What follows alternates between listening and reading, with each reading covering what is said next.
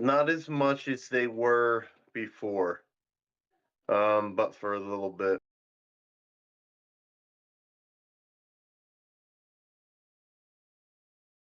We did make our move all the way down to what I would consider decent, like that 7.3, what I've been looking for a bit.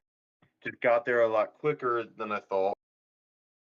If it holds, we're looking great, to consolidate and then wait for BTC to find its launch point again.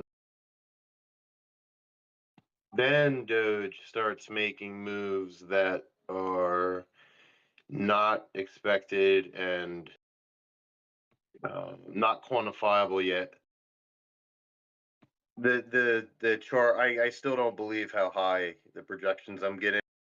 I'm letting the market cap thing kind of psych me out here.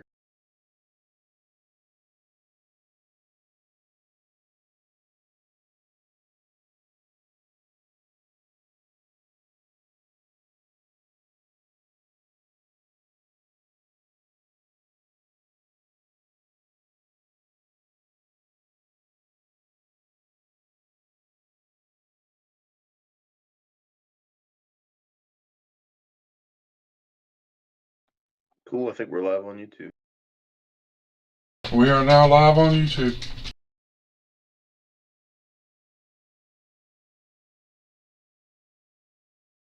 Trying to get everything rocking and rolling here.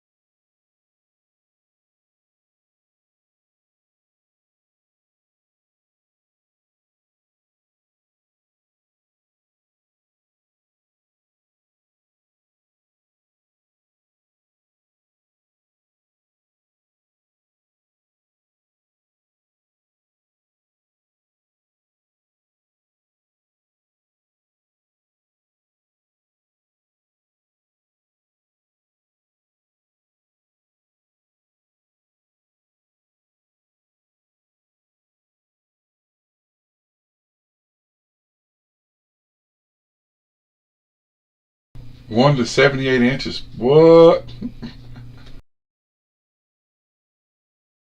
Alright, I got the YouTube link in the YouTube and in general, right? Right. Yep, that's what I feel like the snow forecasts are always like where I'm from. Alright, so we're all working here. Everything's looking good. Leave a like on that YouTube, guys, and even leave a comment helps it too.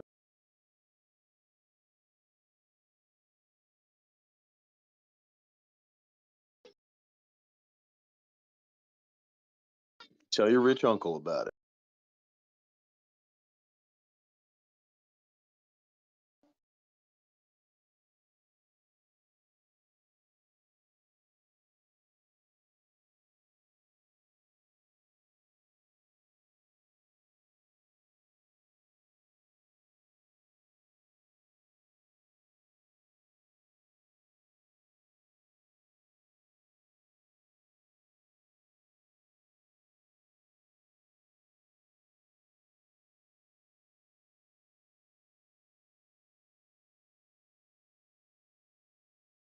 DXY is on a mission.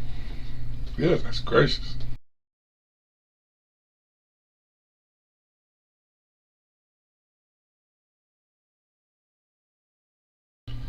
How about UNG up 5%? Let go. Come on now. Golly.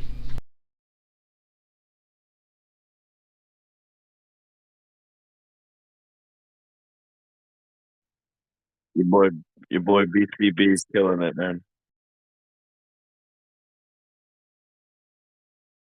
Well, what's he got going on? He just pulled up a an excerpt from his paid service where he said, typically when you move up out of this range, you would expect a flash crash to retest these lows before real euphoria kicks in. Motherfucker posted that shit in his thing last week, he said.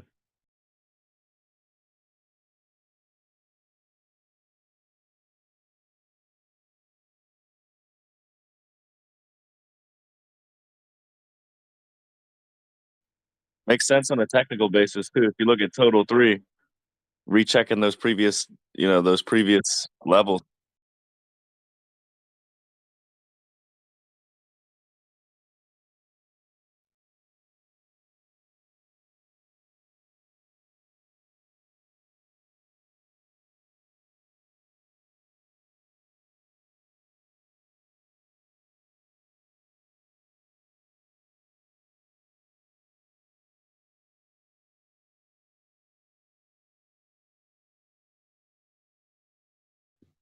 This is why there's so much money to be made in this market, man.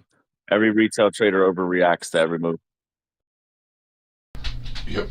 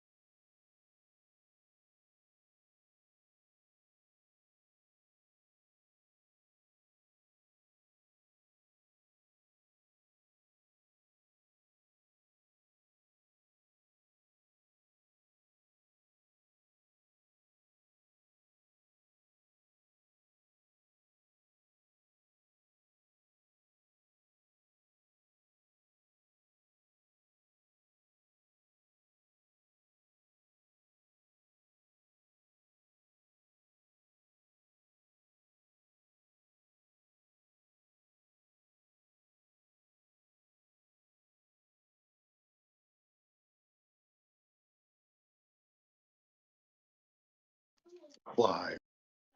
How could you have dumped on us this morning like that with all the BTC that you're on? I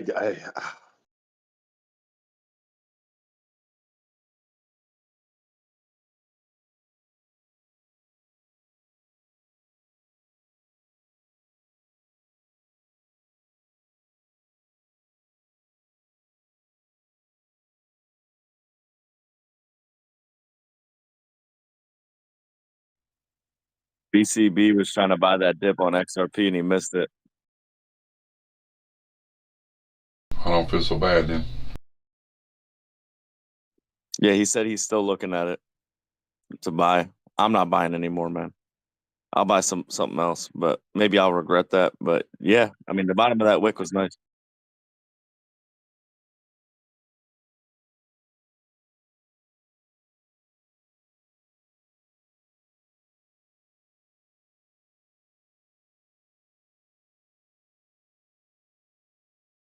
Did the SEC reject the ETF? No. Not that I'm aware of, right? No. All No, rumors. they did not. Well, I was wondering. No, there's a rumor that they're coupling with this liquidation event that they called.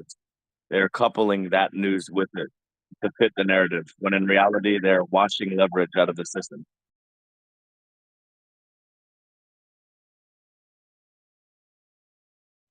Just like they always do.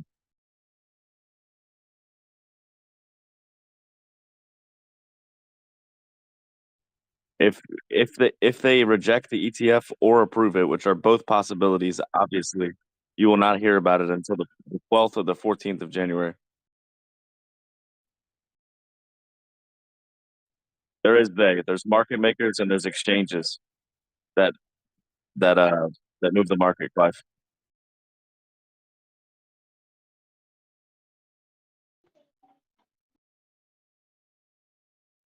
and they do it based off of The news is not going to help you, though. You could just turn off the news, though, in terms of that. Chart will help you more. Because the news, there's going to be some type of, anytime anything happens, the chart goes up or down, the news is going to tell you a reason why it did.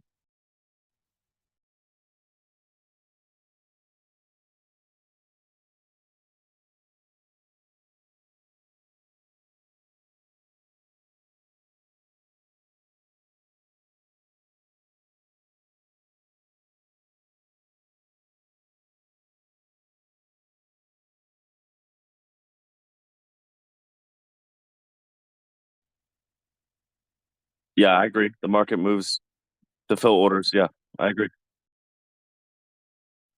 Yeah, these crypto markets are, you're probably not super well versed in the way that these crypto markets work. It's not, it is similar to the traditional market, but it's not the same. Um, in the previous bull run, you saw things.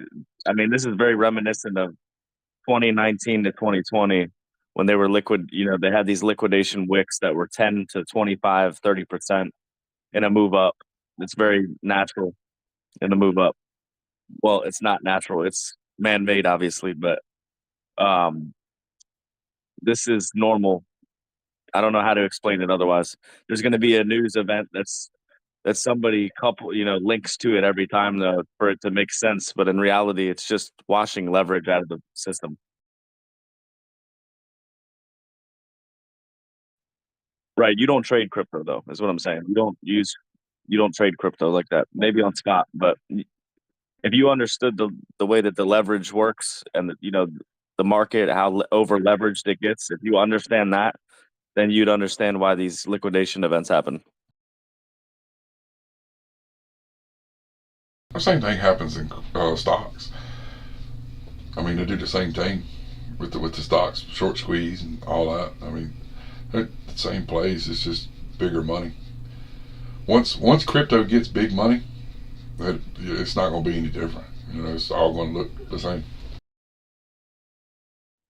There's more irresponsible leverage in crypto though than the legacy market because they don't allow you to do what we can do in legacy. You can't go 100x on Tesla. You know what I'm saying? Well, and that's where people are going to start turning to forex, right?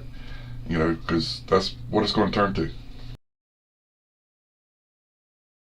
The ones that think they're good, they'll find out the hard way whenever they go forex.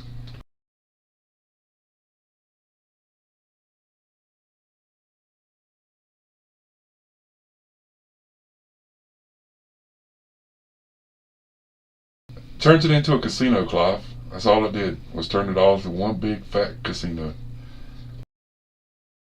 And it's easier to mess with than yeah, exactly.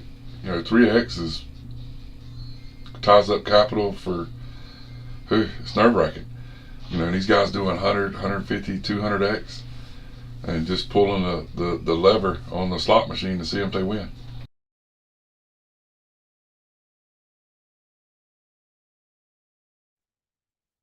Yeah, but blockchain backer just said they're trying to blame this on some news article from. They're trying to blame this event on some news article posted by a dude with 800 followers on Twitter.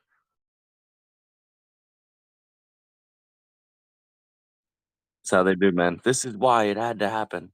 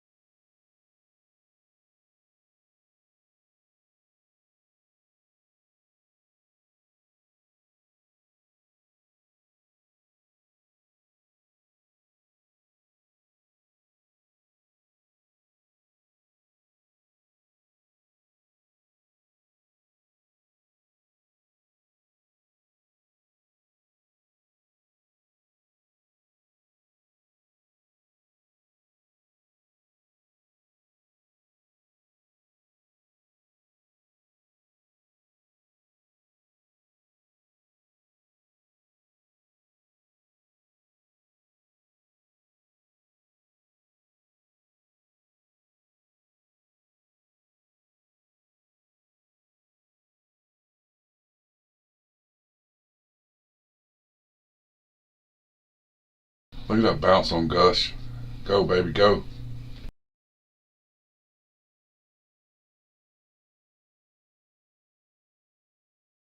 TQQ stretch the bottom of the bands there, Clive.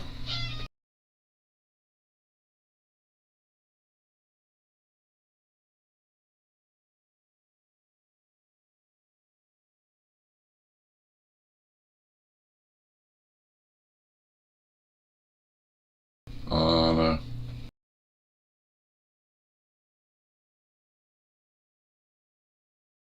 I'm down like 1% on it right now.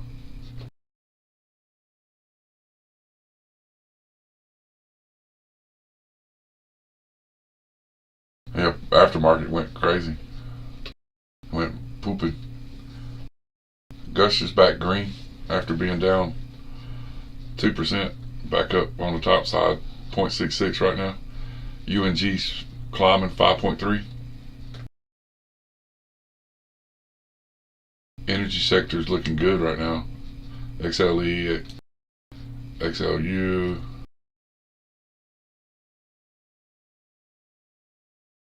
BPU. Norwegian's taking a poop, man. What the hell? It went down yesterday, still falling. Good gracious. Silver's down 2%.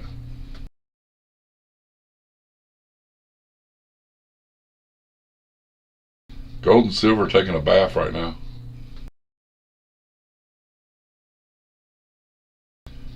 Oh, DXY, look at you. Hit the line. It hit my line, crazy. It hit my line. Look, look, look. Hey. It really did. It hit my fucking line. See if that's a good rejection. See if that's going to be the good rejection there. Amen. I can't find my circle. Where the hell's my circle? Put a little sunshine and a little happy face.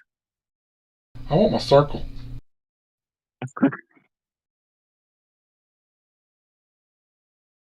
Hell yeah.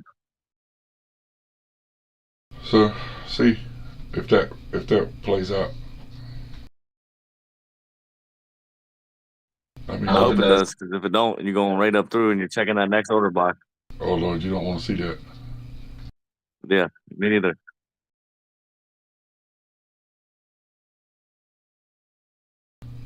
Oh no, we don't want to see that. It'd be a little painful.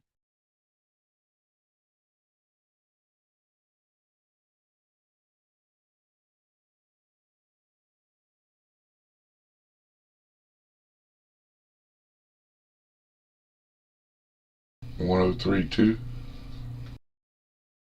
No, we don't want to see that.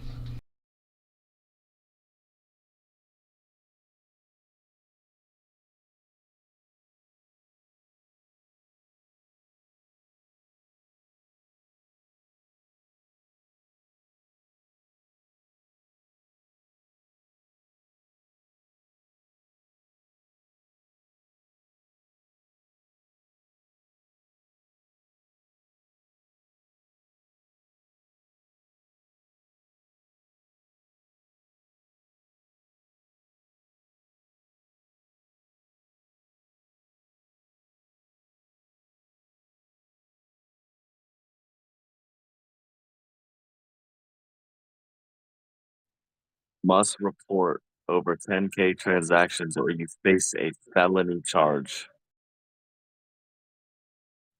That's about to fuck a lot of people up, dude.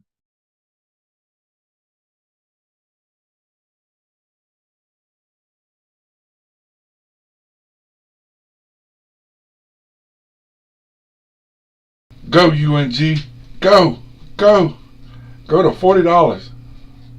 Go UNG.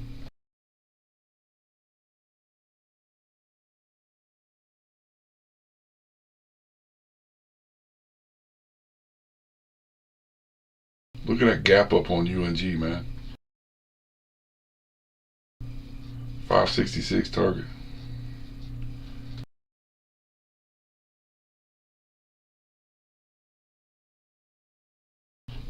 I was trying to hold it to the 200. Let's see. I might be able to do that. 776. I might hold it that long.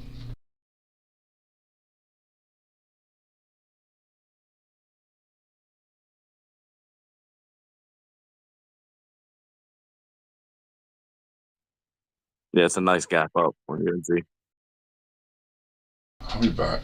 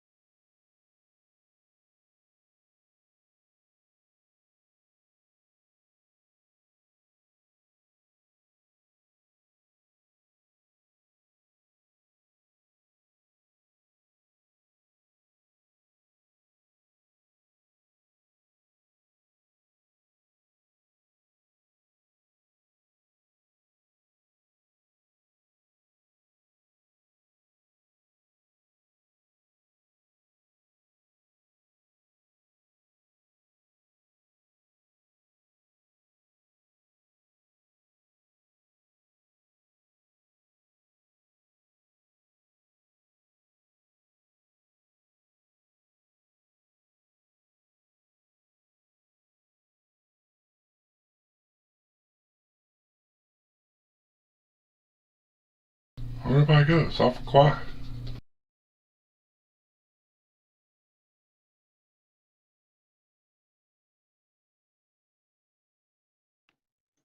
Listening to your video. Oh.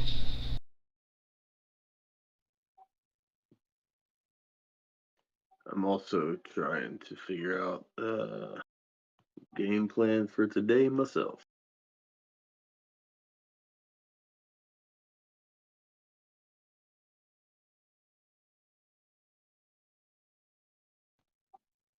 Yeah, I need some caffeine.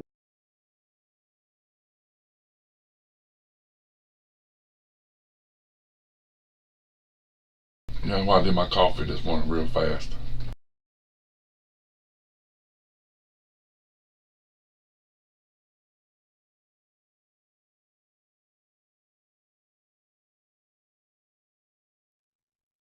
So Donnie, what was the fundamental news that triggered this? My mom.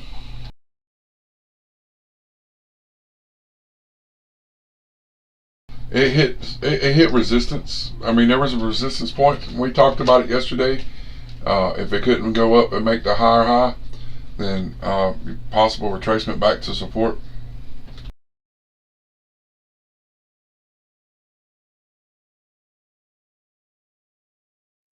But what was Crazy saying about the tax thing this morning?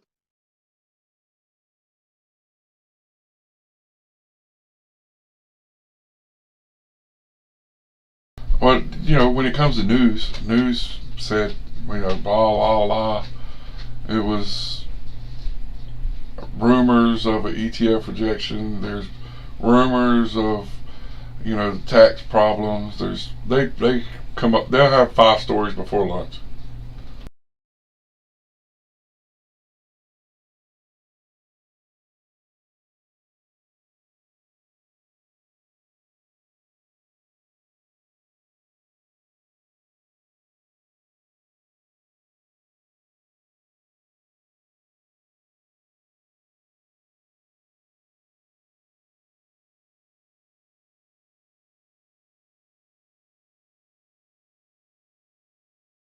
What's the matter, Clive? A lot of moaning and groaning over on the west side.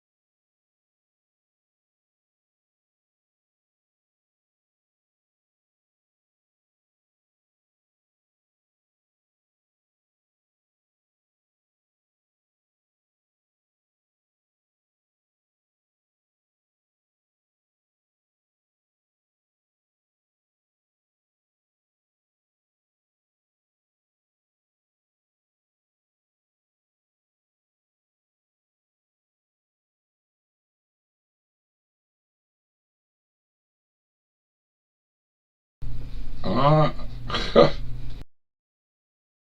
addicts. They're all addicts.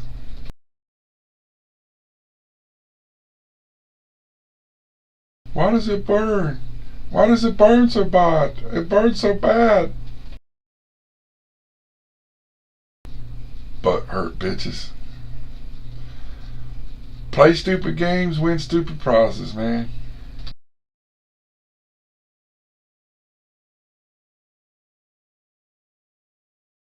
I'm so happy I didn't fall into that sucker shit with the leverage and whatnot.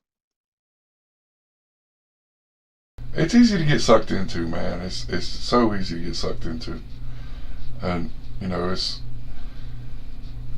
Well, like you said earlier, Donnie, I think it was you or maybe it was Crazy that said it. Why are people playing with something that they don't fully understand? Because it's they see these people making TikToks and Instagram shorts and YouTube shorts, and they're making this huge play, and they've won real big, and everybody wants to win big. You know what I mean? It's you.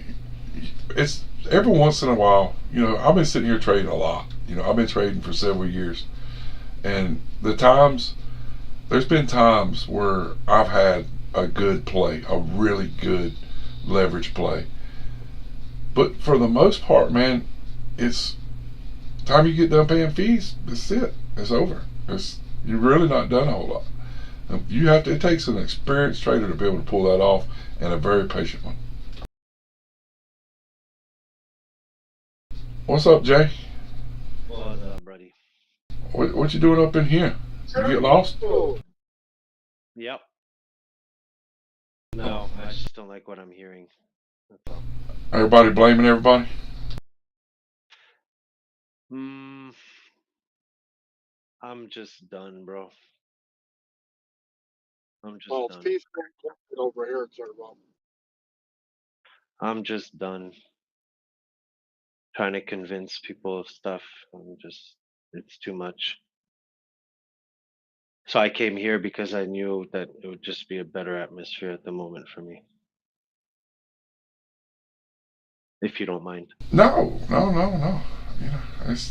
You know, you're welcome here anytime, brother. I'm glad to see you here. Thank you. You would have been so proud on what I pushed yesterday.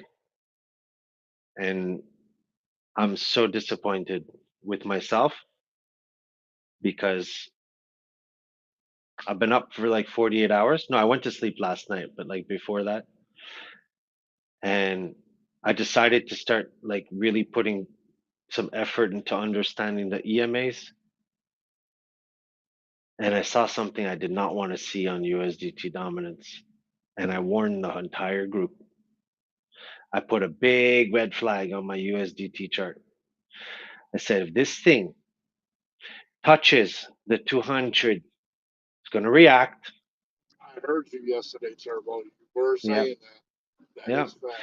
And it's going to fucking pitch a tail on this cat.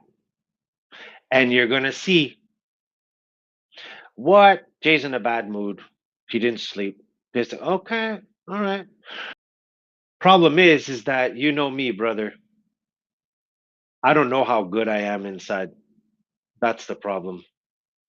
Because not only did it hit that 200, but it was a check mark. It was on the BTC chart. And you don't have to go far in history to see where it was happening.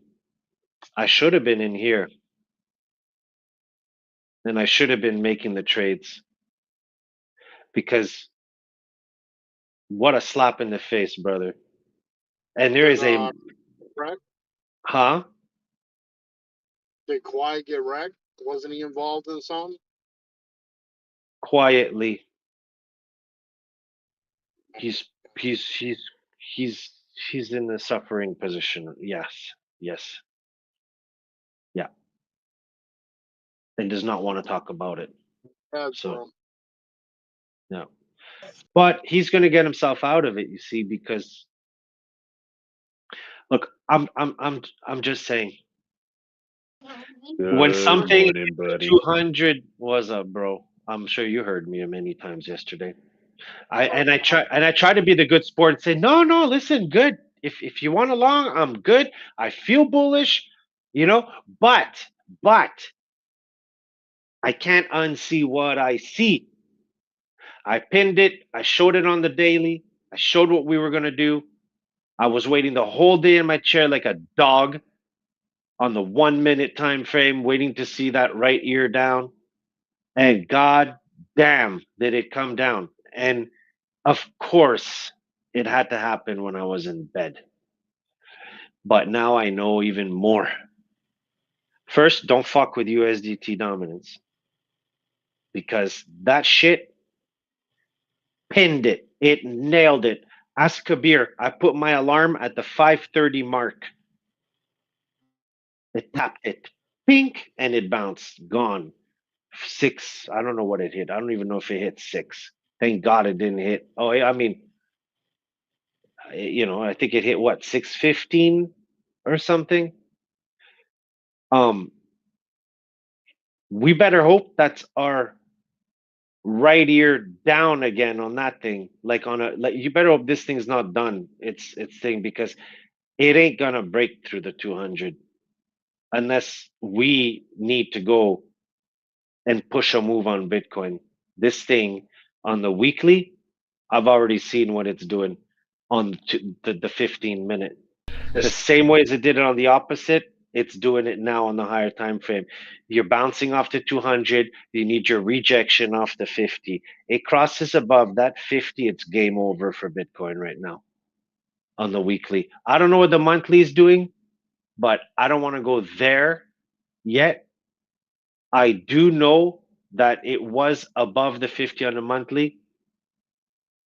What are we going to do? Like, history shows that USDT dominance bounces on that 50 on the monthly. Let me go and check. And I mean, fuck, the monthly is sitting on the 50 right now. Jesus. So there's a massive cat. It may have one more step down, which is where I'm a little bit cautious, but after that I'm not longing shit. Doing nothing. I'm not longing shit right now. I think we're gonna tank. But Do you watch my video from this morning? no, sir. I would encourage you to watch that. It's a Is short your video anything about a Dalai Lama? No, sir. Okay. Perfect. It's a short video. I've been keeping those videos around the 5-minute mark. That video's under 5 minutes. Short and sweet to the point. Perfect. Is it the one on Just posted this morning, it. 10:55? Yeah. Okay, I see it. Yeah. Did you want me to watch it right now? What's that little? I'll watch it right now. Yeah, it'll show you what I'm looking at, and it'll show you what we looked at yesterday, and it'll give you the whole story.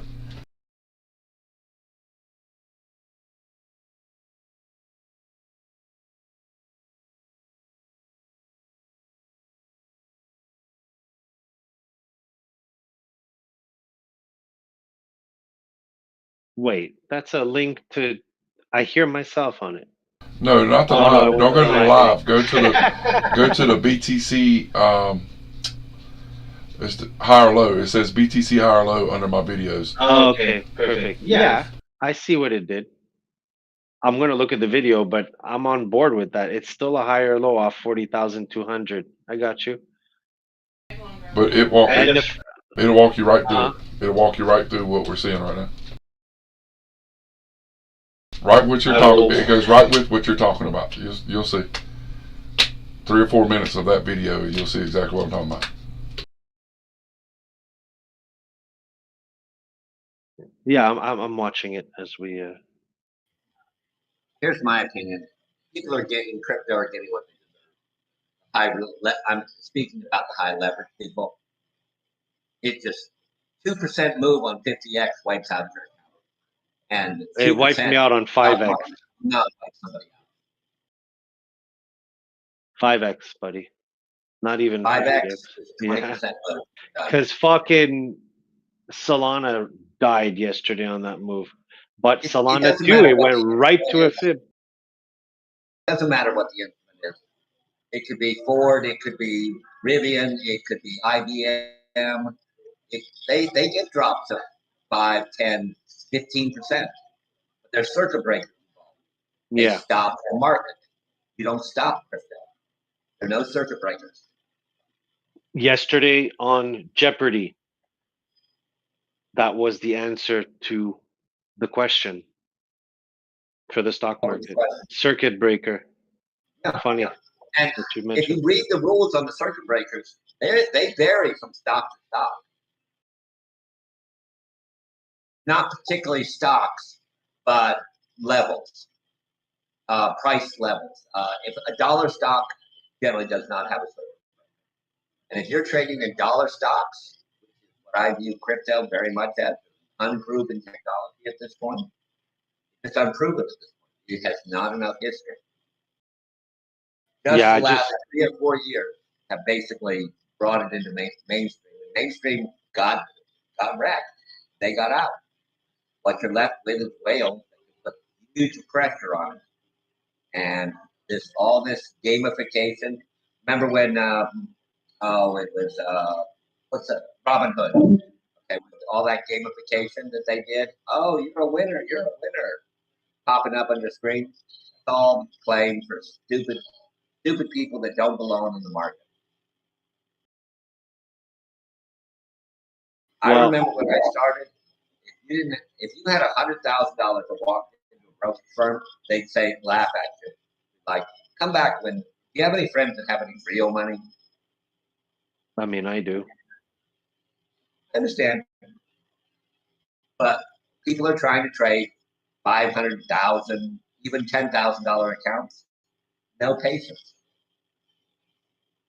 No risk management, no background in finance, etc. It's like going to the casino and over betting on red. It keeps coming up for you. So you keep pressing your bet, pressing your bet, pressing your bet. And eventually it's going to come up.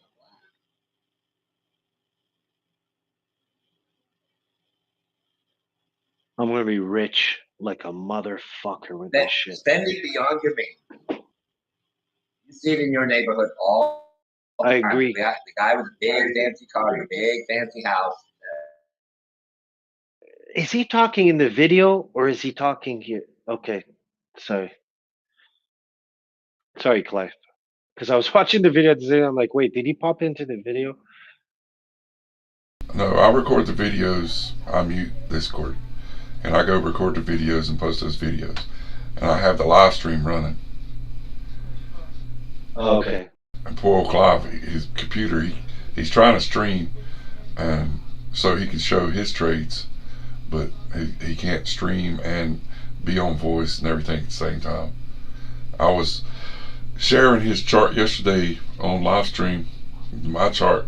We were both trading live, trading TQQ and Gush and CCCC and something else, POL. We were doing live trades yesterday.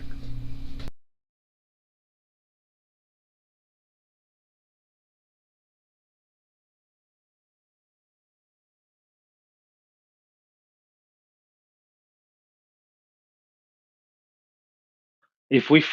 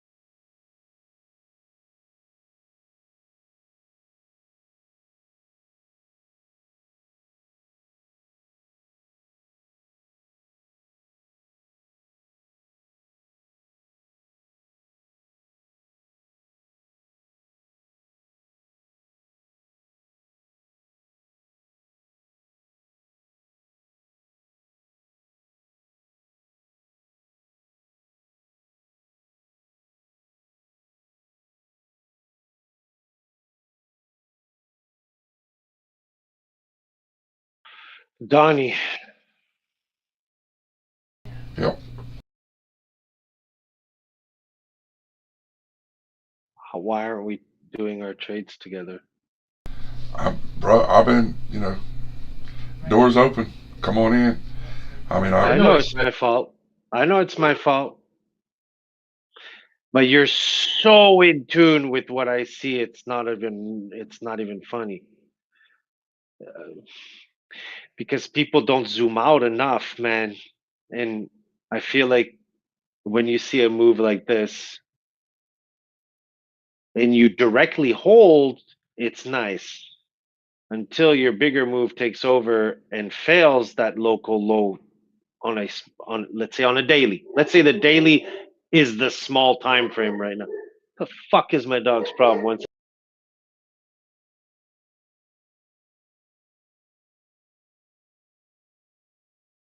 Fuck. Give me a second, please.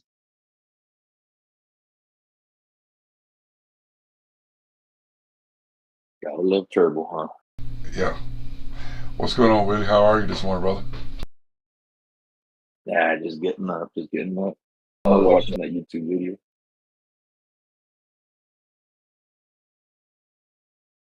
Got you some good rest. Feel better?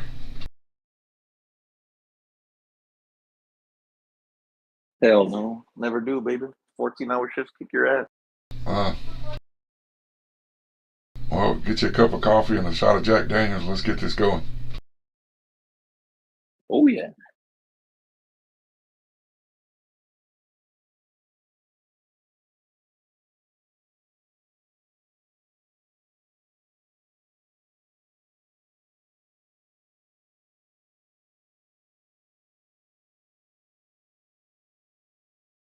Yo, sorry about that. Good. So, Oh, when you watch, when I put out the past 3 days, I've done videos. Just trying to add to the library, right? And plus, we live stream pretty much every day. I was out and I was at mom's for several days, so I missed about a week of streaming, and come back and I was like, you know what? I'm just gonna start doing little short videos every day, put them up, have the live stream, and maybe we can help people, right? Help people understand a little better, because we keep hearing the same thing over and over again, where people are not trading the trend. They're trading feelings, and they're trading momentum on emotion, and they feel like, or I want this, or it's supposed to, and you can't trade that market this way. And since I left that group, Turbo, and got away and got back to doing what I do with the help of this group and the TA that comes out of here with the think tank, it's been so much more profitable. I mean, it's just more patient, more relaxed. This group was excited to see this fucking candle. We were not panicked. We're not pissed. We're not mad at nobody. We're happy that this happened. We've been waiting on this to happen to get orders filled. You see what I'm saying? Nobody was upset. We talked about this last night. If we can't cross this point, here's your 10% pullback. We already knew where it was going to. First time it's touched the 50. You knew it was going there last night. Yeah. I mean, we talked about, we haven't touched the 50 in this whole move yet. Mm-hmm. And that's a 10% drop. What a coinkydink, right? It's kind of disgusting, because if you saw it and I saw it and people are jumping back and forth from this to the other, they should have warned the other group. That's the problem. Nobody wants to fucking listen, Turbo. I Because know. here's the problem. I know. Here's the thing. If you came in here and you screenshot my screen right now, and if you can't have enough sense to go on your chart and put some horizontal lines, you can't draw all my diagonals, right? Because you don't know how to build my chart. But if you just put horizontal lines off of what you see me do in TA in the video, if you just put support and resistance on your chart, you would have answers. You don't even have to run shit else, because there's no indicator that it's going to keep up with the amount of movement that we're seeing right now. Yep. They're going to be lagging. The only thing that the EMAs give me right now is confluence on what we see. Yeah, but your 0.5 is a perfect tap. There you go. So that's the correlation, right? And then we look at market structure. Did we break the lower low? No. So, all right, can you see my chart right now, sir? I'm streaming. I'll go on it. Hold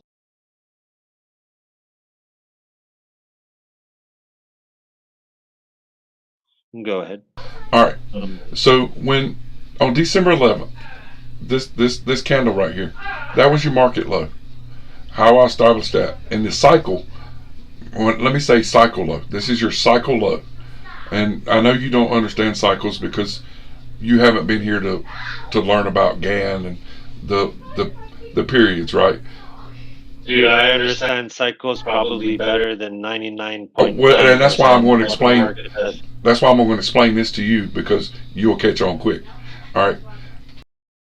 13-week cycle. Wait, before you do that, can I wanted to get a coffee because I take heart pills in the morning and I need to, but okay, I'll wait, but I don't want to pressure you. So it won't take a sec. All right. So December 11th, okay. market low. When we made this higher high, that confirmed that was cycle low, right?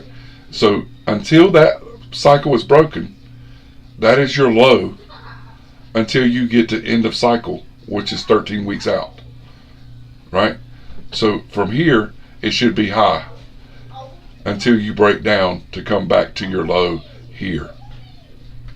Mm-hmm. That's the way the cycles show up. If I'm right on my timing. If that breaks, then that is not cycle low. And if this breaks through here, then that would mean that I missed it by almost 4 weeks, 4.5 weeks. So I'm working on learning this part. But if that is cycle low, this is mid-cycle, right? And this is end of cycle. So this should be low, then the rest of your stuff will be high. This is just a retest. That's the way I've got to trade it for now, because that is my TA. If you break this, then my TA changes. That's all I want to say. Perfect. So I'm gonna give you an additive to that. Every time you finish with a higher high on Bitcoin, you crash. Always. You're coming. Almost always. So if you go back in time, Turbo, go back in time to where you see these type of plays, like in 2021, even to 2016, 2017.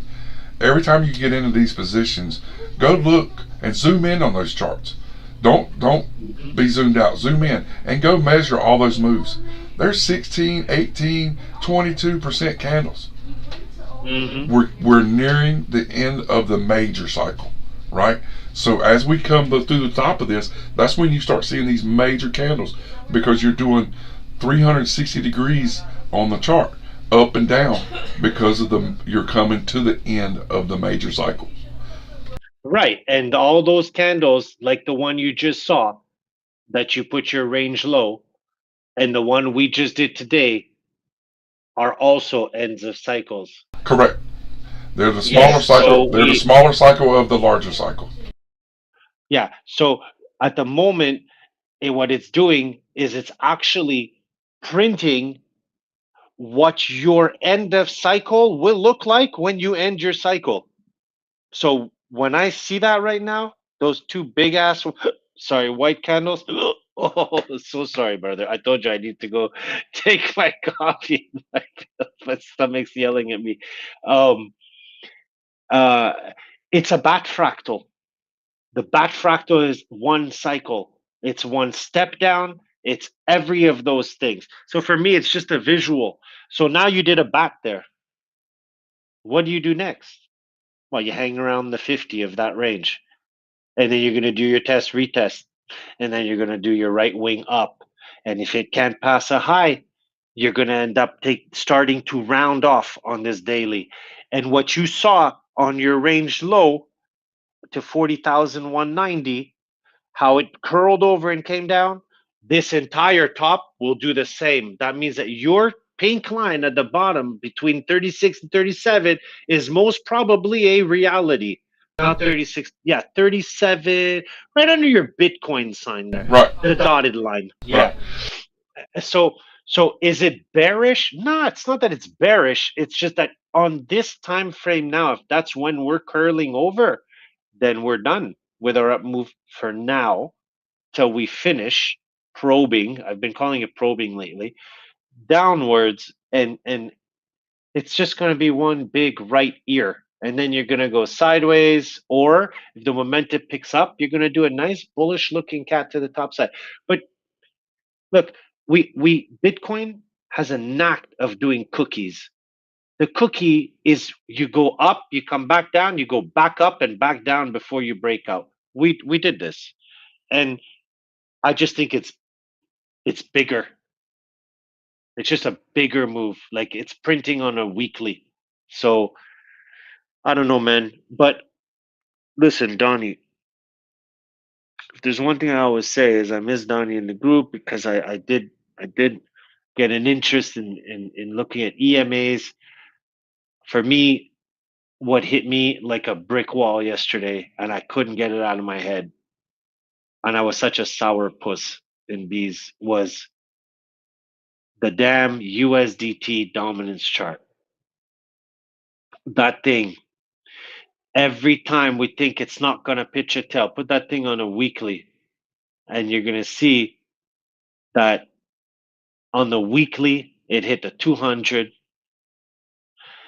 It had to do a wing up on the daily, which it did. That big candle is your right wing up. It's also your right ear up on another fractal. But history says this thing is going to turn right back around and go down. I just don't know how it's going to do it and stay. It's got to break the 200 on the weekly and stay trapped below it. I know those are your words because I've heard it before.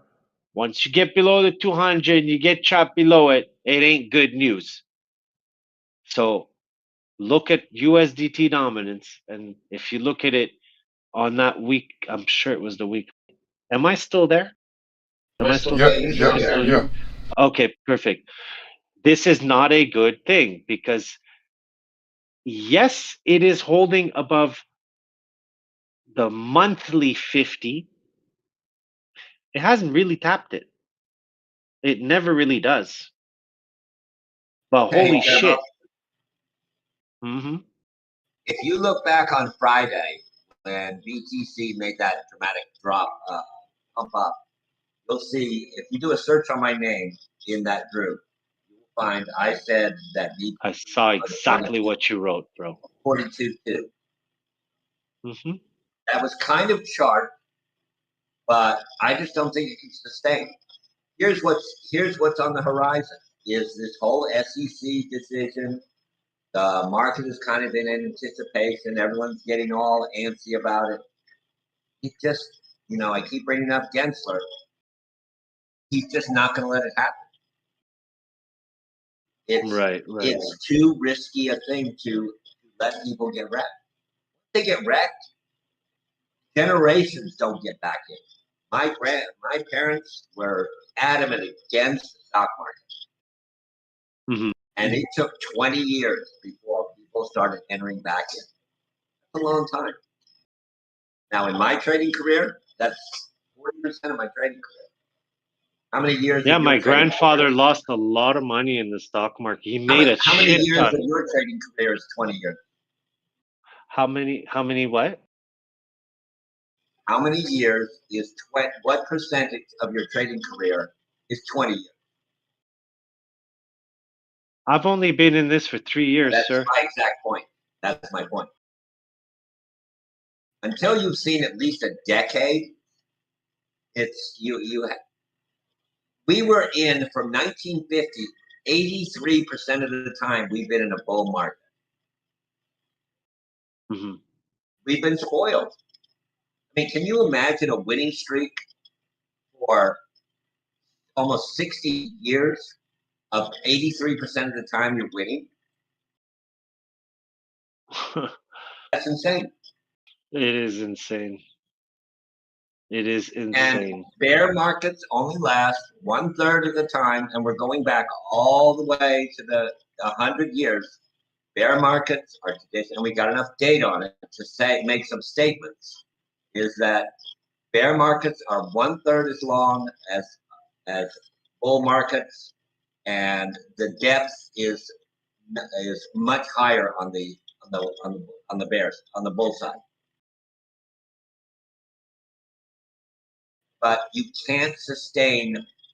Let's say you're at 3x. You can't sustain a 30% drop. Now, fortunately, in the stock market, you have stocks that it can't drop 30%. They'll stop trading, and you have an opportunity to get out. Don't have that Yep. opportunity in crypto. Well, I think I'll be fine. I did plan Of for course, it. you'll be I fine. didn't You'll leave. wake I up didn't. tomorrow. Now, you may No, wake up broke. Okay? We all might. I'm not I saying never you. wake up broke. Yeah, you could Because end up I don't. absolutely wiped out. Everyone. Yeah. Okay? But there's going to be somebody on the other side of the, and it can't happen without another side of the equation. No one's coming across your keyboard and hitting the key. And on the opposite side, fortunately, we can short. So somebody bought and somebody sold. Now, it could be 1,000 people bought and one person sold, but it's always balanced. Mhm. Every trade, there are two sides. Well, that's like we was talking about yesterday, Clive. After you left, Mr. Graybeard came in last night, and we were looking at that TRB chart pretty hard, and it's like, who in the hell bought TRB at $600 for those people to get out? You know, Yeah, I mean, the people that just like, I take 2% I am thrilled at 2% profit. But if I put the money in the bank, I can't get 2% at the end of the year. exactly. 2% in a month? That's 24%. That's more than 24% a year. Well, I put Yeah, a bet. I'm all about that, but then I get criticized for that. For me, I jump in, buy I jump 40, out. 20, and I sell it at $20.10. Hey, Clive, you want to do a gentleman's bet? I'll put it in general. Go ahead. So I bet you 2 orders of chicken wings that it gets approved, that the ETF gets approved. You want to take that bet? I'll give you 3-1 against. I don't need that many chicken wings. I do. I do That's odds 6 making orders, all the though. time. I'm an odd setter for many sports, and my one of our graduates at our university. That's what he does: set the line for football. He makes $15 million a year, the highest paid regular job person out of my university, and in my graduating year. But I'm sure you like the chicken wings at Domino's, right? No, they're actually not salty. There's almost no taste to them. Well, what we do here at the house is when we get them from Domino's, we put them in the air fryer, so it makes them crispy. Man, is it so much better when you do it that way. I love the pan pizza. So, did you ever come up with a line for me for Biden? No, I worked on that last night. I was sitting here thinking I could come up with that. Think about it.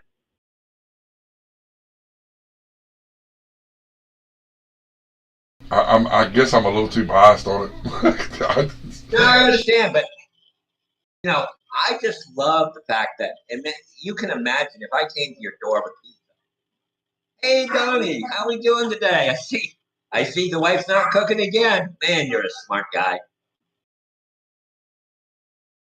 That's a good one. I've asked people that I really know that request me as a driver. How did the other driver? Oh, they just hand me the pizza. I'm like, at the end of the day, these guys just don't make any money. We all do. We all get the same odds of who we're going to get because it goes in rotation. We got one girl that steals the order. She'll look at what the tip is and try to steal it. Makes me furious. Crooks. This inverted pattern is starting to look very familiar on how we start a fucking run. And that means that if this cat goes to pitch its tail, we're going back to 40,330 in My a issue hurry. on patterns is the computers could recognize all that. Okay? I just That's recognize them. You guys have to just realize that God gave me more brains when it comes to pattern recognition. I don't know, fuck. I just see them. I just see them. What do you want me to tell you? I see them. I understand them. I understand the movement behind them. I understand the fibs behind them. Now I understand the EMAs. Now, I mean, you're only building up my confidence. Like, honestly, every call I've called on a bottom has been a bottom. Every call. not one or two. I'm done. I'm done with the turbo. You can't call. Not you, Clive. Not you. I'm saying I'm done Understand? with all that. Well, That's the problem.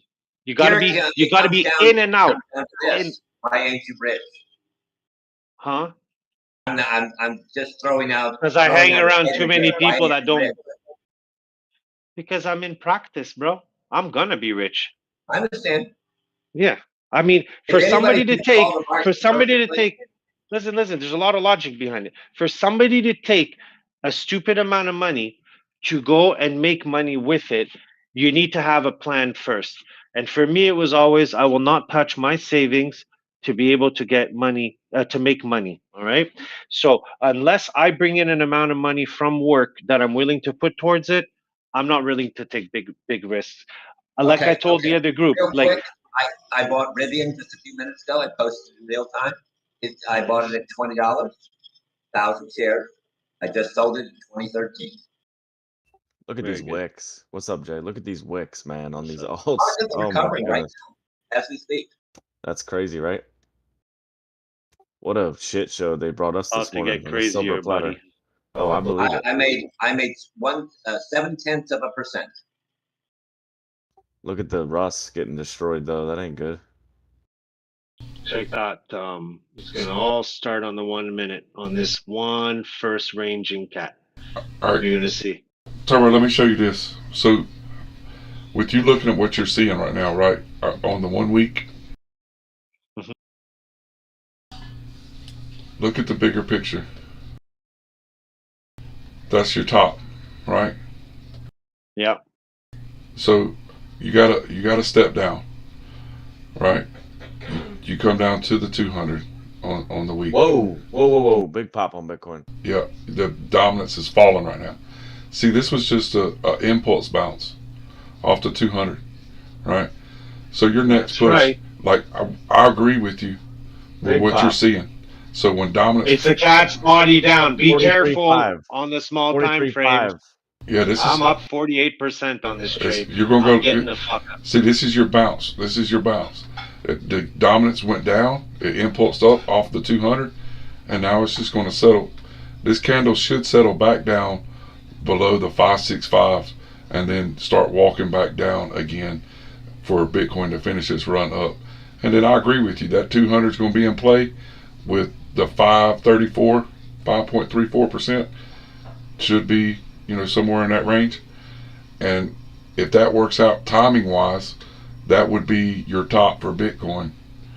And then, like you say, you look at the confluence with it bouncing and coming back up, and the timing, the vertical timings that we have on the chart over there for Bitcoin, for this to have its bounce, should be right there in that March area where this goes back up to that area, the 628, and then possibly back up to 677 before it gets rejected again and falls back Because down. that'll be your 0.5 by that time. Correct. On your range. And then that'll be your second step down. All this move will be an impulse on the weekly. It'll be an impulse up and then a continuation down to the downside, because you already done your top. This is just your first step down, and all you're doing is making your first impulse here. And then this will play down again, take its second, maybe third bounce off the 200 before it does do a big impulse up and hold impulses before it falls back. What's April? Ain't that timing crazy? Ain't that amazing how vertical timing works? It's crazy, bro. So you're on. You just gotta set your stop losses and you take profits and be happy. Let's go, Solana. Dude, that was. Hey, Turbo, you have to. Go ahead, Clive. You're good. Stocks, you are charged a fee on every trade, right? Come on. There's a dollar amount.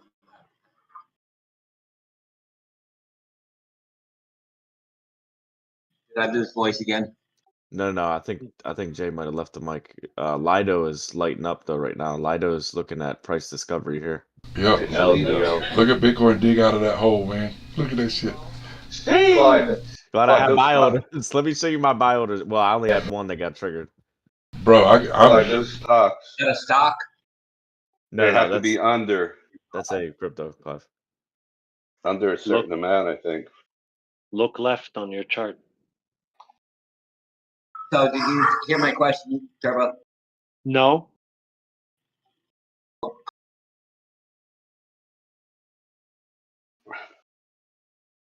But he's not talking, right? No, No. he said something. I forget what it was. Okay. My question to Turbo is: do you have to pay a fee on a dollar amount, Canadian dollar, on every trade you make in Canada? For the stock market on TD, yes. It makes it very difficult. Remember before Robinhood started that you generally paid $10, then it went to $5, etc., and then they went to no fees, just to bid and ask. That revolutionized the U.S. market. Yeah. So Wealthsimple does it, but they screw you on the exchange when they change back from US to Canadian. They take a percentage on that. So I get screwed at everywhere.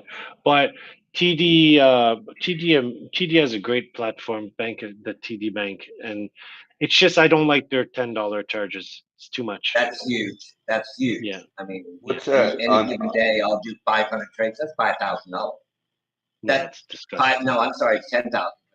10 to buy and 10 to sell. Back in the day, it was. Check this out. Back in the day, it was $75 plus 5% of the trade, both ways. They're charging that on regular stocks, or are you talking options, Turbo? No, stocks back in the day. No, I know all that. Stocks. Yeah, because Ameritrade, Schwab, and E-Trade, they all charge dropped. $6.95. They dropped it, but now, that's for years. But now it came back for me on. I think stocks under maybe $4, or I forget what it is. No, there's no fee. No fee. Here, there is a fee on every trade in and out. $10. Yeah, that kills you. Well, they're on OTC, Clive. They're charging me. Yeah, it's based on minimal. It's not a lot. It's minimal, but it's still part of it. Part of doing business. That's why people held stocks for 10 years. You couldn't day trade. Now, to put it in perspective, I only use two indicators: UO, the ultimate oscillator, which we call the RSI, and supports and resistance. Okay, when it's hit the bottom and the RSI is really low, it means that it's oversold. And but I research every company. I try to research. Now, there's a lot in the free market. I don't know what the hell that is. 700%, I'm going to buy. Can't short in the free market.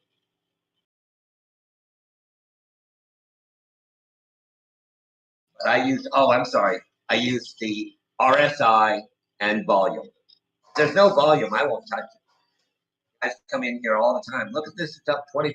Yeah, they're trading 10K per day. I want 30 million trades per day. That's liquidity.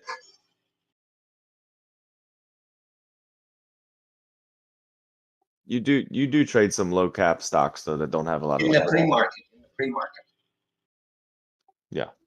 When they're trading 1 million shares they're trading 1 million shares at $1 a piece on a company that's worth $30 million. Right. Every minute. Yeah, I do them all the time. And then notice during the day, I don't trade any of those. TTO is up 42 cents.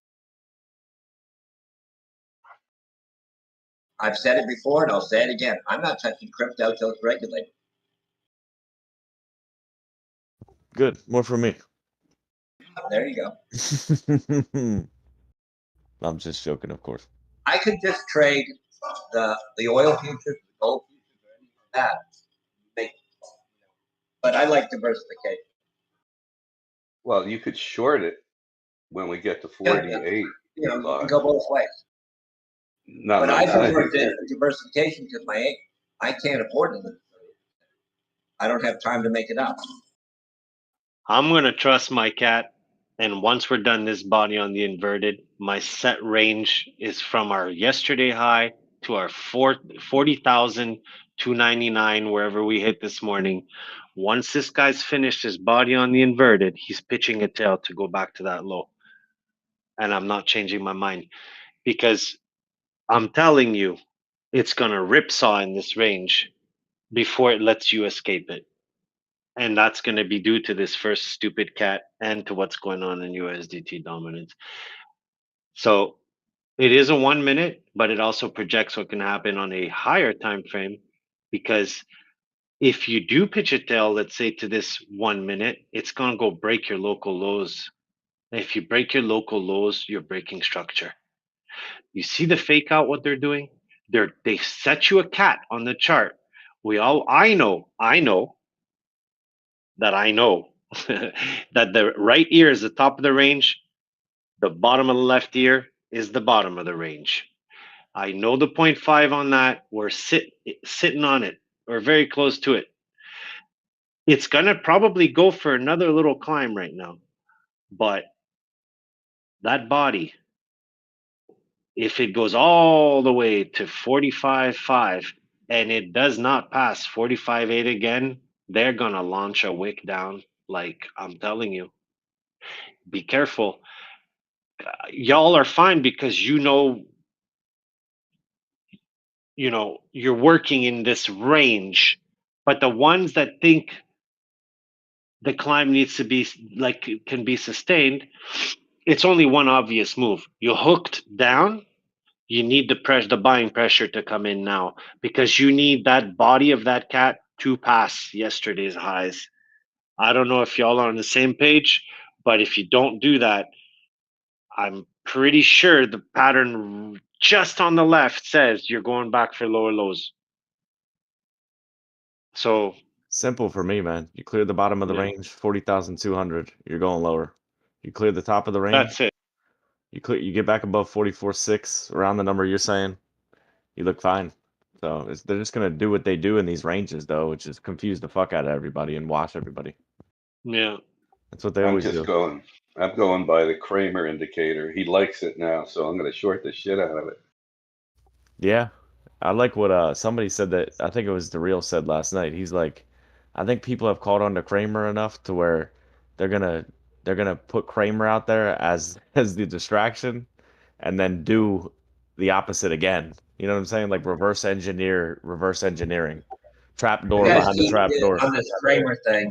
It would be, Kramer makes 50 predictions a day, and you pick on the two that don't go right. Kramer is also worth 9 figures, and he ran a Yeah. hedge fund for Yeah, like he's not 20 dumb. something years. No, Yeah, it's he's all not dumb. intentional. He's a paid actor. It's all intentional. Well, he's keep in mind he's trying to get people to watch the show. What is he supposed to do? Just sit there and say, "Well, in 5 years I'll sell this stock." That doesn't. I don't That know, doesn't get Clive. people. He's a Matrix employee, man. I don't know, He works Clive. for the bad people. You got Okay. Gensler and now Kramer under your belt? What the fuck? He works for the elite, man. He's a perfect I puppet. guarantee you, Kramer's been right more than we have. Oh, I guarantee you that. I mean, he's worth 9 figures for a reason. He's got He's no bum. information in his finger. He's got a staff. He's got a staff that does. No, he's an He doesn't do entertainer. this. I remember watching my old He's an man watch entertainer. him. I remember watching my old man watch him in like 2009, 2008. And to me, I was like, this dude is nuts. He's fucking nuts. Even when I was young. He is a actor, man. He's an actor. He's a ex-hedge fund manager. He's made all his money. He's wealthy as can be. And now he's paid to entertain and act and do what the elite want him to do on Fox News, which is misguide the shit out of people. That's what they want him to do. They don't want him to help people. Why would they pay him to help people make money? He says everything under the sun. He'll tell you when Bitcoin's at the lows that it's worthless and that it's a piece of shit. He'll tell you at the highs that it's great and that it's lovely and that he loves it. It's no different than any other sentiment that you'll see across the board from any talking head. Who was the Fed when Clive? You remember the day that Kramer blew up on what's her name? She was wearing the giraffe dress, print dress, and these guys are nuts. It went viral before viral was even a thing. I don't know who the Fed was then, but it must have been after Greenspan.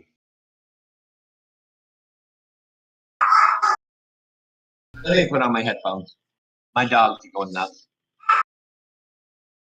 Oh, Hatchet killing it this morning. Good job, Hatchet. I know you can't hear me, but good job, buddy.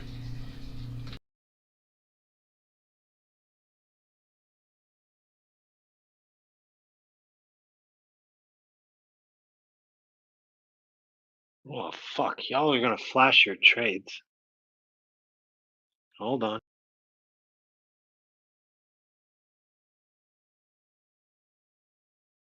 I got a little one.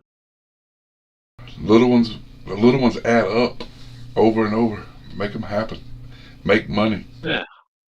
That's what I do, man. You know that's my DNA. That's all I do. Listen, the only thing I ever lost money in was holding a trade. That's my perception.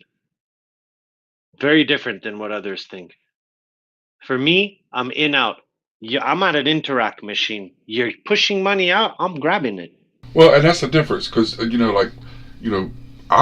in them to sit in them for a while. Yeah. We're me and Crazy, Isaac, he does a lot of in outs, but most of the people in here, we're longer term, so it's a different TA for us. Somebody that's trading to 1-5-15, then jumping in and out of these trades real fast, making little short jabs, 2, 3, 5%. That's huge. That's really big. Yeah, I'm just tired of explaining to a certain individual that if a chart goes up 100% and I am in and out of my trades, if it goes back to test a 0.5 and I know that and I grab back a trade at the 0.5 after I've exited and taken profit, I'm making more percentage than you are on a run. If you make 100%, you pull out, you go back down to the 50, you take a position, you go back up, I've banked my 100 plus the new percent while you're still sitting back at 100 on the same trade. But Well, the reason you're in and out like me is we're higher leverage. You have to get in and out. no, I'm not really higher leverage at all. I Are you just don't 20, like to stay in a 25? yeah, 15 mostly these days. This one I just did was 50 because I'm trading with $25. Right, and that's what I'm doing. But That's a big play, isn't it, Clive? that's still high leverage. How big was that play, Clive? That was pretty big. Didn't you get in 19 something?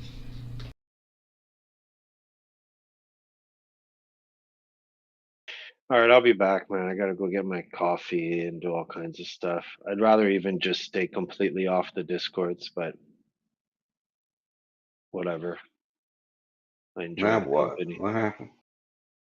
Well, just relax, Jay. Go calm down, relax. Clearly, you don't know what happened because you also don't listen to what's going on in the group. Unfortunately, I wasn't in again, so I know. I can't trade and listen to all that crap. I got to get off. That's just what I'm doing. But whatever. Get your coffee, Jay. Go chill out, relax. You're welcome here anytime, brother. Yeah, I appreciate that. I know we're good, bro. That's why I feel comfortable coming in, like no problem. It's not to disrespect. You know how I am. I'm loyal to where I start, but I'm not stupid. Well, I'm not stupid, and I'm not here to talk bad about any about Did they kick the you other out of group. there or something? What am I reading in Nah, general? bro, I lost my shit this morning, man. Did you Oh, really? What God. happened? I decided to not go over there. Let I'll it tell you out, why. Jay. Let it 'Cause out. I It's felt good. that It's people. healthy. Yeah, I decided not to go in there. Nothing You know happened. why? I lost my shit. That liquidation event. I know people are fucking losing it over there, man. Well, the thing is that that's the problem. Had half the group at least listened to my cries yesterday, they would have had an amazing short. I got into a short, and I have it, but my Solana liquidated my account. Motherfucker. Yeah, so Fuck that and cross on a margin, bro. Go to ISO. Fuck that no, cross no, margin. no, bro. Look, the same as let's say you put $50 in a position on isolated. I keep at all times when I'm trading between 250 and 400 in the account. If I lose it on a few multiple trades, it's because I'm using liquidated as a harsh word, but my stop losses all hit to what I would accept them to hit at. For me, it's always a dollar amount. It's not a target on the chart. And unfortunately, they all added up to what I had in the account. So I'm left to $25, but I'm still up. Like I'm not like, I'm playing with house money is still I'm gonna kill my dog today. I'm gonna kill my dog, I swear. And I can't do that. You know that. So I'm Hey, sitting here stressing about it. you ain't gonna But do that. I know you better than that. yeah, You love no, that I damn took it dog. right back. But I gave the doomsday candle yesterday theory, the right ear down. I said 100 times. I followed it the whole day. And I mentioned to the group, listen, USDT dominance hitting at 200. I put a big red flag on my chart. I asked people's opinion. I even went as far as to ask you what you think about the altcoins and to see if the alts would get hit um, as hard if Bitcoin would do that. Bitcoin Turbo, went to check a 0.5. there's two words I want to never hear out of your mouth. What's House that? money. There's no such thing. I know it's my money. I corrected it. I know it's Right, house money, but good. it's my money. Let Yeah. me ask you all a question. How many times have you see I post in real time, okay? How many times have you seen the word short in my postings? Recently, none. Same as me, man. Yeah, it hasn't happened in a year. Okay, out of 100,000 trades, not I seen one you of them short was Tesla a little bit. Yeah.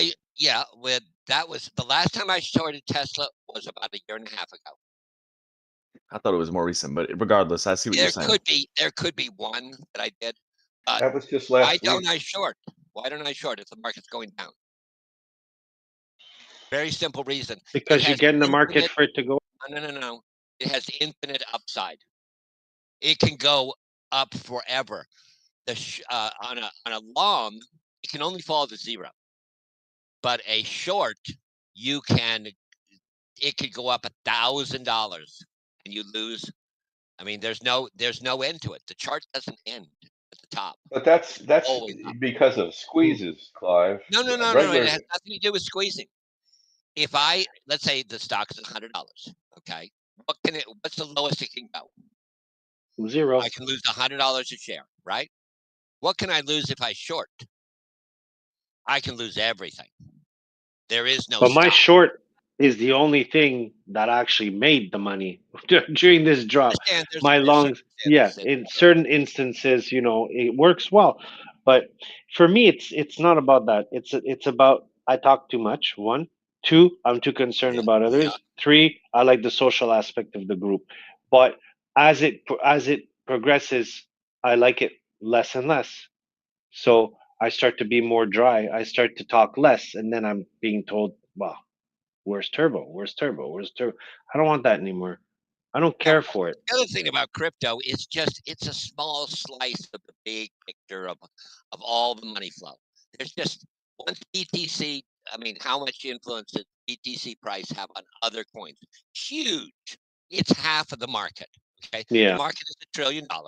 BTC is 500 of it. Okay. 500 billion of it. Okay. So that's sort of like, okay, if all the cars in the world, half of them were Ford, Guess what your neighbor's car is going to be? Most likely, it's going to be Ford. Okay, but it's I'll tell you so what it's like. dominant I'll tell you what that it's like. It's like Apple. It's like Apple. Bitcoin is like Apple, and all the altcoins are like all the low cap tech stocks. Exactly what it's like. mm, If Apple's Apple's worth $3 tanking, the trillion. low cap techs are going to take a hit too. Yeah, no, but there are other companies just as big as, almost as big as Apple, and cumulatively, it's known as the Magnificent Seven. Okay, and out of the 500, out of the 500 stocks in the index, guess how many went up last year? 9. Right. That was but that's what fuels the SPY. It's almost 50%. In fact, they're reevaluating whether they should allow the SPY to be just made out of 7 stocks. Yeah. Well, I get what you're saying, but to me, with the crypto stuff, that I mean, you have large caps, you have small caps. There's more Yeah, similarities than but there are the large different. cap is so huge. Well, I in mean, relatively, yes. yeah, you don't have that in the stock market.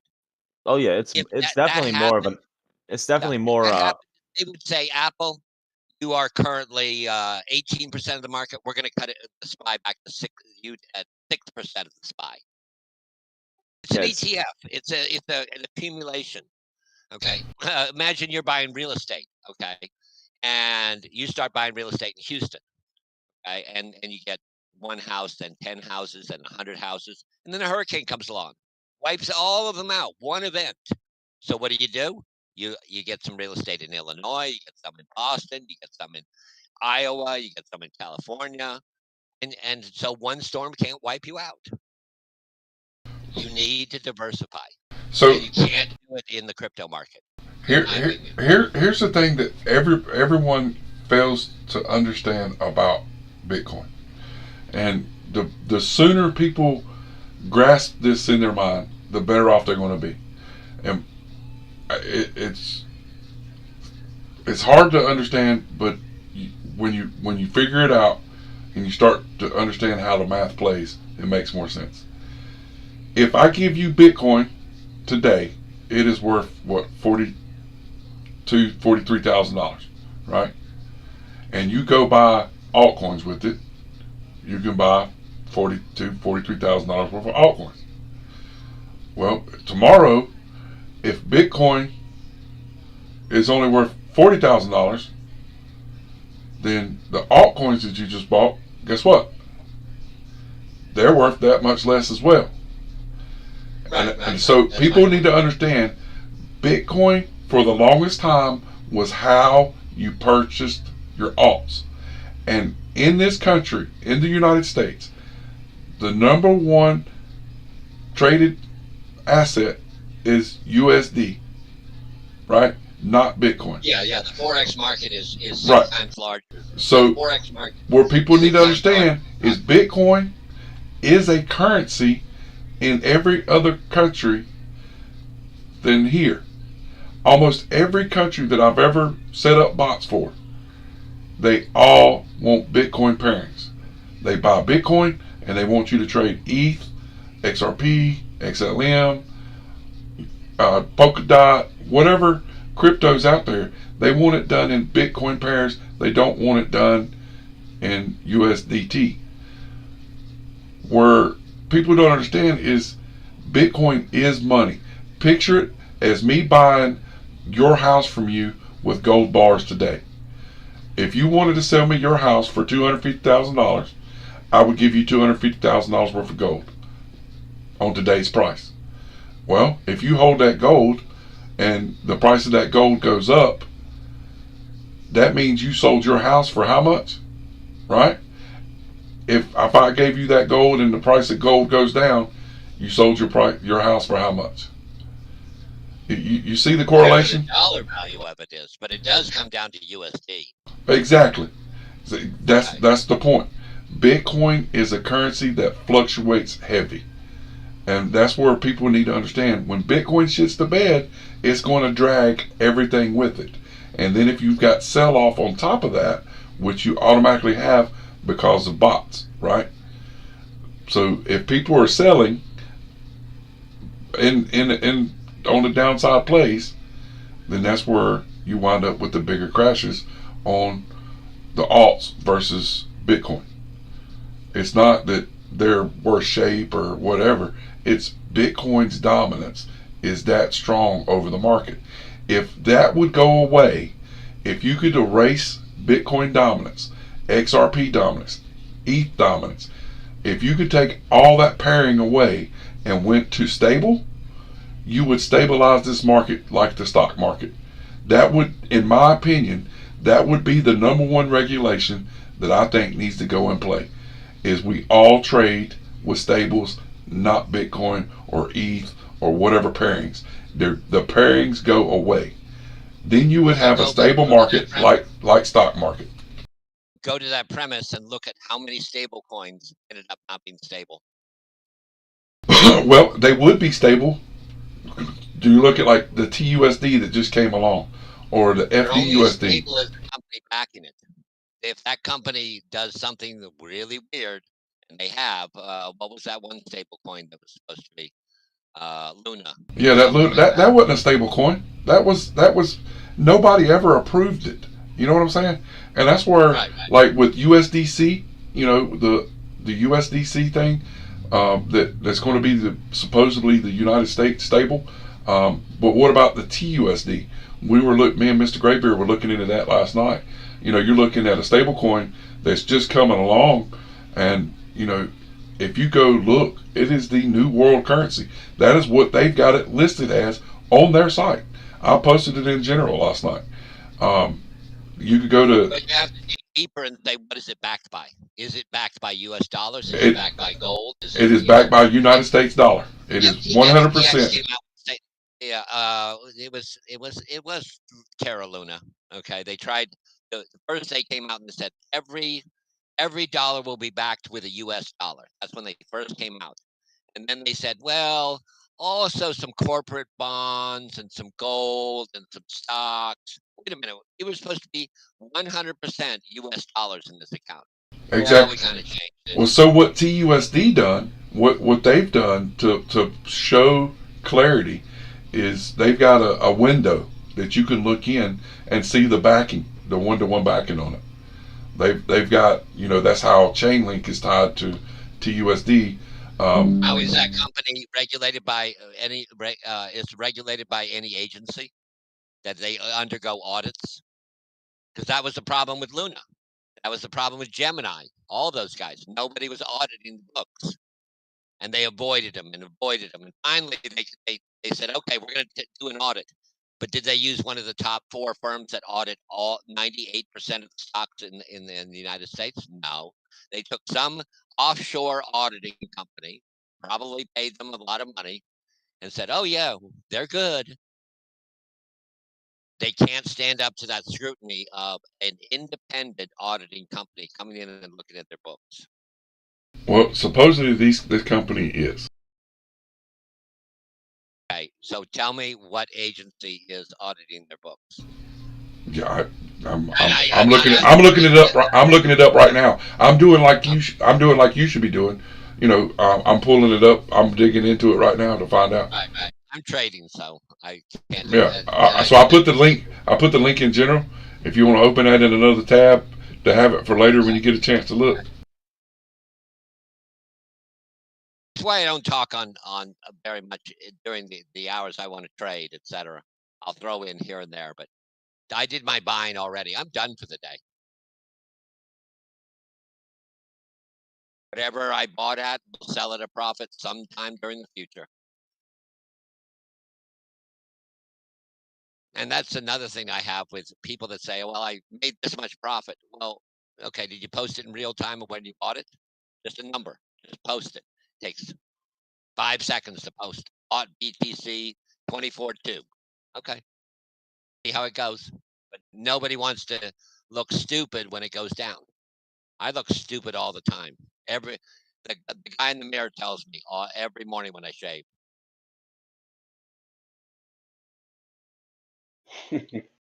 I have no problems looking stupid. I share a lot of my losses. I just don't bother posting I've never seen a post of bought price. No, there's no time for me to do that in crypto. Takes I 5 trade a seconds. 1 minute chart. No, It takes 5 seconds. no.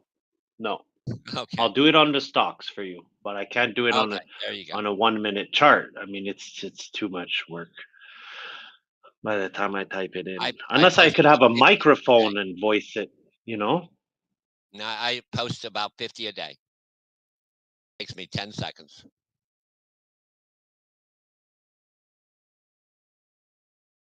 For me, it's very simple. I keep a record of everything. So anybody ever I know has that. a question, You. I'm going to show them the record, you know? Okay. But in the meantime, I let my penis is bigger than yours trades just go through. No, You that know what I isn't it. mean? I'm Yeah. just. It doesn't matter what the number of shares is. It's the price, and it's Yeah. not about the dollars made. It's about percentage gained. Yeah, but I don't. For me, If I'm making yeah, $5 or $10, I don't even want to post any. You know, I don't post yeah, it anymore. exactly. I've noticed that about you lately, Sammy. And you group them in Yeah, the end, and then you post them to show, yeah, you did those. yeah. Just I posted honestly, I don't losses. have very many negatives to post. I just get negatives when I hold positions because I don't take the leap to. I haven't taken the leap this year to buy a bottom per se and hold anything, which is fine. That's not a regret on my part. It's not a regret. I'm still, where I want to be to make my move.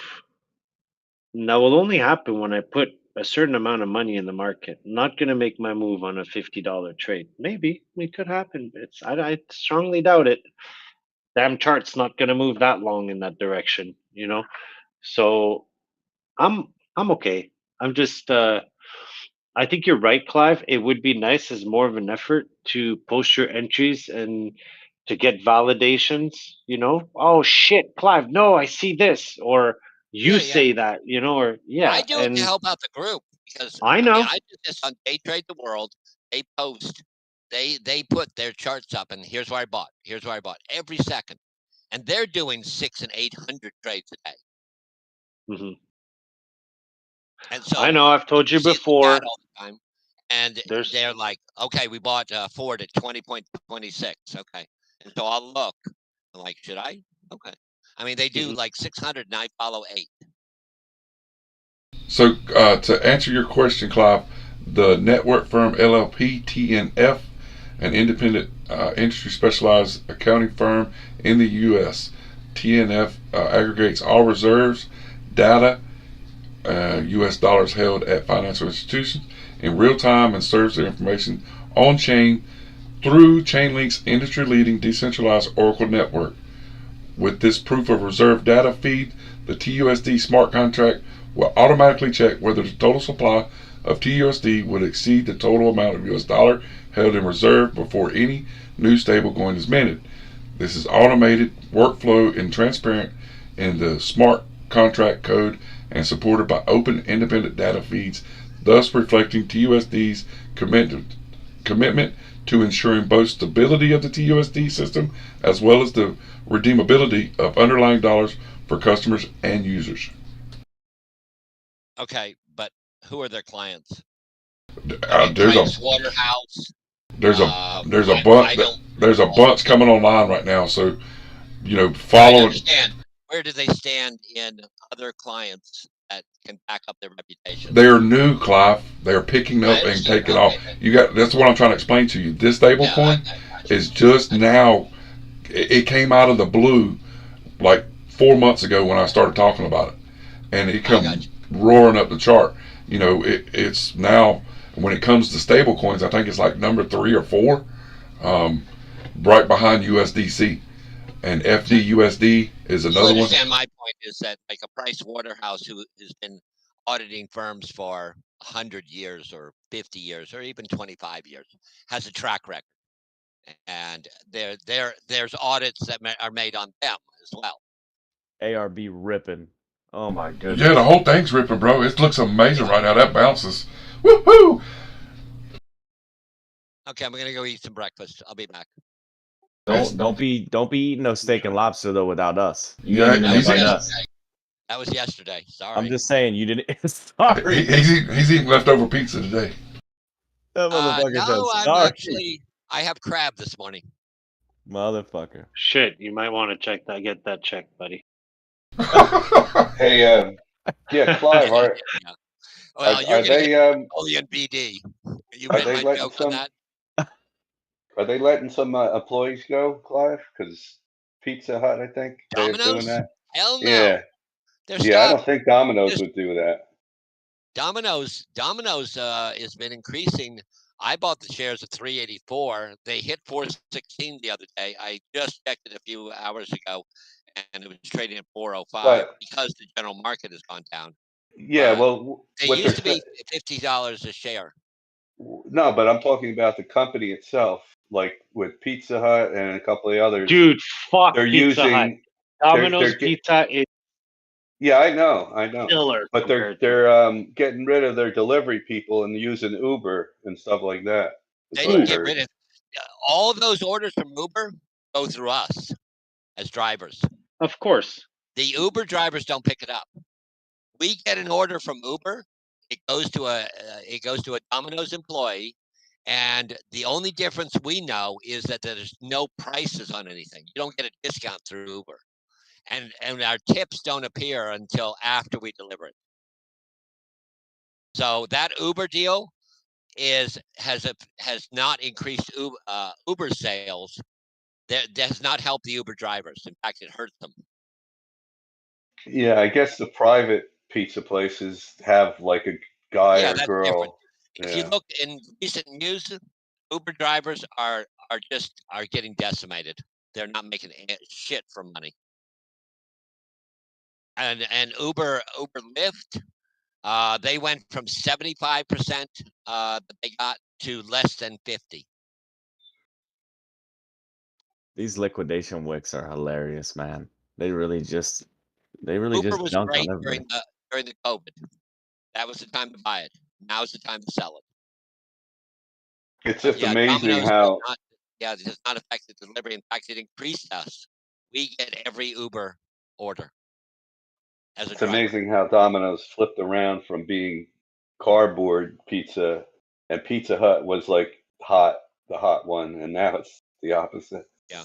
I think Dude, they're my both McCain decent. pizzas I get at the grocery store are better than Domino's. Than not Domino's killer. Pizza Hut, yeah. Than Pizza Hut. I ordered Pizza Hut about a few weeks ago, and I had to order Domino's the next day and a mean pan pizza because I was so disappointed with Pizza Hut. I used to have a poker game, and we would buy those big 99-cent DiGiorno's when they went on sale. Like Yeah. everyone here, 99 cents. I didn't give a shit. Yeah, they're not bad. I forget what other brand. I think they're like $8.99 normally, but when they get too old, they'll discount them to $1. I can't, and friggin' Paul Newman's still selling his. I never tried it, Yeah, but yeah. people buy them. Well, I'm gonna go eat. I'll be back. Enjoy.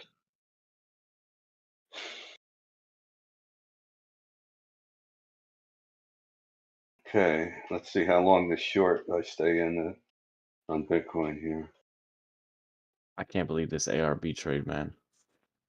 Oh my goodness. I'm so glad I left the runner.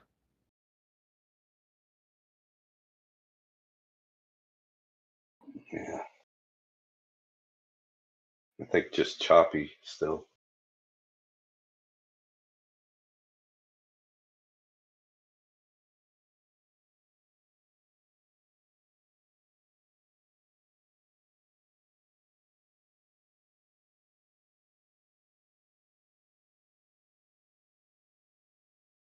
Did the thing even drop with Bitcoin? Not really.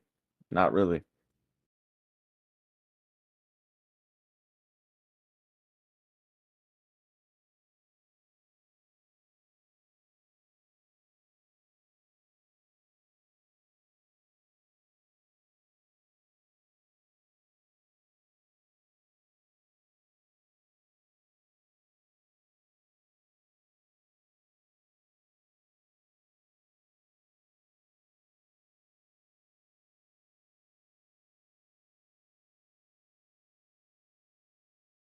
Yeah, I'll just be looking out for call outs on these types of setups. Back up things that I see or not. But it Dang. doesn't help me that you put the setup afterwards. Like I see your setup personally, and I'm sure you traded it because I see the trade. But for I me, I posted would it back love it then. if you would mention it. I did. I know you did. I know you just did. don't hammer it away. I'm not going to talk about it Yeah. for 5 hours. I'll just be like, hey, ARB here.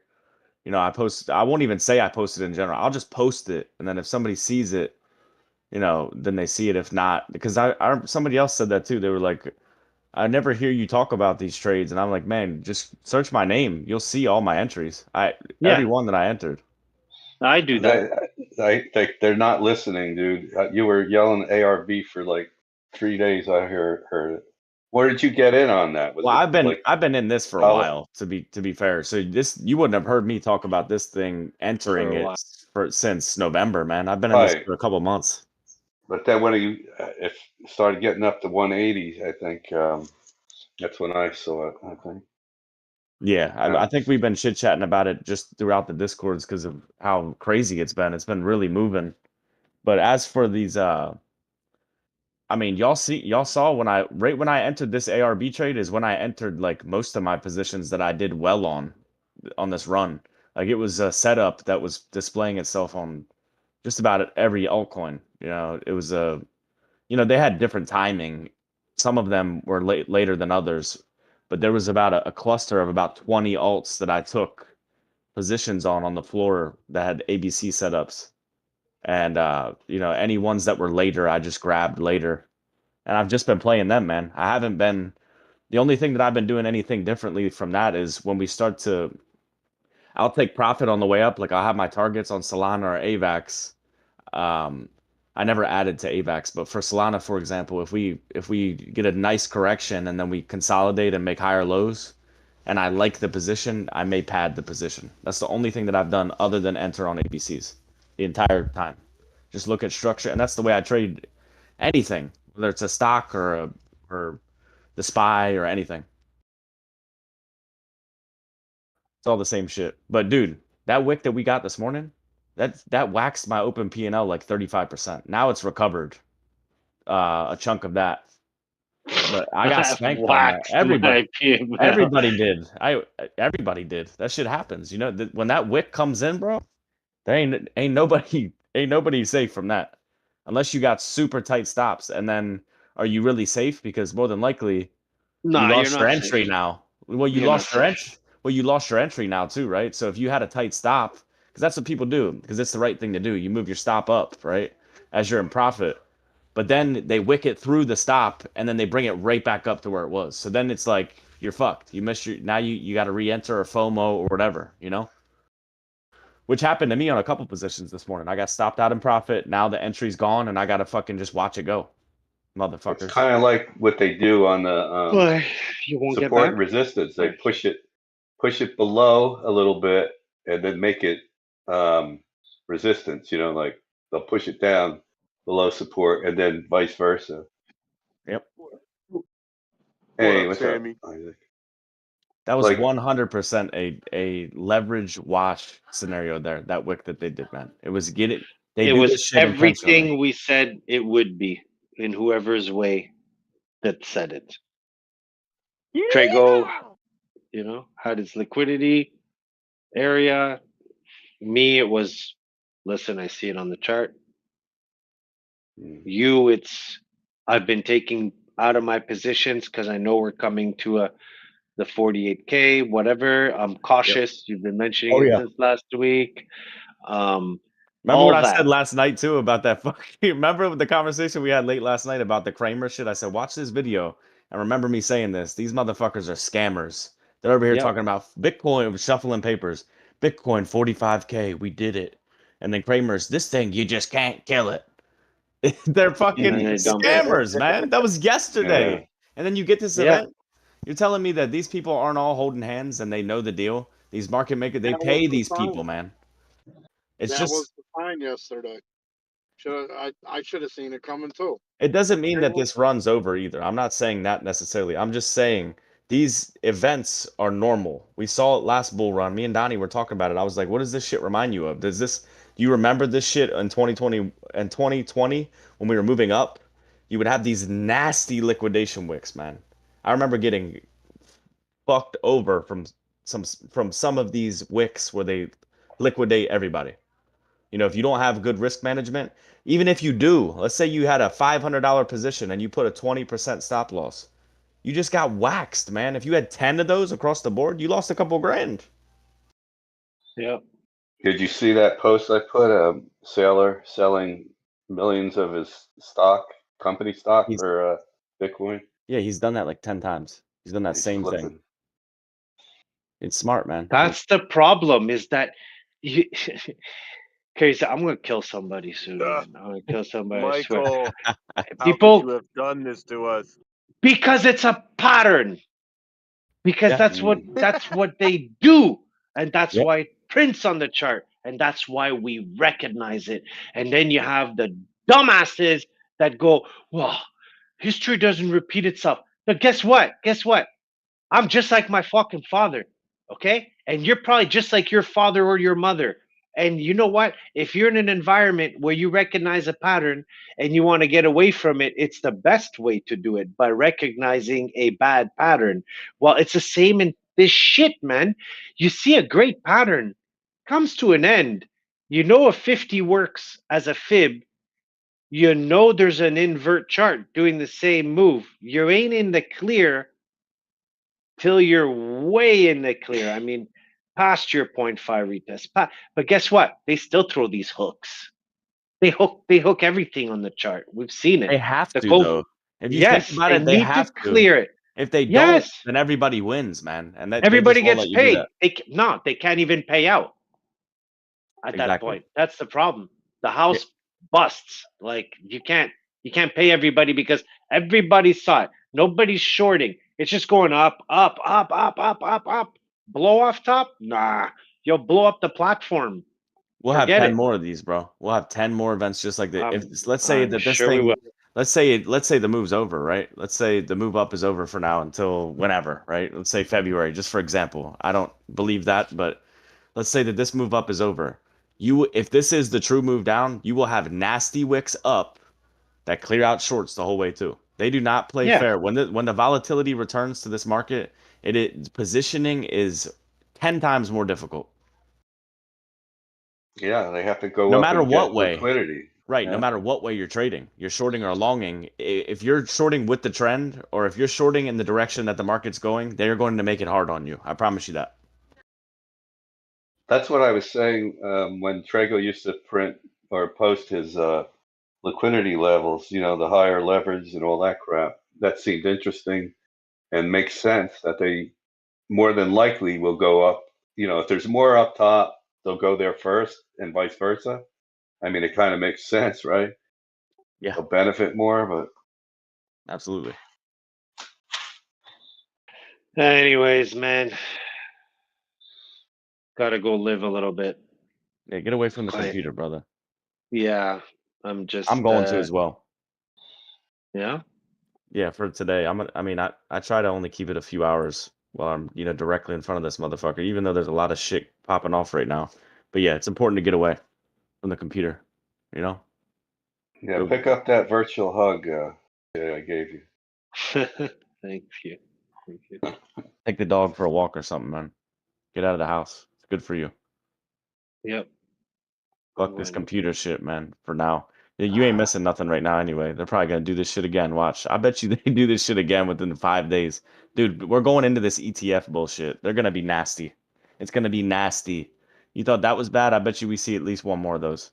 At least in the next week. Dumps? I think so. Whatever it ends up being, just a liquidation wick. I wouldn't be surprised if it was to the sky and then back down and then back up or whatever, man. It's going to be nasty shit going on. Very difficult to trade. I promise you that. That's why I told what I've been saying. If you've been listening, well, you have obviously, because you just said I've been de-risking. I did take a large Ethereum trade and I did round trip 90% of that. I'm still in it though, but yeah, until the last week of January, I'm gonna be kind of on my toes, man, and not really super positioned. I'm kind of sitting on paper right now, like sitting on dry powder. A lot of it. I am in positions, but I'm looking for towards the end of the month. It's going to be a freak show, man. The next couple weeks. Yeah. You can get hurt, man, if you're fucking with this bullshit when they're pulling these strings that they're pulling. You can get hurt. If you're gonna trade, I would just say low leverage, small amounts, man. That's well, what that's I'm what's doing. cool about spot. Like you don't even worry about it, and then when you happen to come up to the computer again, you say, "Oh man, we're down 1,000 or 2," and then you just fucking add, Wait, yeah. yeah, man. Oh yeah, my spot got shot up this morning, man. I looked over at the ledger. It got hit up, man. It's cool though. It's still very green, obviously, but yeah, you see thousands drop quickly, and then they come back quickly too. Now that the year is due, I can not worry about selling some of my bag of shit because I know it's probably not. I don't know what profit it's in from years ago. Some of it's a loss probably because I bought, in the one. We're below 1.2 yet, aren't we? One. I don't even look anymore, but yeah, do that and then wait. If Bitcoin does shit the bed and drag everything down, I'll put back in on certain ones. Otherwise, I'm going to be waiting, holding more back.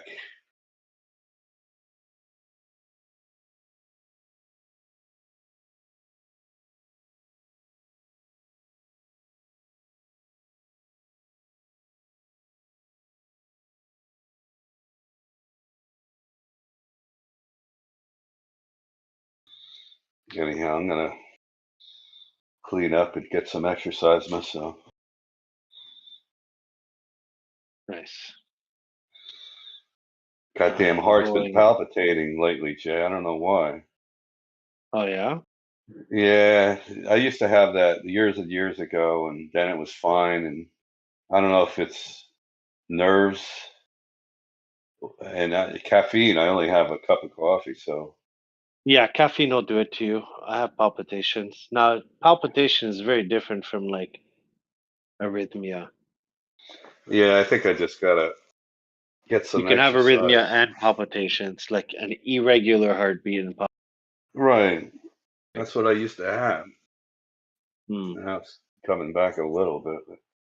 Now, I'm not going to say we're in a simulation, but I will tell you this. I've had some palpitations for the past couple of days myself.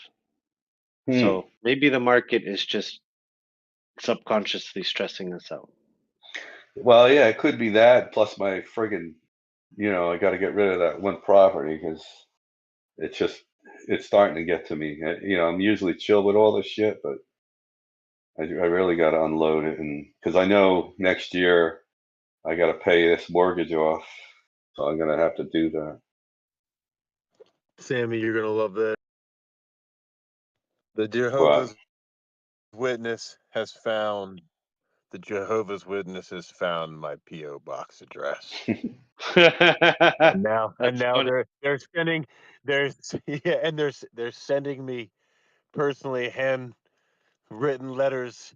Probably they're making grandmas at the force of a gun write me letters trying to get me to come to their meeting hall on Saturdays to talk to them. Oh yeah, dude, you're wanted, man. Wanted, man. You're a disciple. Definitely.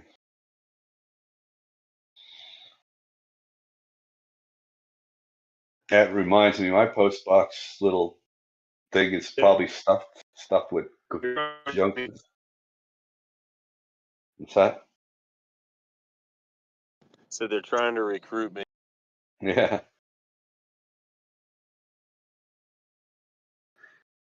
All right, I'll be back. Good luck, guys. Me too. All right, guys.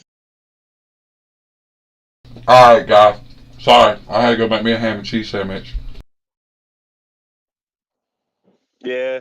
Damn. Donnie, the Jehovah's Witness got my P.O. box now. Now they can write me personal letters. Lord him. I think I should write back. I dare you.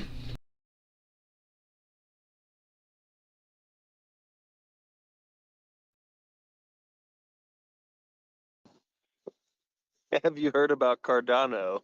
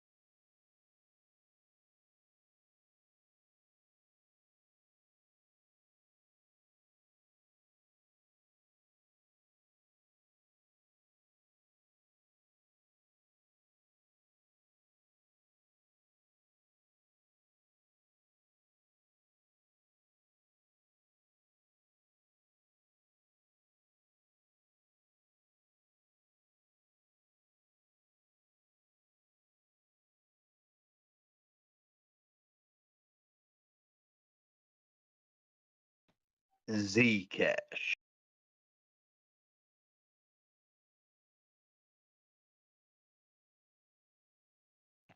Once it bounced, it kind of just, been hanging out at that level. Well, Around 24 bucks.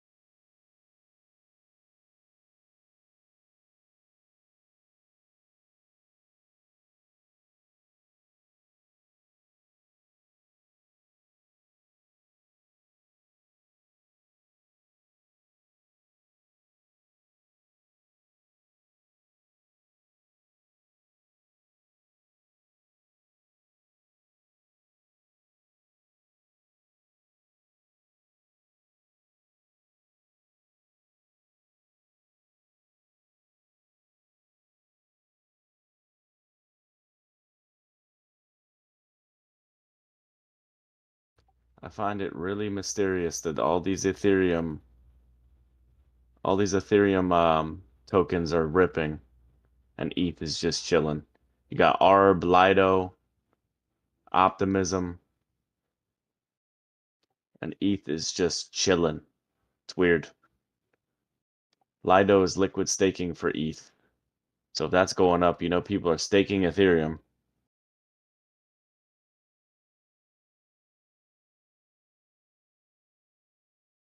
It's weird.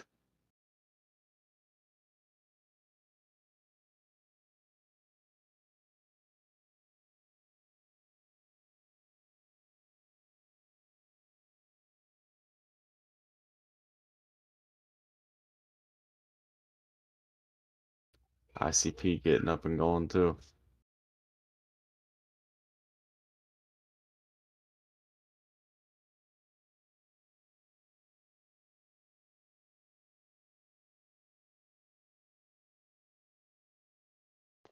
Let's go.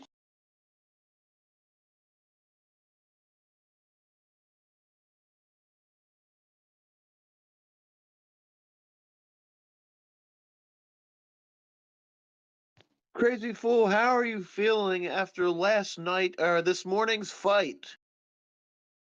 It's crazy, bro. Oh my goodness. Mm-mm-mm. This is what happens, man. How many? I mean, we're gonna see it. We're gonna see it again and again and again. These type of things happen, man. I I just know like that how you I guys haven't. were. I was listening. So go ahead, finish. I was listening. I said I like how you guys were talking about how even if you are shorting or longing on leverage with a trend during these bull markets, there's enough volatility. They come back and get you a lot of times. Yeah, and it's part of the game too. You got to be aware. That's why you got to Yeah. have stop losses. You have to. Yeah. And because you're aware of it, that's why it's still okay to consistently drag your stop into profit because it's coming back there for it. It's going to come back there most likely and try to liquidate you anyway, so you might as well get profits out of it. Yeah. Yep. That's a good strategy too. I've seen, and I think they're all gone now. They got to be gone. But you can keep adding margin, but you can only add so much margin when you dip on a 10% in one candle. Yeah. That's why that cross margin shit's a scam. That's how Jay got this morning. I'm pretty sure it's from the cross margin because Mm. it'll just keep digging into your account for liquidity. As the more you get close to liquidation, it'll keep trying to dig you out of the hole until your whole account gets liquidated. That's why it's a scam. Fuck that shit, man. I would never touch that shit with a 10-foot pole, isolated and stop losses. It's the only way to play leverage trading, I'm convinced.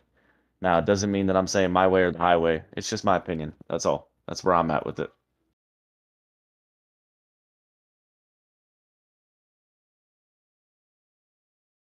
I mean, as if leverage trading is not risky enough, trading futures in any market, you know.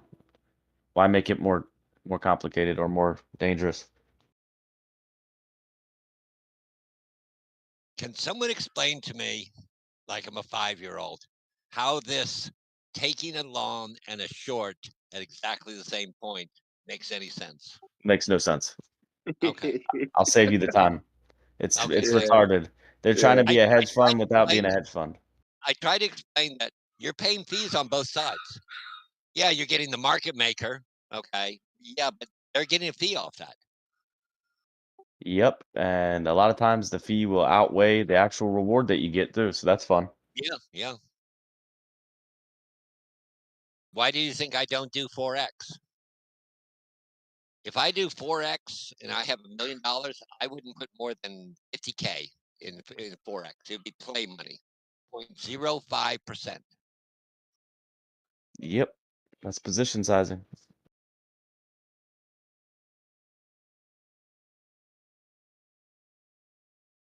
You know how happy I am making $50 on something?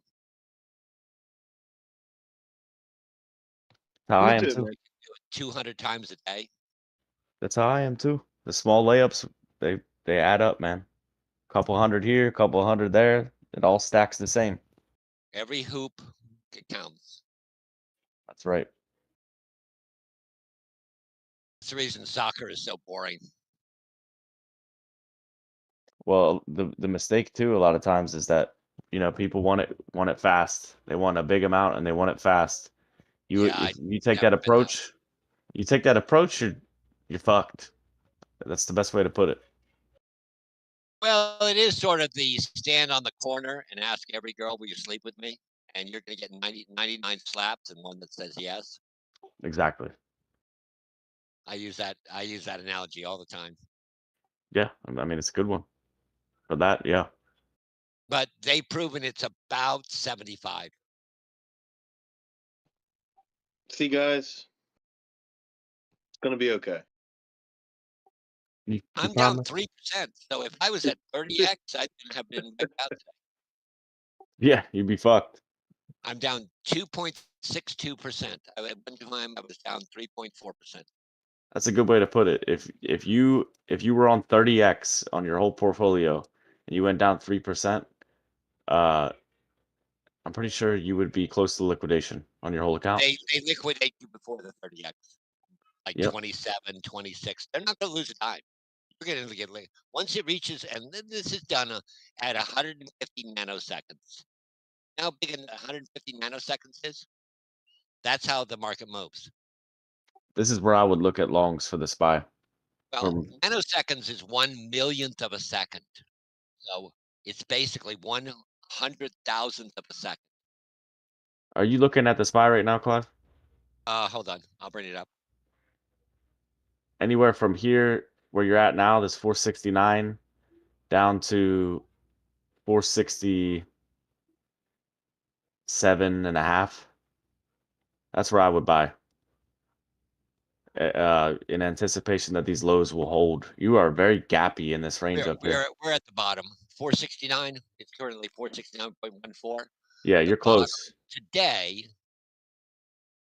is 460.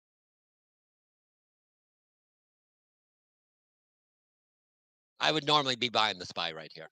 Yeah, I think it's a good buy.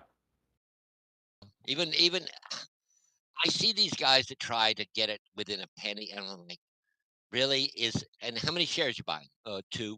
Okay, so you're gonna wait for an extra 20 cents. It's silly. Just buy it, and it goes up 40 cents, then you made money. Is that 20 cents gonna matter? It's silly. They're like, I'm gonna buy 469 and sell it 485. Like, okay, but I wanted to go down 3 cents more. Like, and how many shares? 2. Okay. It does matter on futures though for the leverage because it's Yeah. leverage. I'm just 40x. talking. No, I won't. Don't use the word leverage around me. No, but on futures, the entry is a lot. But if you're just buying shares of the SPY, I completely agree. But Right. I would ladder in. So what I do on futures is I ladder in. So from here, from 469 down to 467, I'd probably have 4 orders, 1 contract each. Let me ask you: do you ever add in on the pump? On the pump, yeah. If the structure looks good. All the time. Yeah, if the structure looks good. More and more, and then when it finally hits the top, I'll just sell it all off. And some I'm gonna make, $50, and some I'm gonna make $500. Yep, exactly. Yeah, not enough people buy on the pump up. Yeah, I'll pad a position like crazy. If the structure of the play looks great and you're making higher lows and you're consolidating, there's no reason not to add. That is a big mistake that people make, not adding and beefing up the position. They just don't. The main problem is most people don't have enough money. It's just plain and simple. Yeah, that too. And they're trying to trade a $500 account into $1 million. Silly. Silly. What's the longest you ever went without trading a single thing?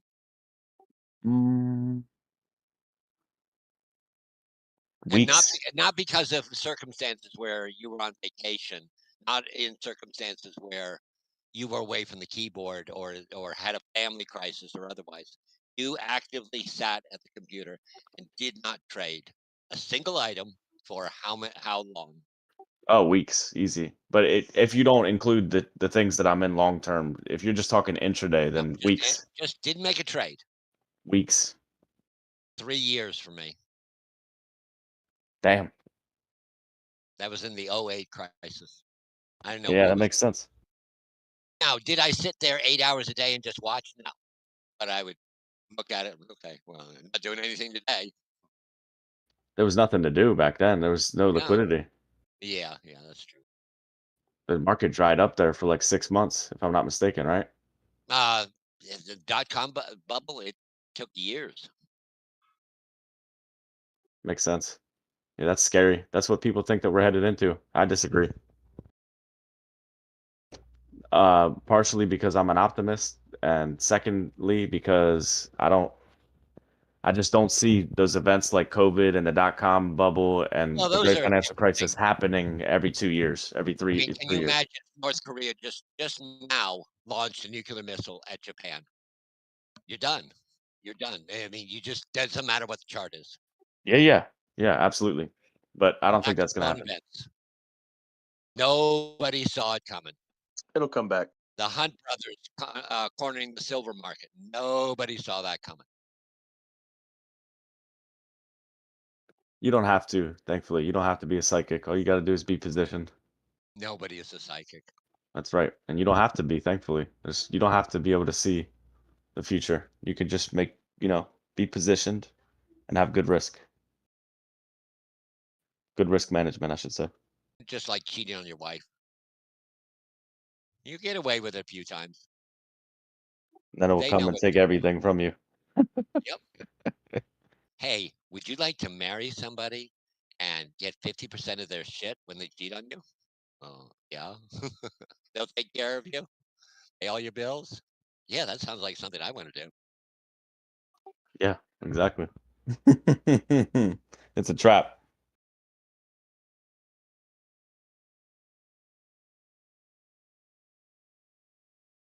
I use this example all the time. What's the longest you've ever held a stock? You asking me a question? Yeah, just curious. In my case, 105 years. Yeah, you got that family stock Yeah, portfolio. GE. But I've owned Berkshire A since 1991. Haven't sold a single share. First share Longest. was bought for 11,000. Last year I bought another share. I've bought 8. That was the 9th share. I paid, let's see, 100, 125, 175, 225, 240, 380, and the latest one was like at 420,000. And I've never sold a single share. Nice. Longest I for just me is made my probably 3 profit. years. Yeah. Around 3 years for me. I just every time I'm ahead enough that I can buy one share, I buy it. I've held on to crypto a lot longer than stocks. Right. Well, you're in that market. Yeah, but a specific stock, I think I held Neo God, I for remember people almost getting two and a nailed half at years. $3, and I laughed at it. My held uncle got it and he bought a fucking this is before I bought it before I knew he was in it, but him and I both did pretty well. I only made a few grand. This is back, in the early Remember, it got stages of to my what, trading. 36? Hold on, let me I bring it up. It I was all had over the place. UHT since I'm sorry, 15. 2005, and I held it up and just until a few years ago. So No, I was right. It was at well, 60 at one point. It's now 8. Yeah, I bought it at I don't remember. I'd have to look at my orders, but it was very low. I'm pretty sure it was single digits where I bought it. And I sold it up at like 50 something. Well, it was 2020. It was $3, but now it's only 8. Yep. Yeah, they killed that. I bought it at 8 and sold it like 32. Never looked back. held I do have an open UHT position for at 1406. UHT for 15 years. That was the longest one ever. 15 years. Damn. It's pretty good. Well, that's dropped from 100 and 100 and a quarter to 43. And it's only gone down, down, down since 2020. Yep. The most I bought was when it was in its 30s area. I don't think I ever bought in the 20s. I can't remember it, but in its 30s, I bought heavy, and then I sold as of like about 4 years ago, I think. I'm going to have to go back to monthly chart to see that. Bitcoin taking a little drop again.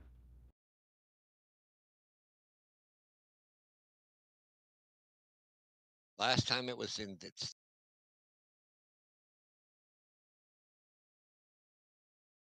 was What was around like 2004? Yeah, it was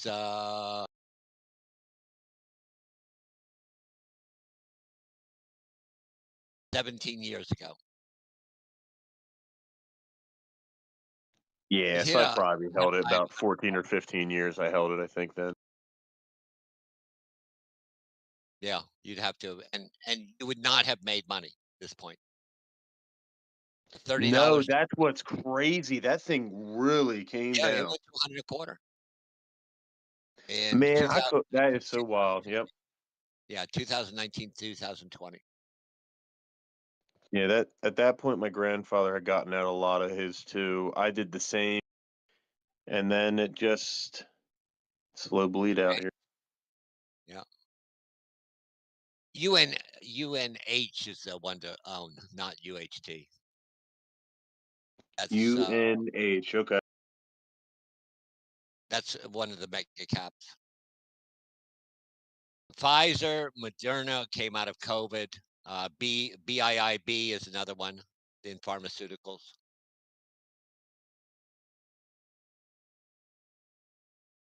I don't mess with pharmaceuticals, and really, I'll in the pre-market I will play them because they're up like 600%. But that's it. I have no long-term pharmaceuticals. I own 13 different sectors. Each sector is generally the top 3 in place and show. In oil, it's 6 of them, and that's all I own. And it's balanced across that. No, I'm way heavy in Ford. 26% of my folio is in Ford. That's huge. It should only be 4% at most on any single stock. I'm at 26. But I started with 50,000 shares, and I'm now at 2.6 million, all profit. Wow, very nice. Oh, there's a lot of hard work. Remember, Ford was at $5 at one time. I know Steven has made several million off my calls on Ford.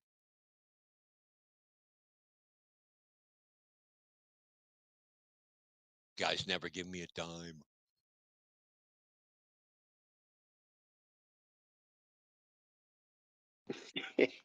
He's going with the wind, huh, Clive?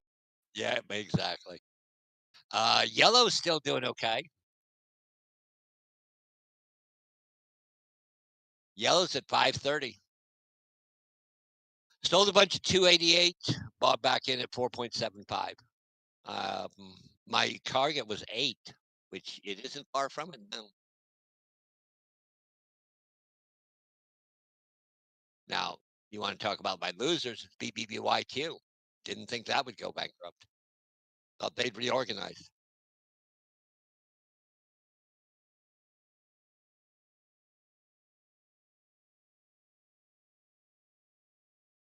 Speaking of Uber, it jumped from 57.50 to 58.30 today.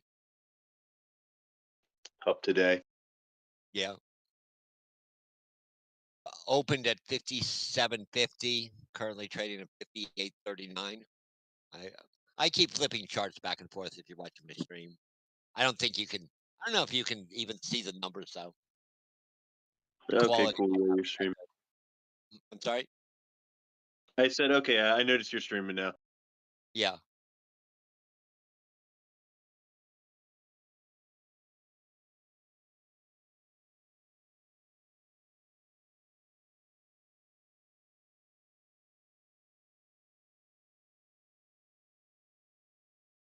That was a fun talk last night, talking about Gensler and the assets of BTC. Yeah, Isaac. How are they going to cover them? What up, Elas? We're only down 1 cent to be exact on Doge. We went from 9.1 to 8.1. We're right in the middle of that range, in between that and 7.3. Yeah. Yep. Yep. I mean, I'm not trying to be like, play the move down. That was a good move down, but it hasn't concerned me yet long term. But Well, it you're not bounced trading. back. I mean, you look at it. I mean, it looks bad on the charts, but if you think about it, it's like only 1 cent down. It didn't go down to 7, or it didn't even go down to 6. It's at 8. Well, it's all relative. It's all about percentage, not the dollars. Yeah, I think it gained over 6% back from when it fell, I think, and it probably lost about 12, then gained 6 back. So yeah, probably gained half it back. Well, Clive, look. I Go missed the ahead. conversation last night that you were, before we were talking about that. I missed the conversation. I think Well, Crazy they was were in here though. just going into side arguments. It's like, no, this is a question. Keep it on topic. Don't use other analogies of evil people, et cetera, et cetera. Gary is not an evil man. Okay, he's a regulatory, and everyone hates regulations. You really want the IRS to look at every one of your tax returns? But they do. Machines do. Agents don't.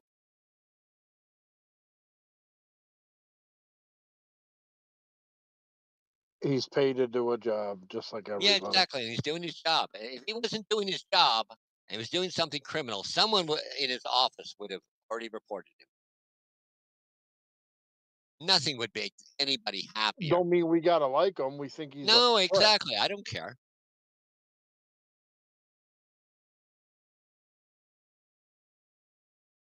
Oh, But I can't believe the Fed did this to us, or yeah, like you said, yeah, I I can't know. believe When you you know. personify an agency as a person, it's like it's not how they operate.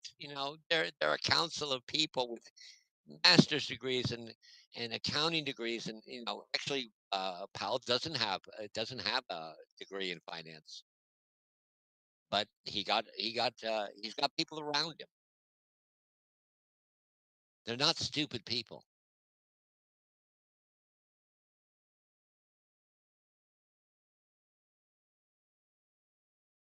I wouldn't.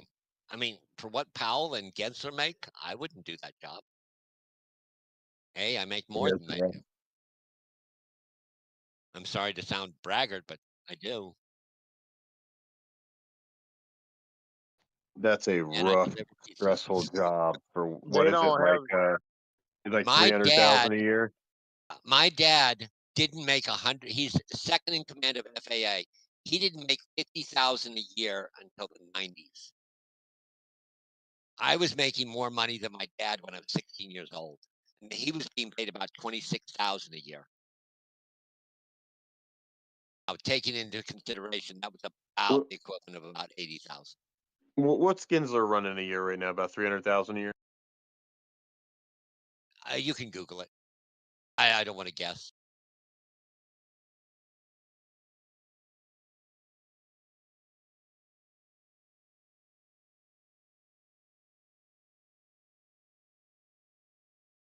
As the United States doesn't make shit.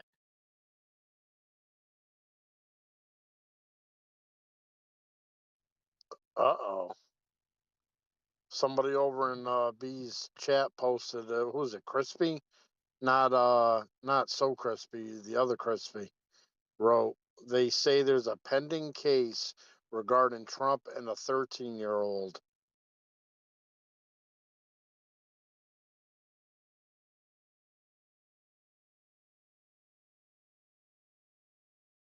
Wow, they'll throw anything at this guy, huh?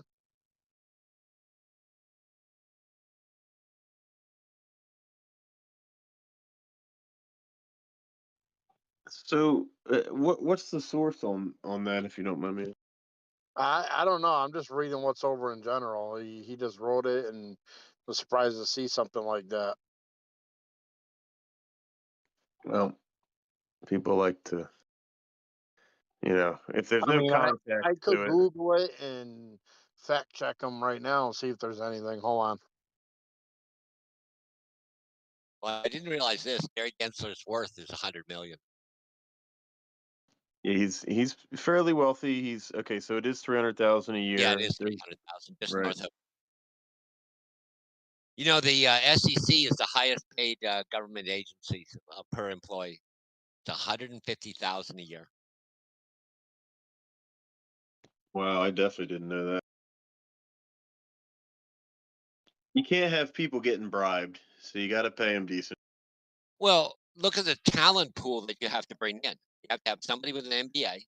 You got to have somebody with at least 10 or 20 years experience. What Yep. are you going to pay? 150. I make half that delivering pizza. Yeah, you know what I mean. I make 80,000 a year delivering pizzas. Yeah, they got to pay them.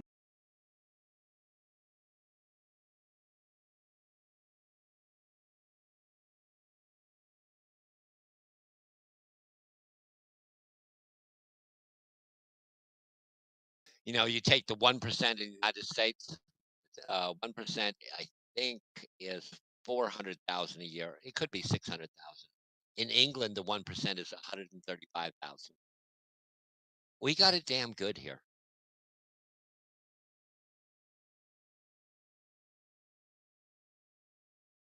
Yep, I like the analogy you used long in the past. It was like if you've lost everything you had, what country would you be to be put into and try to start Yeah, over? yeah. Yep, I would rather be plopped off here, to be honest. There ain't too. You know, you go to jail if you're broke in Abu Ooh. Dhabi. Yeah, right. You could be in all types of trouble. That's Nah, why I you look. find abandoned Lambos. I look. There ain't nothing news today for that. So I'm gonna fucking say something over there, because he's dropping old fucking news. I think there was a case or allegations from 2016. Yeah, we don't need that shit. Like Clive was saying the other day, it's like, we get off on topic and stuff as long as we can bring it back to financial stuff. Yeah, yeah. I mean, it's like yesterday we were going on about Egypt and like, guys, can we just save that for after hours? Throw something in here. The golden calf, yeah. Yeah, yeah. Yeah, get them, BLS. That's And I nonsense. could go on. My father wanted to be an archaeologist, and I could go on about those particular issues and that. But I'm trying to trade the market. We only have a few hours now. From now for the next 2 hours, I won't trade a single thing. This is a dying session. It's the afternoon. Okay. But if anybody sees anything, post it. Yeah, well, if I do. I do like the fact that more people, and I not taking full credit for it, but I will take partial credit. More people are getting interest in stocks after 2 years of posting stocks, et cetera, on the channel. He could Yeah, have stopped it's been it good. right off the bat, but he was smart enough or lazy enough to let it continue. And then it was like, you know what? Clive's been doing this a year, and I look at his trades every so often, and I'm looking at him a little deeper, and I'm looking at this, and it's like, there's something there. I've been posting on Facebook. I had been posting on Facebook for 17 years. People are like, "Oh, he's a scam. He's a." Somebody doesn't run a scam for 17 years to get a payoff. Yeah, it's good to see you posting that stuff in there. There's very few, but it's good to see it because we do need the mix in here of it. Yeah, And there are enough people interested too that it's pertinent in here. yeah. I try to attach some news to it, and I type all of mine. It is not cut and paste. You see me typing, and I read an article and I digest it. There's lots of things I'm sitting thinking on the road of like, okay, I want to discuss this with you guys, and it's I've probably 8 hours of thought to have 5 minutes of conversation. I've spent a lot of time looking at General. I spent a lot of time, especially in B's over there, even when he wasn't there, and not talking and just reading and researching. That's what I'm doing. You know, man. There was a lot of content in there. I couldn't even keep up with all of it because I have my other stuff going on to follow them all. You were posting a lot of trades, so Yeah, good yeah. stuff. I'm just in an election cycle. I think I posted yesterday during the election. This goes back 10 presidents. not 10 elections, 10 presidents. They've been up, and at every single one, there's been a bull market. And Yeah. the lowest was something like 6%, and the highest, I think, was somewhere around 24%. You can't argue with 10 president timeline. Yeah, it's serious gains too. Yep, it's pretty consistent. Do you We're into remember? it Yeah, may remember be the last something that debate? helps Biden. You remember the last debates? I said crypto won't even be mentioned in any of the debates, and they weren't. There were Right. more important things to talk about. Yeah, it's true. And I wonder if the market, being in an elevated status, it's a little off top, but I wonder if the current administration will try to use that as leverage. They're against it, aren't they? The Democrats? As far as like, I just mean as far as the not crypto specific, but if we're having a legacy market like if we're at all-time highs, Right, I would right. suspect Biden would use that a little bit as Oh, leverage. no doubt, no Yeah, doubt. ammunition. Yeah, yep. Yeah, I mean, come on. What other things are you going to use? Gas prices are have been falling and falling and falling. It's Yeah. $2 a gallon here in Houston. When was the last time it was $2? And all that matters to the voters is the last news story that they hear on the radio before they go to vote. That's the attention span. It's scary. Nobody cares what you did 10 years ago in the NFL. They care how you did on the game today. In the car business, I just sold that car. So when's your next sale? Yeah, the car business all the time. Not what did you do in the past? It's like, what are you doing for me right now? When am I getting laid? On to the next. It's I remember a joke of guys addressing an audience of 1,000 people. He says, who got laid in the last night? And, like a bunch of men held up their hands. Who got laid last time? Last time was a week ago. More hands. And he keeps going down. Sit down, sit down, sit down. Then finally, he goes 6 months, and everyone but one man sits down, and then they ask the man, "Well, when was the last time you're all smiley and looking happy? When was the last time you got laid?" He says, "A year ago." He says, "Why are you smiling?" "Because I'm getting laid tonight."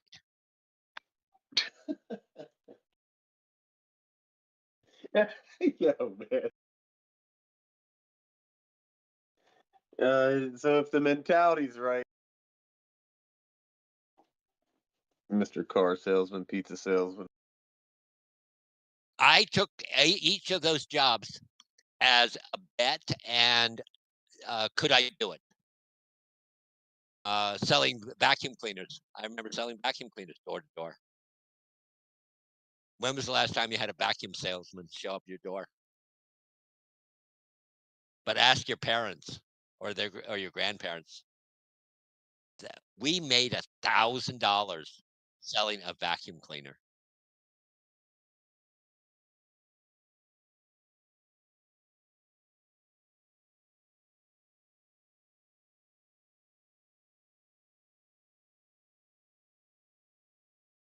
Of a vacuum cleaner. I remember one guy said he finally quit when he had a woman that she bought the vacuum cleaner. It was in the coal region of Pennsylvania, and she bought the vacuum cleaner to get the coal dust off her husband's. Oh, I do remember this was a funny one. So you go in and you do the demonstration, etc. And every house, there's dirt. Okay, there's going to be dirt. And I did this one, and I walked in and I went to her living room floor, which was a flat ass carpet. And I went in the corners, I went this, that, and the other, and then you dump it out. There was no dirt. So I go to another room, same thing, flat ass carpet, and no dirt. And I'm like, ma'am, I got to say this. This is the only house I've never found an ounce, one speck of dust. She says, "Oh yeah, yeah. I vacuum 6 times a day." And I said, "What about this carpet?" "Oh, that used to be shag."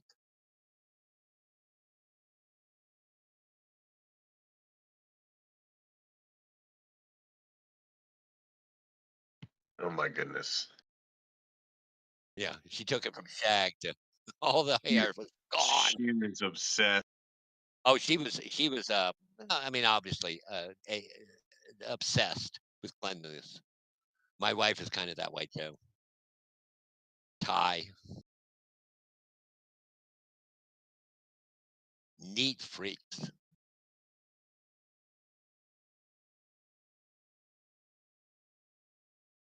Well, yeah, I actually appreciate people like that. I do.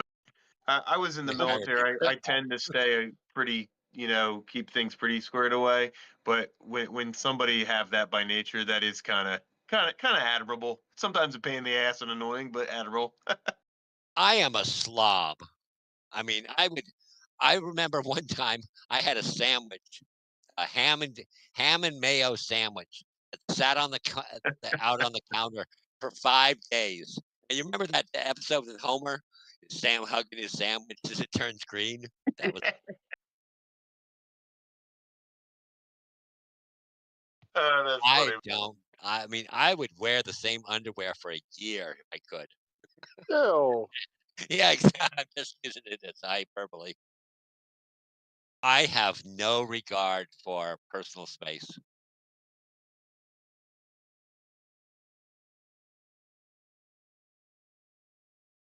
But I hire That's those why. people. And that's why you have a house cleaner. Yeah, that's why I married her. Take care of me. It's basically a business contract between her and I. And the guy that matched us together is like, he wants companionship. He wants companionship. He wants sex every so often, like maybe twice a month, and he wants to be fed. And he'll do what he will give you citizenship, and he will remain faithful to you. All you got to do is clean his house, etc., and you get all his money. Sounds good. Yeah, good deal. It is a business relationship. I can most American women I can't stand. Oh, I feel you on that. Having lived overseas and seen how Asians, etc., are to their men, yeah, Yo, crazy. You in here? he was. He's on a plane to Thailand. I'm just kidding.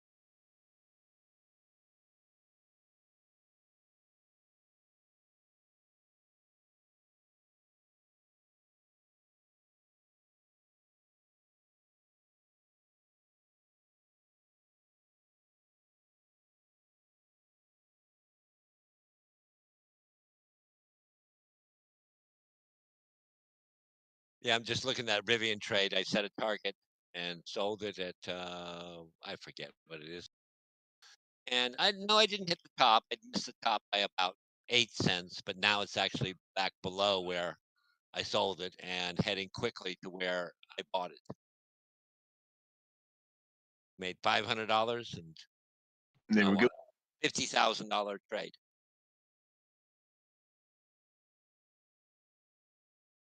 Could do the same thing with $500.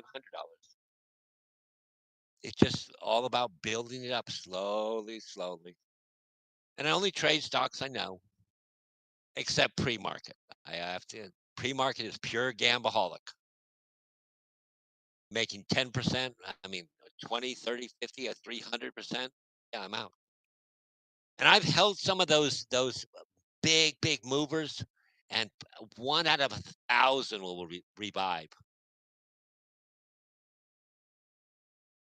Isn't it incredible how rare it is that they come back? It is incredibly rare. Incredibly rare. That's a lot of ugly ducks, ugly frogs you have to kiss.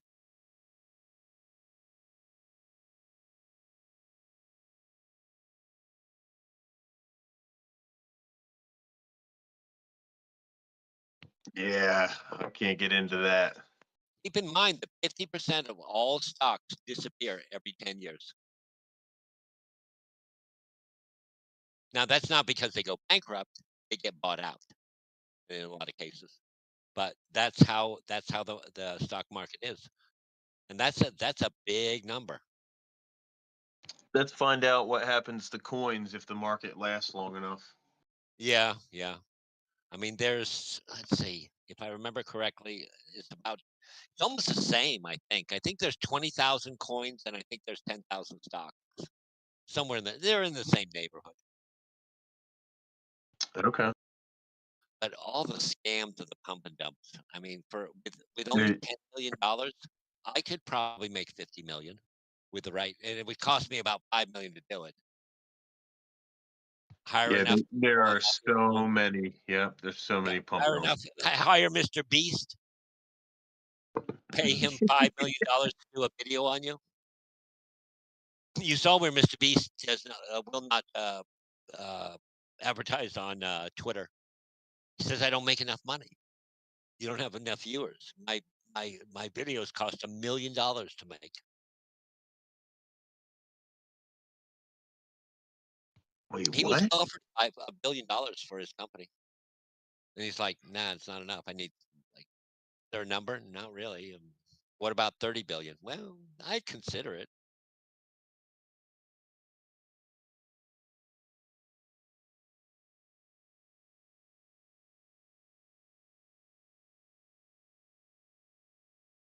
Yeah, it'd be nice to make between 100 and 200 million bucks.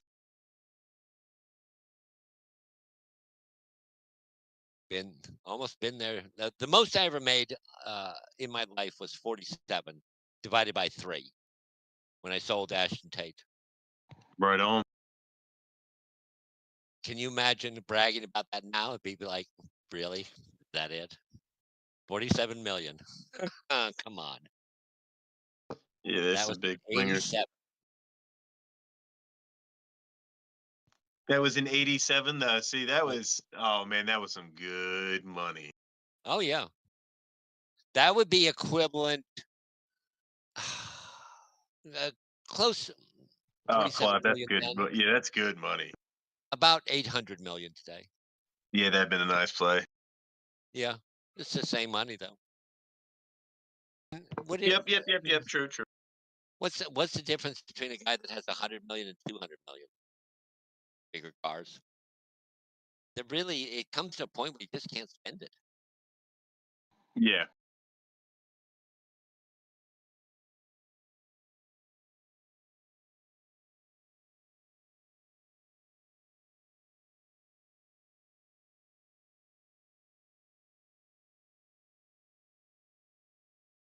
Ford is slowly getting close to my price again.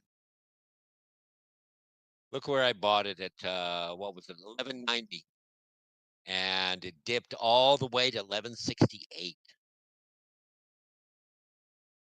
and that was on 300,000 shares. Wow. And I'm only 5 cents away from break even. But I don't care because, okay, here's one of the things a lot of people don't realize. Okay, you say Apple is worth, or a company is worth $100 million.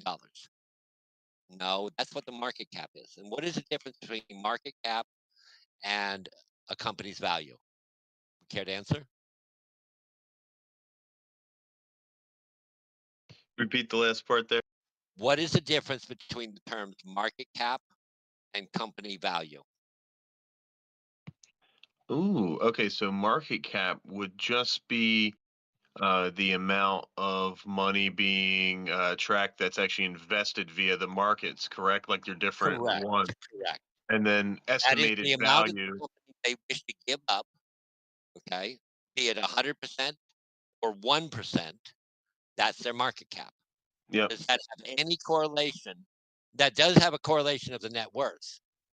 And also included in that amount is what the projected growth of that company is as well.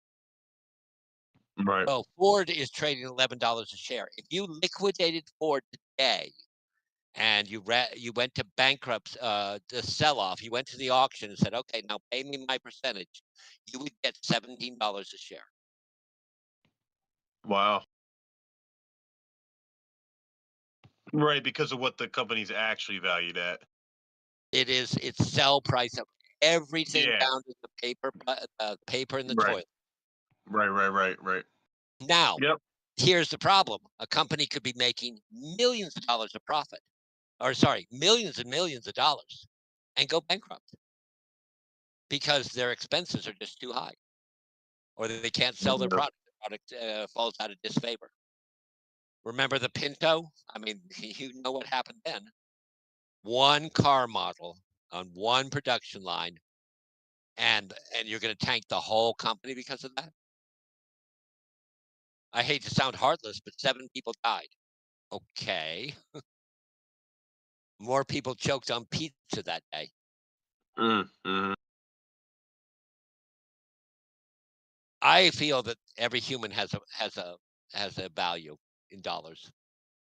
In chemicals, I think we're 93 cents.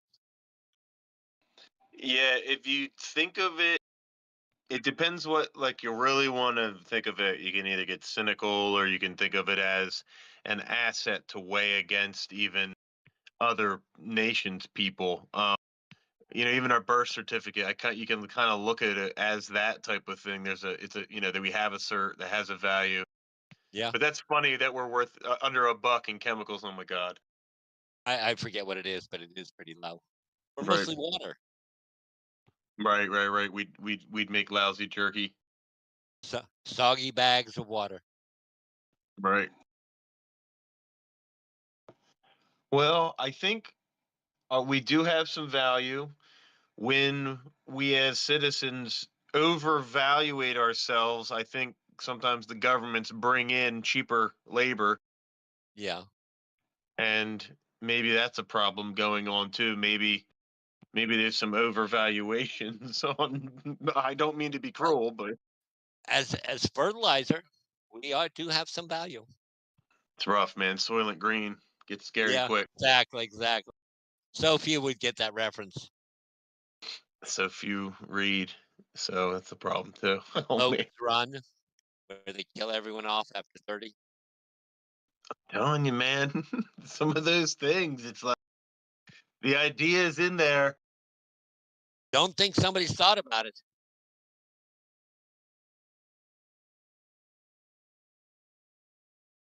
Who knows what are they saying for as far as like peak out or peak performance after is it still into the 50s or is it after the 40s now? They're saying it's Are you kind of talking starting to be costly. sexual? Are you talking brain? Or are you talking human condition? Oh, for brain, I'm pretty good. You're still up to into 70s, right? For brain to 70, and then they No. kind of cut it. What do they say for brain these days? For like, okay, let's take chess. If you're not a Yeah. grandmaster by 18, you never will be. Very, very slim odds. So for After about 12 to 14. Sexual performance, men 18, women around 35. Or sexual drive. yeah, I'm just wondering when the like peak usefulness of a laborer is with men. It's probably like late 40s. It starts to taper off. No, it drops way before that. Now, are you talking about that they have the experience to do the job correctly? Well, yeah, at that point they're going to be some type of foreman, or yeah, they're going to be doing something a little different at that age. Consider also a lot of people put it, and I've heard this in resume making. Okay, I have 20 years experience. No, you don't. What do you mean? You have 1 year of experience 20 times. You haven't progressed. At most, you have 5 years of experience. Because you don't progress very quickly in a job. Very few jobs out there you can continually get better and better and better at. I mean, look at tennis. No, I hear you, man. I hear you. That there is certain points where I mean, there's technique with stuff, I guess, in the trade I do because I'm doing custom carpentry and I'm building all types of Yeah, crazy that's a things. trade. That's yeah, and you're constantly putting that in your knowledge base of how to do things. Yeah, That's a skill. That's a craft. Totally different than a person. Person really just tends to deteriorate after probably about 25. And honestly, believe I me, mean, it feels like it these days. Most people, because I'm 35, and all of my friends are like, I don't say all, but I'd say over about 90%. They're either overweight or they're really acting kind of like they're slowing down. morbid Like no joke. obesity. In America, obesity is a huge problem. They Yeah. actually started redesigning toilets because of that. The last 5 Oh years, my God, I yeah, believe it. industry standard had to increase. I had a poker player that broke my toilet by sitting on it. I believe it, Clive. I really do. Oh my gosh. I'm telling you, people, it's a shame. We really are as a country. We're so overweight. It's our diet. I don't eat the same way a lot of people do, but I see why people are.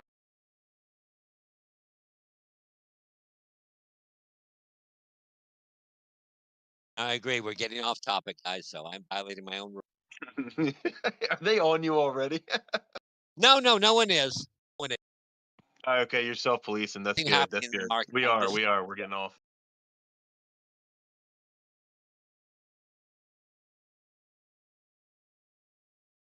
But if we're talking about that, people should be looking at the stocks of healthcare, weight loss companies, et cetera, et cetera. Yep.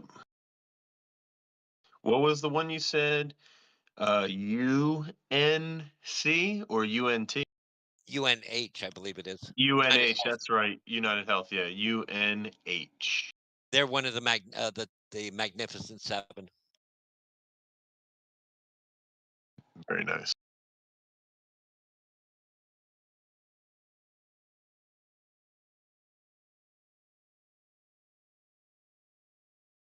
Ooh, yeah, I'm gonna take a little advantage here. Get done a couple short things while the market's kind of quiet. I will be back in here though. Okay, same here. Sounds good. I'm thinking power hour is what I'm gonna pop in a little bit before. You want to get in at least 45 minutes before power hour. All right, so around about Yep, 2:15ish. yep. That way you can start looking at. I don't know if you have a whole list of stocks you want, or Uh, I don't think crypto. Well, crypto does have a power hour. Same as they just follow legacy because the money's moving, Yep. but it allows you that 45 minutes to look through, and I have to look through about 117 different stocks. Now I can narrow that down to 30 real quick by just seeing who's up, who's down. Let me look at the top and let me look at the bottom. Am I missing anything here? Someone came out with earnings and the 3-day rule. Put that in your books. The 3-day rule is after any particular huge event, don't trade it, come back in 3 days, and then see what you want to do. Right on. We had a big event with BTC today. Yeah, what was the event? The price move, or was there any news? Well, as far as Donnie and I were kind of concerned, the event was that we went up and hit our overhead resistance and then moved to definitive support. As far Okay, as so a there was no solid news. reasoning, we don't know. Nope. No news, I really. mean, I No. called 42.2. Now, to put that in perspective, I called 42.2 when it hit 42.7. That by within 5 hours it'll be at 42.2. Went to 42.6, 42.550, and I'm like, see, I'm right. And then it started to move the other way, and I'm like, okay, I'm gonna go deliver pizzas. I'm taking off my bet that it's gonna hit 42.2, and it went to 45. So I was, oh yeah, I was right. But that 42.2 was a level that exactly it hit exactly that. Now, was I right? No, not really, because it went to 45. And if I put money in it, I would have lost because I would have sold it long before it hit 45. So it makes no difference where it finally ends up. And this is where I get furious with a lot of people. Is they'll make some prediction vague enough. Oh, it's either going to go up 30, at least 30% or down 30%. When it finally does, it's like, see, I was right. Well, you called both ways. A 60% move on either direction, cumulative direction. Yeah, I'm either going to hit that barn that I'm standing 5 feet away from, or I'm not. Yeah, you're going to hit the barn.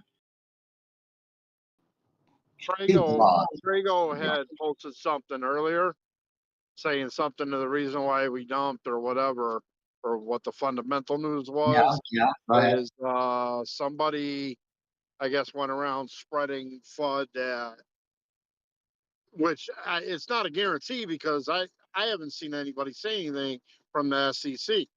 That, I haven't heard anyone. That they all denied that Gary denied the ETFs for postponed them again. So that's what made the price drop. Okay. Well, supposedly it was the ETF. You know, from one firm, there was a leak from one firm supposedly that their ETF was getting denied, and that nobody, there was no official word at all, and that's what they're saying it was. But if you go back to the TA last night, that we were all sitting in here talking about, I showed the move. I said, if we don't go past this point, you go back to this point. I mean, it's support and resistance. There's a lot of ETFs that ain't worth shit that are being proposed. And I don't think Kathy's going to be approved. It don't matter ETF or no ETF. It don't matter ETF or no ETF. It really don't. I don't care. What I think is going to happen now is, we're down here in these bottoms, right? Oh shit! Look at Gush. Go Gush. The ETF getting approved or not, these news events, I'm telling you, you could throw them in the fucking trash. It's already in the chart. If you drew support and resistance on your chart and put vertical timing in, and you can understand where to put your vertical timing on how to build it, you can tell people what the news is going to be. It's just like this morning, before anything came out, I said, make up the news story. It's already here. So what's the news story going to be that they're going to tell you? And that the fucking Bitcoin started dumping before anybody even woke up. The dump started at 5:15 this morning. In my defense, I was half awake watching it, but I couldn't do anything about it. It caught everybody off guard on the East Coast, basically. I couldn't even get in here. Yeah, so I mean, how did they come up with a news story? That's what kills me. Is it was already there. We seen the possibility of what was there. We already said it last night. You knew it was coming last night. I couldn't stay up. Good thing no one tried to stay up. I mean, that's why I sit there. I built every one of those grid bots last night with a 15 to 20% cover. Right? I knew what the possibilities were. And that's why I just don't even care or pay too much attention to what it was. But here's the thing, too. You're noticing that it's a rumor that is coming out from one of the potential ETF applicants. What would they want the price to be anyway? Who wants the price lower? Clive Gus made a good move right there. But Donnie's been yelling about it. Oh, he's not even in here. Oh, yeah, he is. Clive, you got eyes on Gush?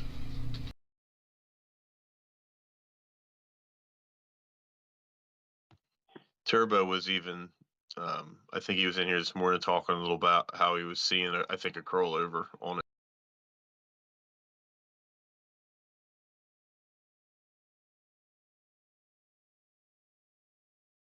Clive's got his hands full, I bet, because he's probably taking profits on some shit right now.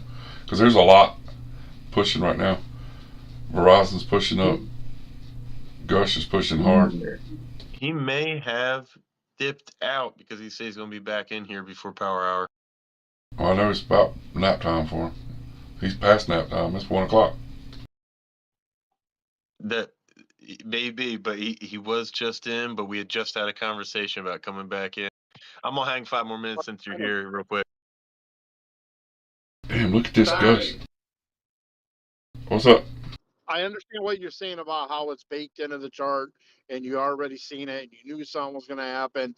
But what I'm thinking is I understand that these news stories could be thrown in the trash, like you're saying. Like we get them like they're a dime a dozen. I get that, but I think they're also, to me, it feels like they're matches.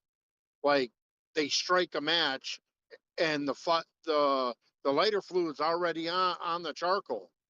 It's like they use these stories to ignite the dumps or the pumps. No, sir. If you turn the fucking news off, you would never know any of that shit. Because I promise you that these things are so cyclical, it's not even funny, BLS. And I'll argue it to the day I die now that I've seen what I've seen. When I can build a chart on a 20-year time scale, I've got a Bitcoin chart that's built on 20 years, BLS. 20-year fucking chart. And it runs the lines over and over again. Vertical timing and these angles are real. Price meets time. It is cyclical. It happens over and over again. If you turn the TV off, you turn the media off, if that was the case, then how was the price able to move and match these charts in the 30s, 40s, and 50s? Why is it I could take and build these charts all the way back on these old ass stocks, these old stock charts, and still get the same results?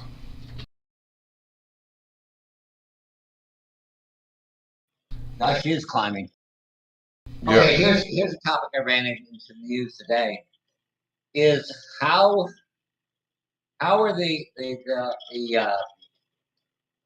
exchanges themselves are having a problem with reporting to the IRS. They don't know who those holders are. Now, the solution is KYC, know your customer. How many people do you think are going to give up that non-KYC status for the U.S.?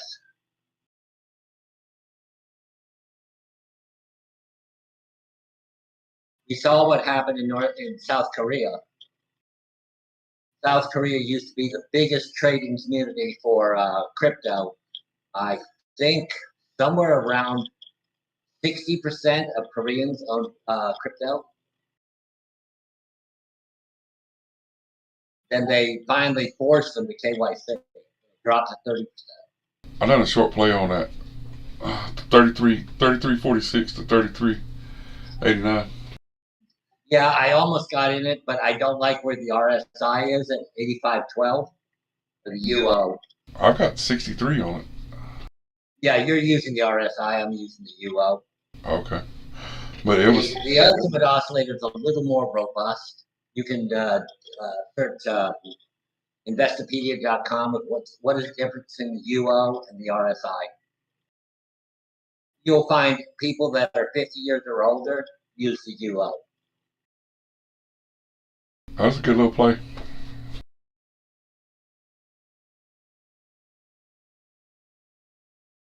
I just don't. I'm looking at the volume, and obviously it spiked there about 11 minutes ago.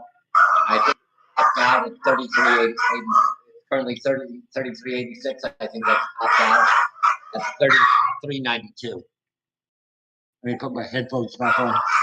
Well, that 33.46 entry was, you know, if you would have done I'm that, you'd have had a monster play right there.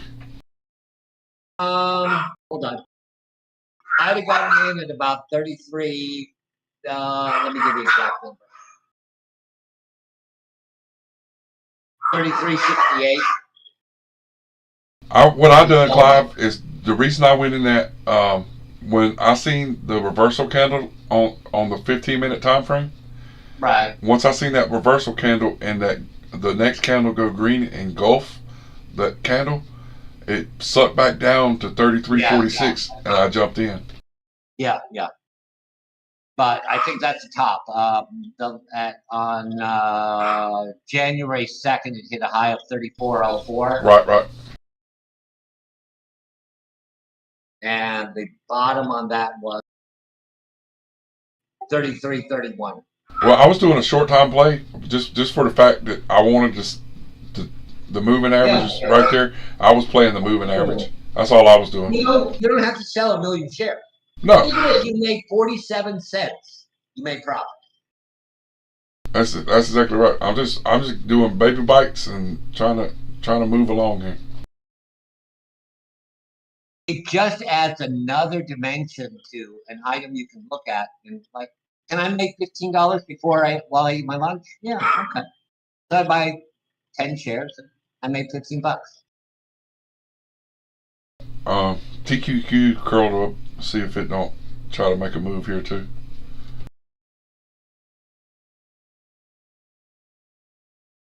That damn Verizon place is sitting sideways. The whole benefit of Discord is shout outs.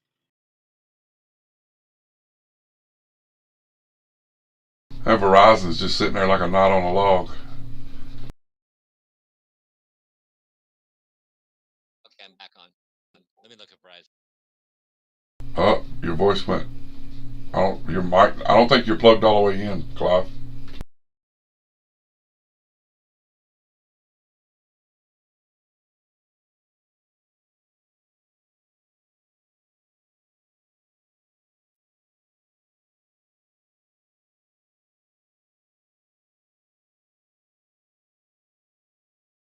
No, now you should be able to hear me. It's a little better, but it's like you're really far away. How about now? Yeah, that's better. Okay, I wasn't hitting push to talk. I use push to talk because I don't want the ambient noise outside. Right. That's all. I always use push to talk because where I'm running that YouTube, my whole conversation in the house, the kids playing. Yeah, that was a great place to sell, Gush. Now, will it be a great place 45 minutes from now? Who knows? All I care about is now. Yep. Next play, please. I done turn that chart off to the next one. Sort of like when I visit Hooker. It's $100 an hour. Okay, I'll take 2 minutes.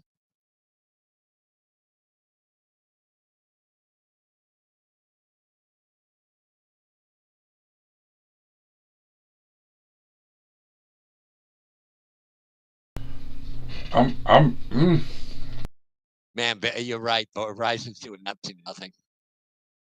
Well, the bands look like it's going to play. It's such a narrow range of about 11 cents. Yeah, but it's got a breakout situation here that it could play. Yeah, you just got to wait till closer to power hour. It ain't trading any sort of volume. I'm wanting to see if there's some volume that'll come in it. I'm wanting to see if it'll go break that other high at 39.83. Well, it's only doing 7,000 shares a minute. Oh, so it has no volume right now. Yeah, and I bought. I was kind of one of those spikes when I bought 10,000. I was a candle for a minute.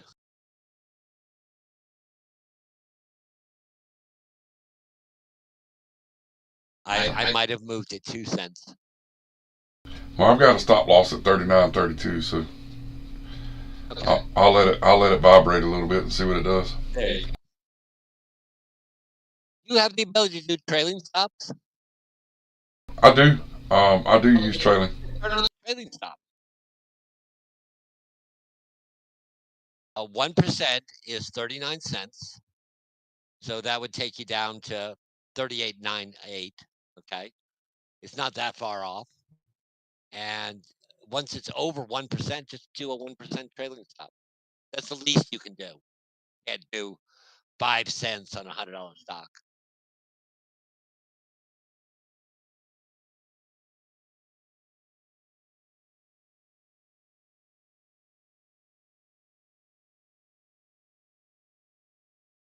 Up 2 cents, up 4 cents.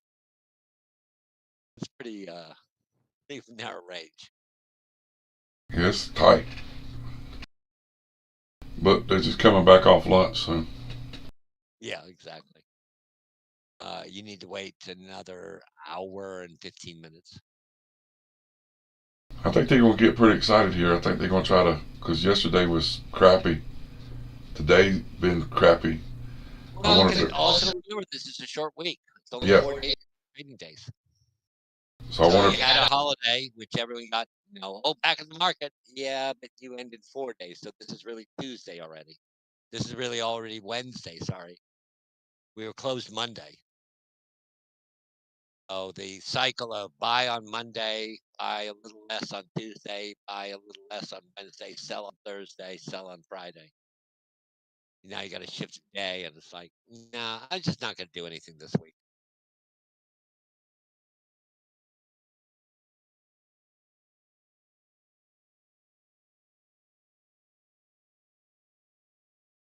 That U.S. Steel was a good one until about 2 hours ago.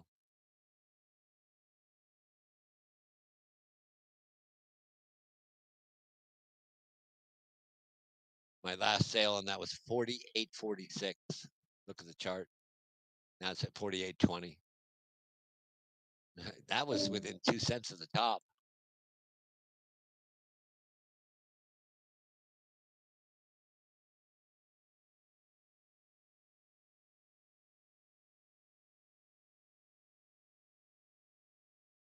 Neo's popping.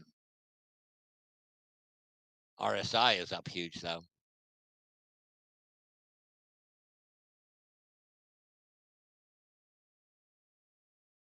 Up 1.43% for the day.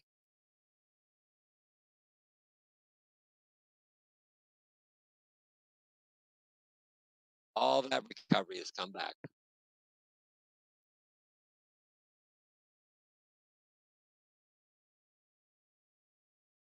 At one point today, I was down 600, and now I'm down 75 in total. Yeah, that's what I was telling them this morning. I fired those bots up last night, knowing that there was a chance of that pullback like that. Right. And I woke up and started looking at the charts, and I was like, damn, that's pulling back pretty good. And I watched my P&L. I was like, son of a bitch. I watched it go from 1,000 down to 1,000, down 1,500, down 2,000. I was like, what the hell? But then I go look at the bots, and I'm like, perfect. Every one of them bought right down to the bottom of the ranges. I was like, that's the way it's supposed to work, boys. I was down 3.65%.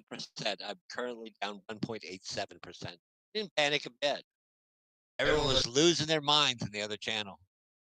Yeah, I was at one point I was down just shy of $2,000. I was 1960 or something like that, and I've already recovered. Let's see, that's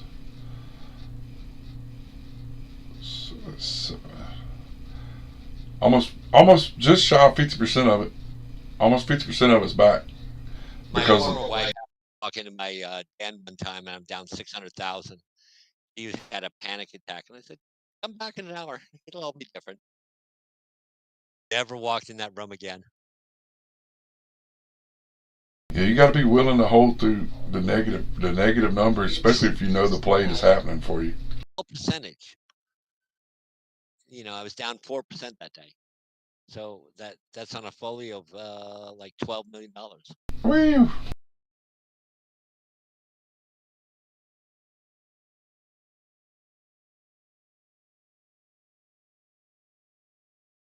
I think I've told you guys again and again. I had 3 billionaires that played my poker game. It was a 1-2 poker game. As soon as they lost $300, I'm done. They came there for the conversation. I used to pay $1,000 a month to play in this one game. The max buy-in was $100. And you know why I did it? Everyone at that table was a business owner, mortgages, insurance, stockbrokers, etc. I made $10,000 worth of information every time I went to that game. We met 4 times a month, and the buy-in was $100. And once you lost $100, you were out. That's pretty cool. Yeah. Well, look what people pay for having dinner, having lunch with Buffett. $600,000.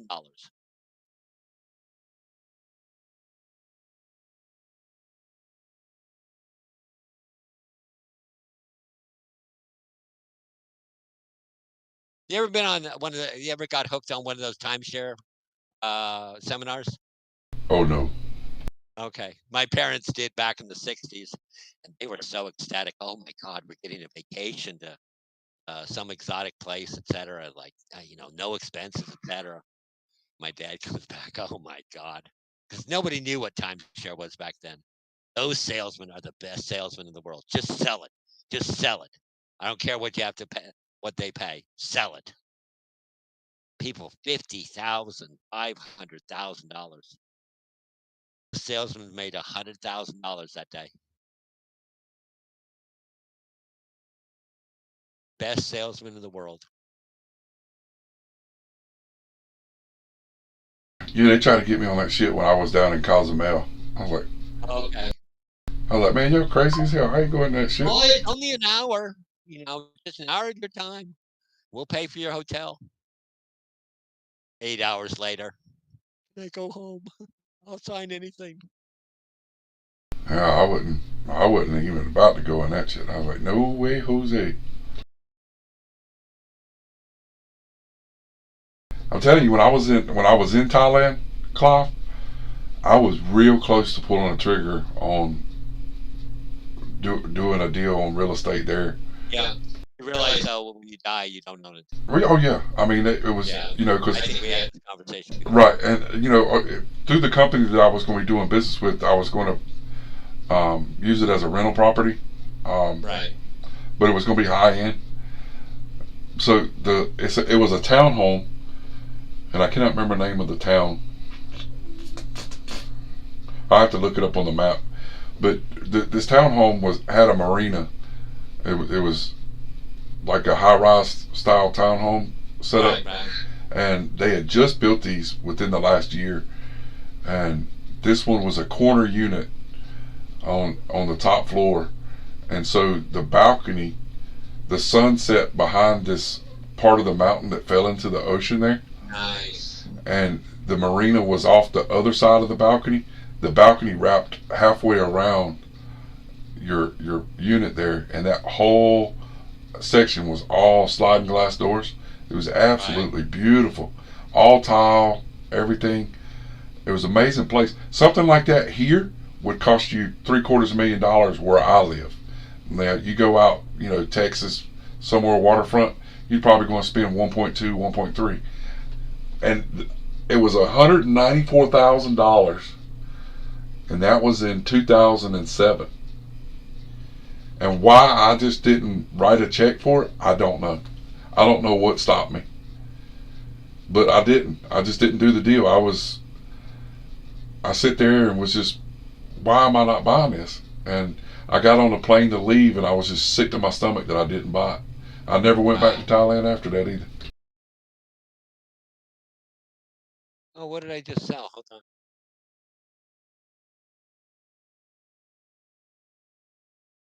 Oh no, I bought. Sorry.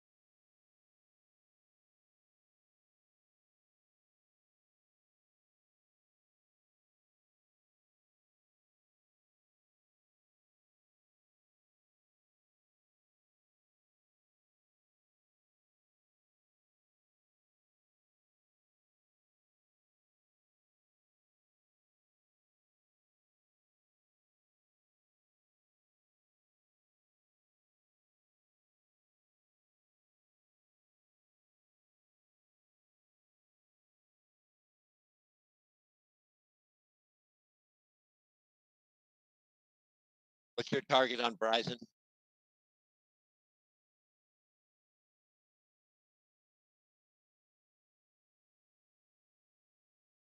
Did I lose voice? No, I was just stepped away for a second. I got you.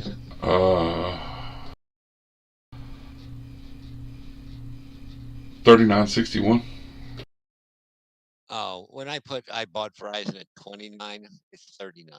Yeah, I figured. I seen it. Yeah. I seen it. I figured that's what it was. Yeah, I didn't buy it at 29. I'm actually what I'm gonna do is because I don't have a take profit set on that one. Is I'm gonna push the stop loss up in case it does a breakout. Gotcha.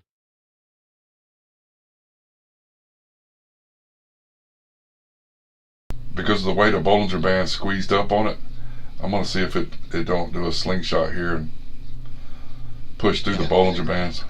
39 now. Oh, I know there's people out there like, did he really get it at that price? That's the reason I post within at least 15 seconds. Explain to Turbo, do one a day. Just do one.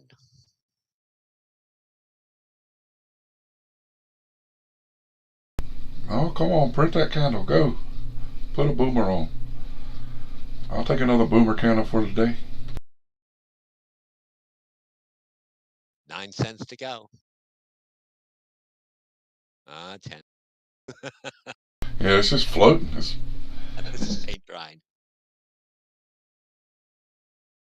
If we can get shout outs, and I know B hates shout outs, shot calls, but that is what generates a channel where multiple people are doing this, and it's like, okay, look at that. Okay, one out of maybe 50 I'll act on, but at least I'll have 50 chances, and it doesn't take long to look. Okay, let me zoom out a little bit. Yeah, okay, I'll put X into it. That's a new local high on it. 8 cents to go.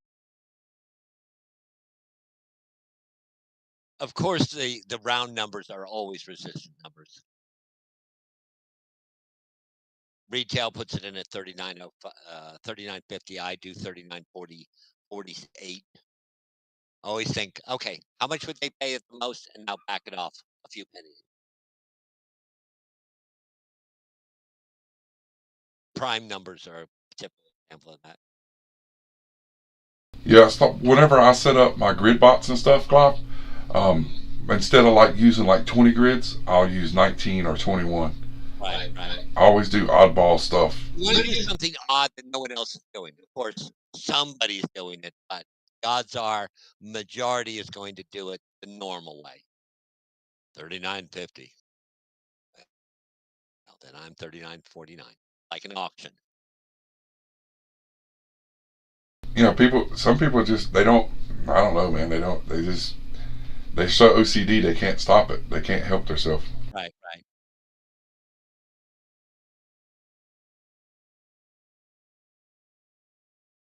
And because like a lot of times when I go on a chart and say I'm setting up a grid bot and I look at the range, and if I'm stacking the grids at say like 1.8 to 2.2%, right? And if those ranges are touching the tips, I'll add another grid just so that it pulls the grid in. That, or I change my upper limit price down a little bit just to pull it down, so that I'll get away from that, and it takes profit before. And it messes with people so bad because you start seeing all these chopped up ranges, and it's like, see there. Why do you think the number one paid degree in stocks is? And can you complete the sentence, because I've said it numerous times? I'm gonna say psychology. No. PhD in statistics. Statistics. I mean, it makes sense. 300,000 a year.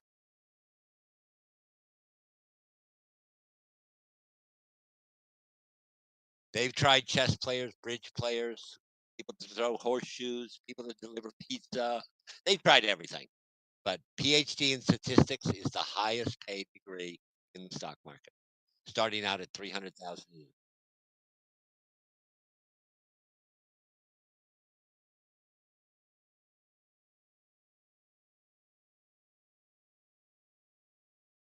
You know, an interesting statistic. I read this a long time ago. The average small business owner has a lower than average IQ, and especially the successful ones. And you know why? Because they just plug along. They just keep going, and eventually they'll be successful. A smart guy would be like, you know what? It's sort of like I made a B on the test. Okay, I put in 2 hours of effort. I could have gotten an A if I put in 8 hours. But what's the difference? A B plus versus an A minus. No big difference. It's kind of like a couple of buddies of mine. They both have, heavy equipment style businesses. Right. And one of them, he thinks he's got to have brand new everything every Yeah. year or two. And then my other buddy, he'll buy used and he'll, Right. just truck along and, keep throwing a little bit of money here and there at it, keep it running. And at the end of the day, Jeremy's house is paid off. All of his equipment's paid for. His shop is paid for. All the Right. property he's got's paid for. His boat's paid for. And then my other buddy, Chris, he don't have a pot to piss in. Right. He's upside down so bad right now. He was building houses as hard as he can go. And when the housing market around here fell out on him, oh Yeah. my gosh, man. It crushed I got a him. friend of mine, a car salesman. The same thing happened. He lost $8 million over a period of 6 months. He literally went, and suddenly he didn't have any friends anymore. Yeah, it's amazing, man. I mean, he was doing really well when the market was booming, and he got a lot of deals closed, and people in their homes before it started to turn. But then he had 8 houses left, and he was already into it with the banks on the contracts, so he had to finish the damn things. And he's sitting there on birthdays right now, so he's had to put renters in these homes just to help make the birthday payments. Yeah.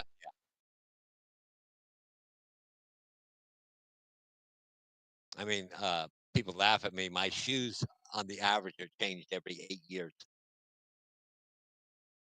8 years? 8 years is how long I keep a pair of shoes. Shit, I couldn't keep a pair of shoes for 6 months if I tried. Here we go, 50. There it is.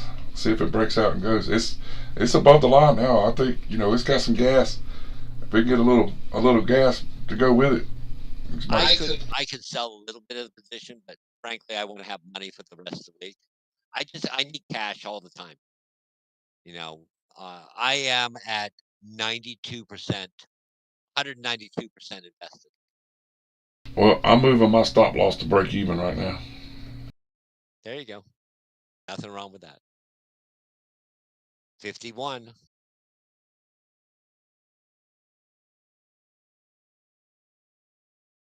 Now I've got to watch tick to tick. Yeah, my stop loss has moved to profit actually. I'm just above the entry point there. Yeah. I'm at stop losses at 39.45. I went in at 43. Yeah. Well, I got in at 41.9, and my target is 5.6.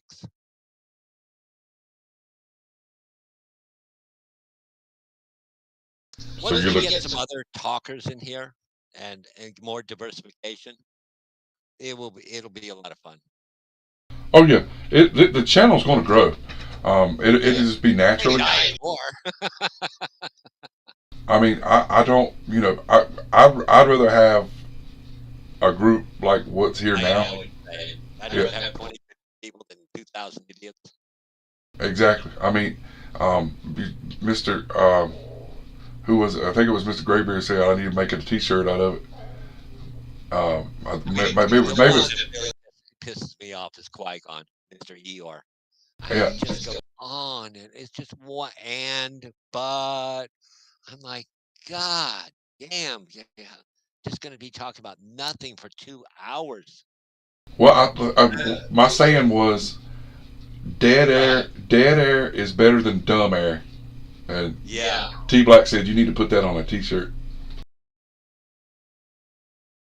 So I'm gonna do an Only Gans T-shirt, and the slogan's gonna be "Dead air is better than dumb air." Yeah, that's the truth. I keep calling him Eeyore. Just complain. And like,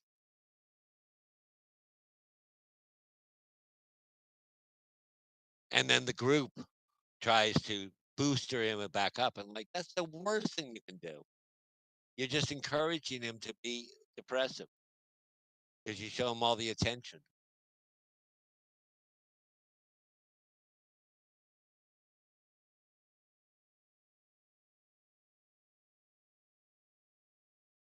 I just can't hold myself back sometimes.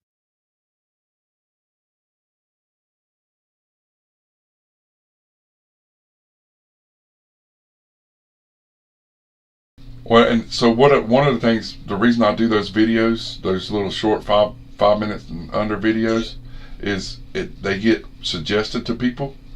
Right. So it'll get more people curious, right? And people will start jumping in as they see us live. And I too. so it'll get bigger and bigger as we go. Yeah, video should never be more than 10 minutes. Average work down to 4.8. Average person work time. If you get 3 3/4 hours of actual work out of somebody, you're doing great out of an 8-hour day. Oh, we were so close. We were 4 cents away. We're back to 4.6. Yeah, I'm watching. At least it's got movement. Yeah, it's got some volatility now. It's not huge, but at least it's going up and down versus zigzag. Can you imagine the days when you were trading a quarter of a penny? Ugh. That was rough. And you would be taking profits on half pennies on $200 stocks. Have you got the Bollinger Bands on? Yeah. Look how tight they're starting to squeeze on this thing. Just because the range is so small. Yeah. But it has broken out of the top one. Right. So that's why I was expecting. Yeah, I thought that last red candle on the minute one. And it's above the median. It's above the median on the Bollinger. So this might be a good pop. That's why I was thinking about trailing it. Well, the Bollinger Band opened up about 3 minutes ago. It was very tight back there at 12:32. Right. It's now 132, 139. I'm running mine on a 20, so.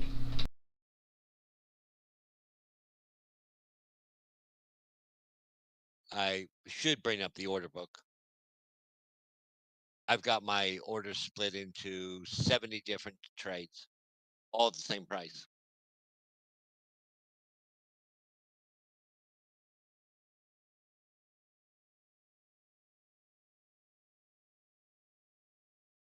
Different position sizes, though.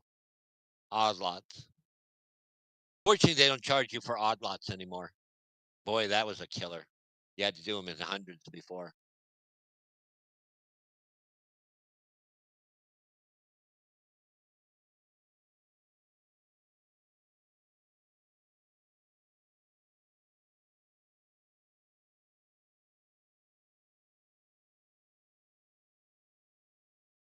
I'm going to go smoke a cigarette for 2 minutes, and by then I hope it's sold at 39.56. We shall see.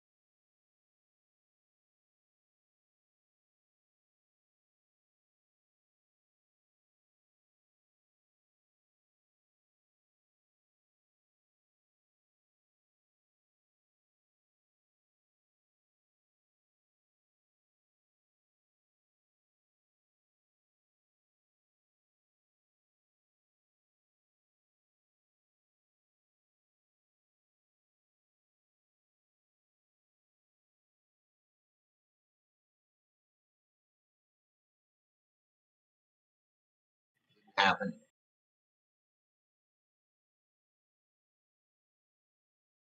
Still sitting sideways. Yeah. RSI is down.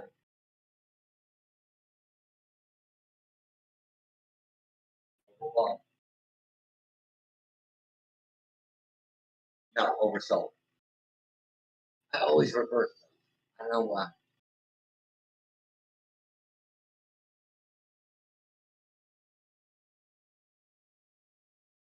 Looks like the MACD's trying to give me good news, so I'm gonna hang in there because it looks like it's coming back up with the Mac. I mean, it's a company that isn't going to go to zero tomorrow.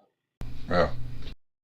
I mean, it could drop $3. It could drop 10% on bad news, earnings, or something like that. But it ain't going to zero.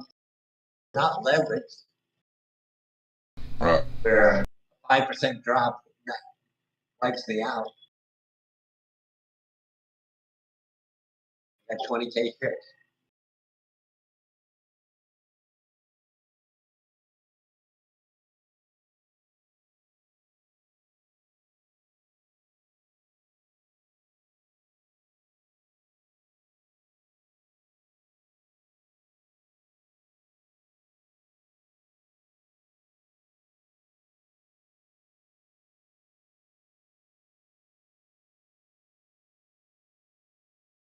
Oh, and I'm so glad you don't have soundboard.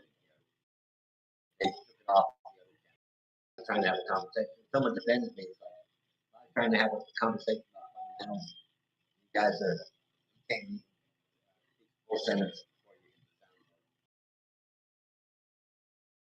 All right. It's in here. Okay. I don't. If it becomes a problem, Yeah. I will turn the damn thing off in a heartbeat. I don't even know where it is. I don't know. Right where you turn your camera, or where you turn your camera, or share your screen. Right to the right side of that, it's like a little speaker icon. You click it, and then it'll have all those sounds in there.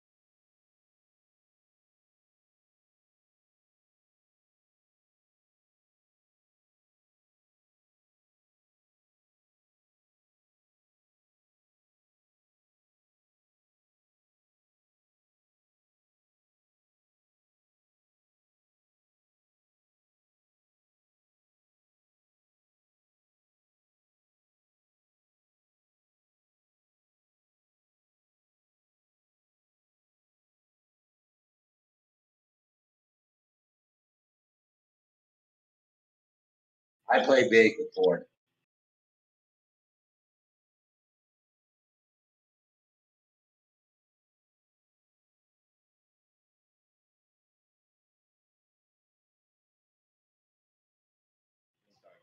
Mr. X, what's going on?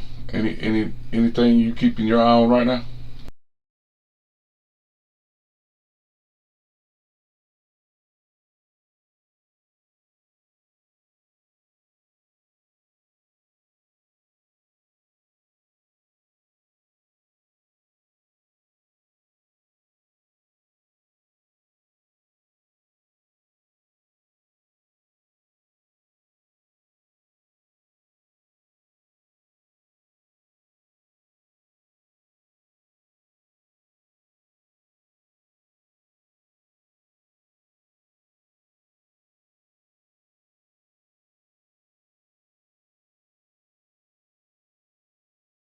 Oh, CCC, I sold this morning at 6.72. It's not that 605.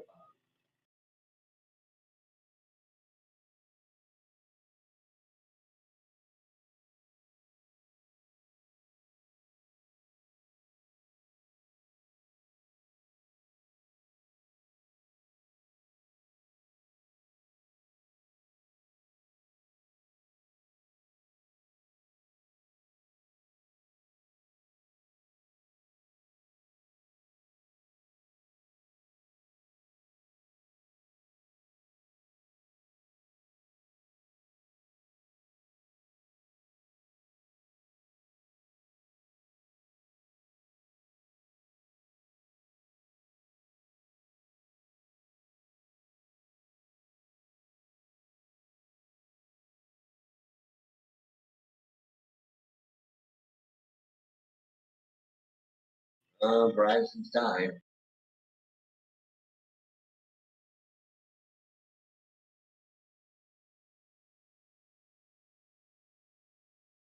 Down below the volume.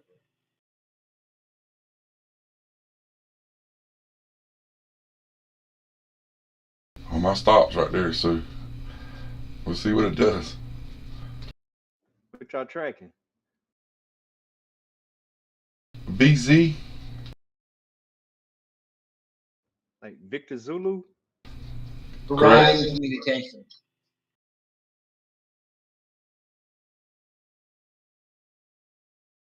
Man, that thing been asleep for a minute, hasn't it?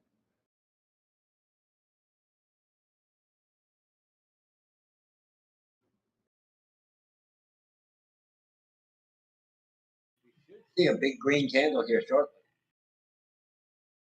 That's what I'm thinking. I'm thinking it's going to print one. I'm gonna sit there with my stop loss. I'm in profit with stop loss, so Good. I'm gonna ride it.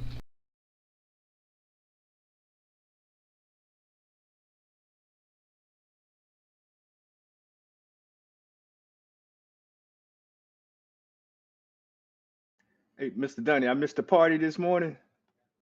It was fun times, bro. Fun times. Good times. Hey, did your anus finally retrograde? Man, I was excited. I was excited. I was like, hell yeah! Everyone in their bots bought the grids. I was like, that was perfect.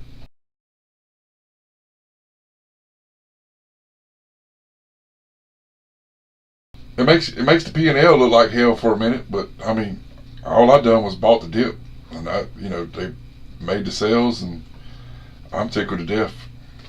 And it's pronounced Uranus. Uranus. The only planet that rotates on its side.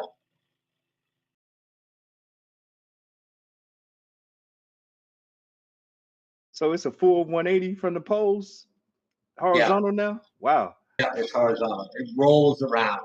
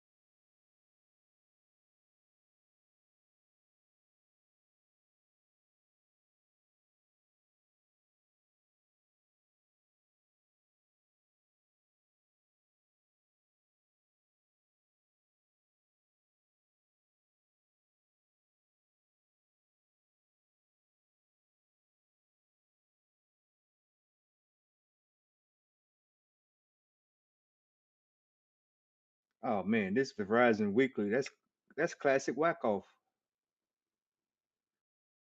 Shh, don't tell nobody. You know that Uranus was actually named George originally? George, like in Washington? George is in King George. He actually did not name the planet Uranus. He called it Georgium Sidus, Georgian planet, in honor of King George III.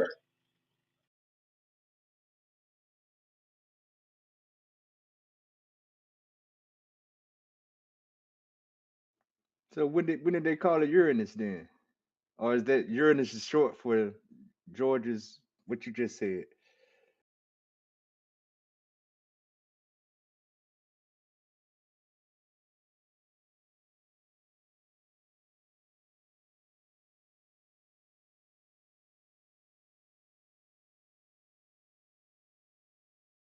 Trying to find it right now.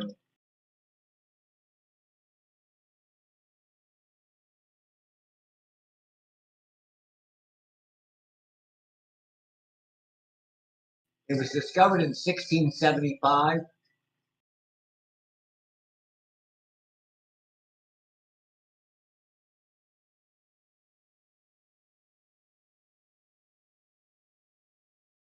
It means the wanderer.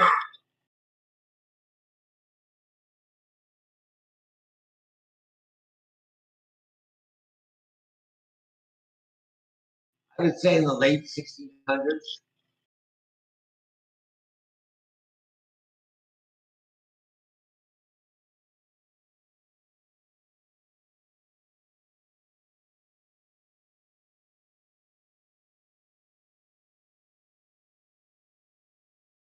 Stop loss. Yeah. 43. Now it's gonna go back. This coming out of crashing structure. This thing is man, it looks good. Man, I might stop sleeping in. What I'm saying about call out gives us the group something to look at.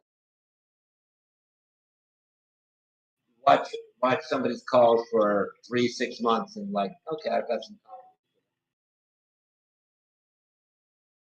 And you run a paper trade on it for a while.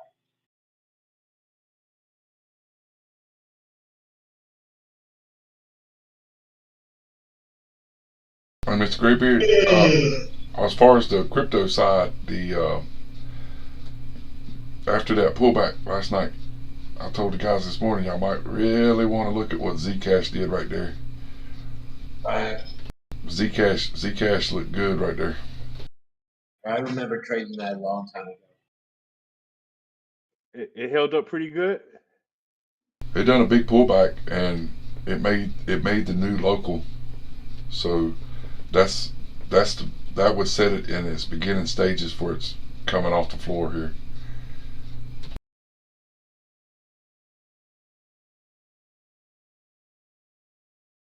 So in other words, if I was building a chart on it, the chart would start today.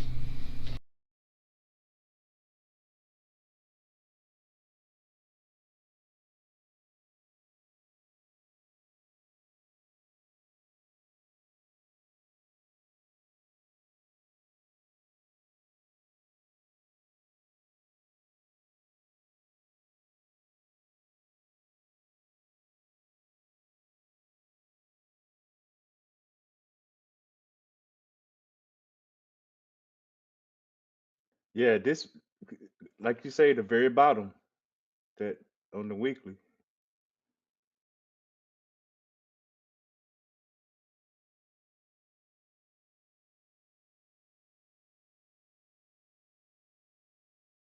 I mean, I don't know how long it had to be held to make it happen, but that would be that'd be a decent little play.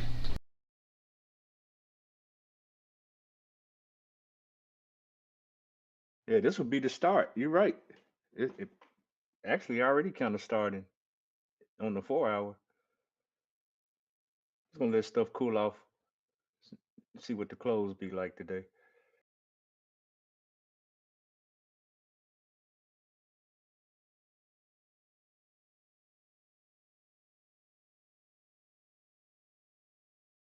Yeah, I'm more excited about that second week of January. I mean, that this stuff is really lining up.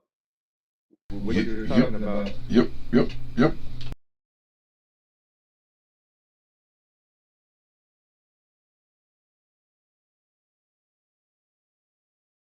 Got that 54 cent I was looking for on XRP. Well, it actually went lower. 50 cent.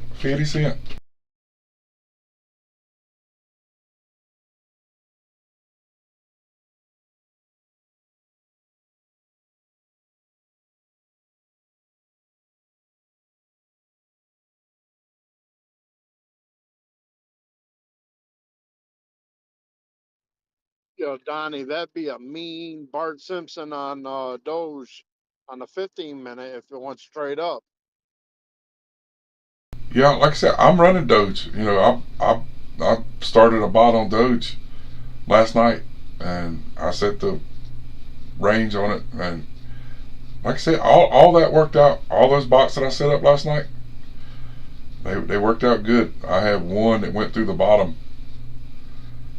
and it How was. did that ETH hold up, Mr. Dunny?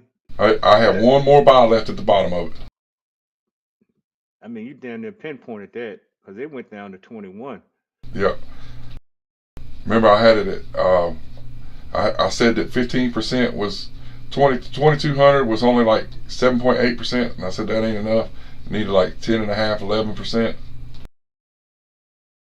And so we wound up taking it down to 2089 was my last buy, I think. I have to go back and look at it.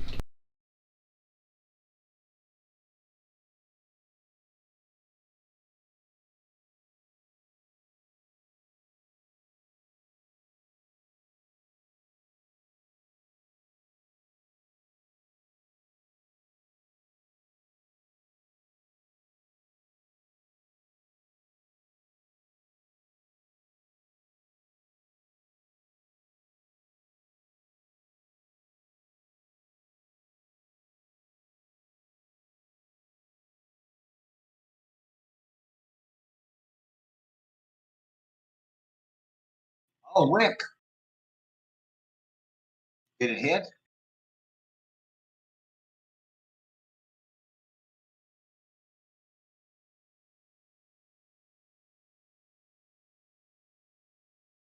There was a huge wick right there. Yeah, it broke the median. It's back below the median now. Up to 53 or 54. But TQQ's making it. TQQ did make a reversal.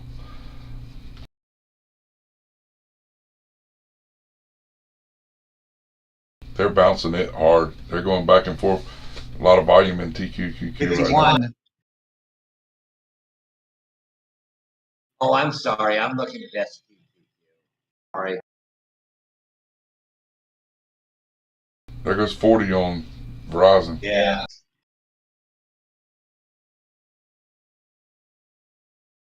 SQQ is rising.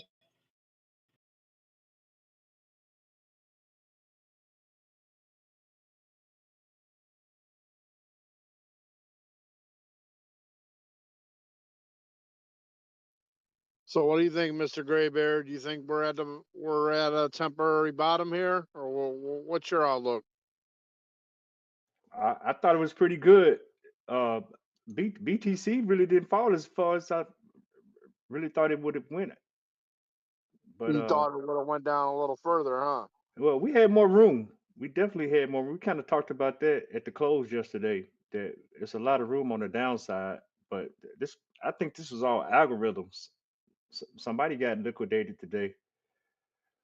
I think a lot of people got liquidated today.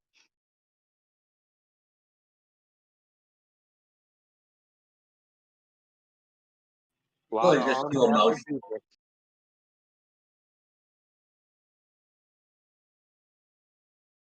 Go ahead, Donnie.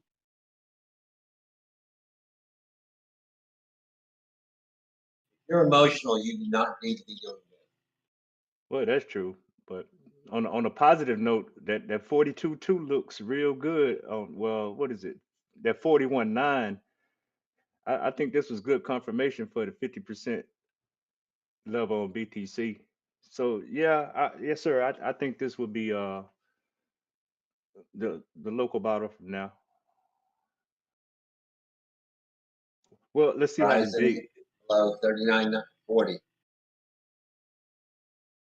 Get stopped out.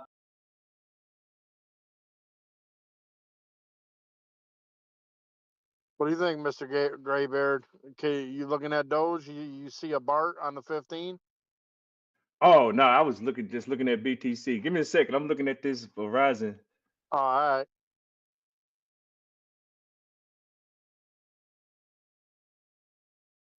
For some reason, I see a BART like it's a wick candle going right back up to 91, 92. Would be perfect. We're 1 hour before the power hour, and the SQQQ is moving out fast. Oh man, Verizon about to take back this hour. It took back the last hour. Yeah, Yeah. I'm gonna wait. I'm gonna wait on it. I'm gonna Yeah. actually build a chart on the daily and see where we're at because the way it's playing on the 15 minute right now looks like it's want to play all the way back down to 39.17. Is that the top of the gap? I don't know. I'm gonna have to go find out. That's that. No, that's yeah. That would be the top of the gap. I think we're going to see a downward trend for the next 40 minutes. I think you're right. It's working on the next hour now. Yeah. That's 1 hour to power hour. Now, keep in mind the last 10 minutes is when the imbalances come in for the ETFs. So there's sometimes it's 2, 3, 4, 5 million shares of Apple need to be bought by the index ETFs.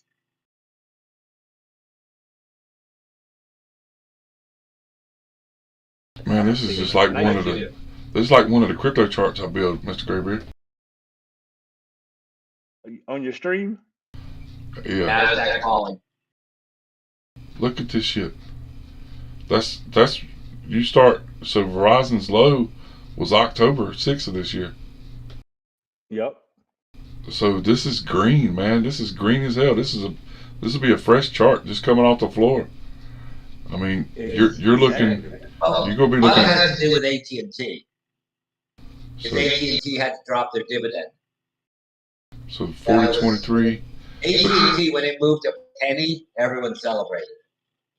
So 42.05, Graybeard. Yes, sir. I'm looking at you. You're right.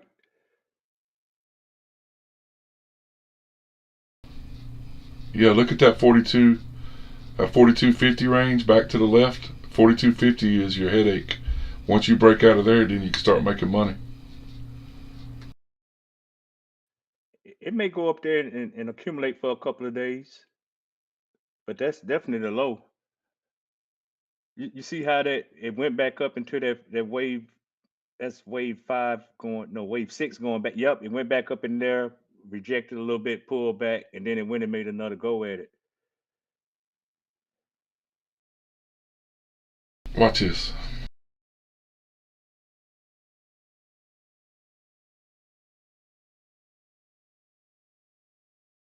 I hit the wrong key. 39.27 is the low of the day.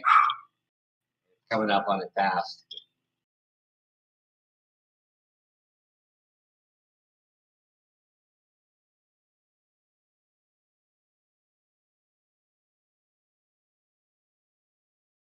Market's taking a downturn.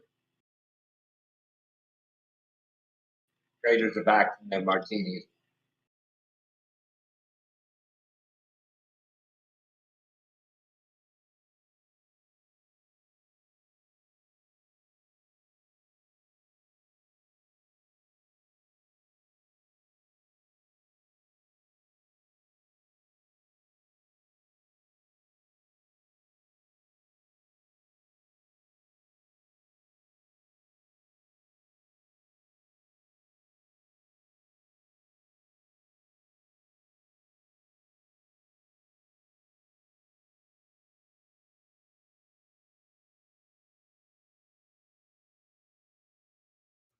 So we say a 15, a BART on the Oddly 15 enough, minute. Rivian is moving again.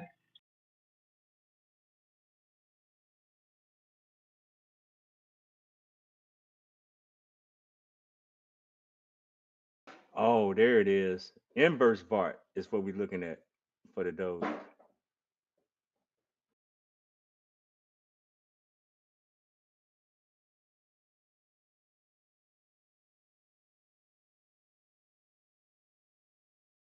And it's exactly break even on Ford a few minutes ago. Down 3 cents a share. Dang, forward 3 cents down. Let me pull that up.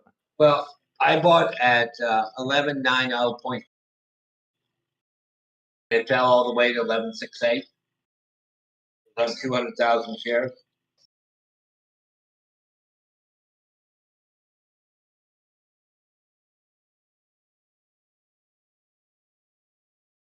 The group now has 3.2 million.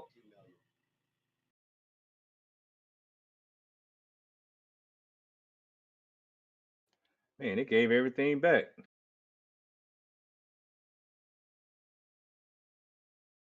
You can see the various positions I have in the streaming chart. I've got as high as 1526 some trades back in August of last year. That one was at 500,000 shares.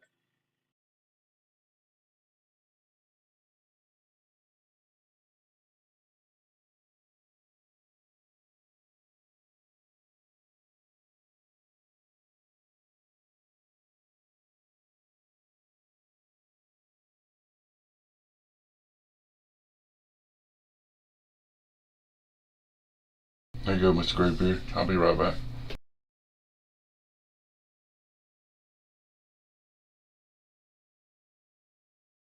Rising back to 40. 39.40.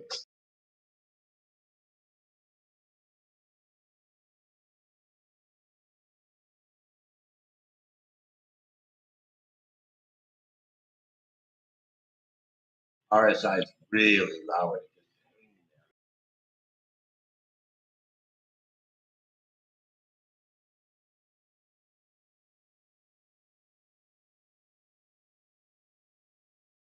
Came within 3 cents.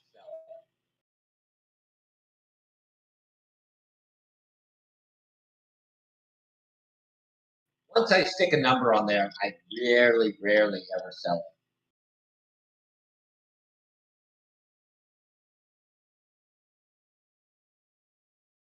Not unless it's so extra. I mean, if I'm up 800%, I'm not going to try to get 900.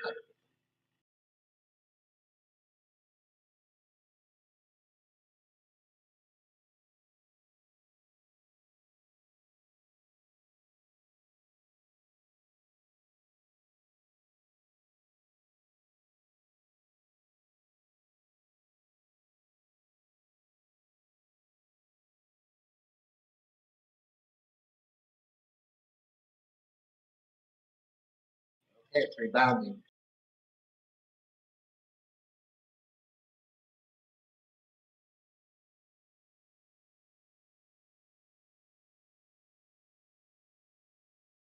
Okay, here's not the reason, but here's an indication.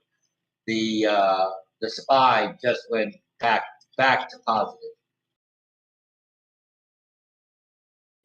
Spiked, the SQQ spiked all the way to 1465, now down to 1449.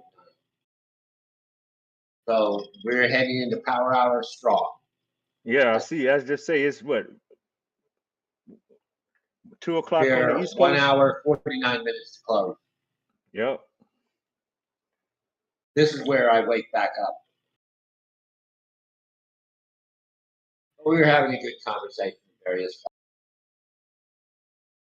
Once we get more people in here and learn the style of when the market's pumping, we talk about just stocks or crypto or whatever.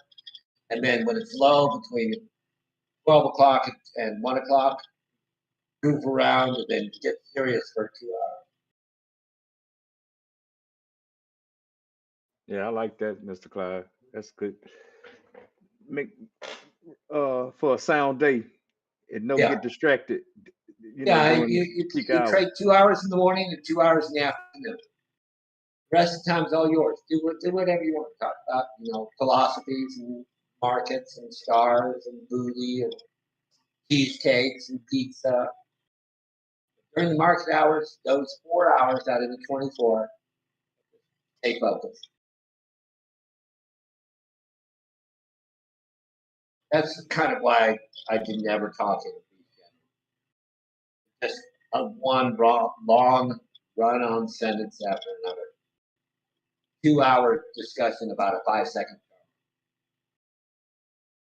Nothing against B. It just that's how the nature of the group was.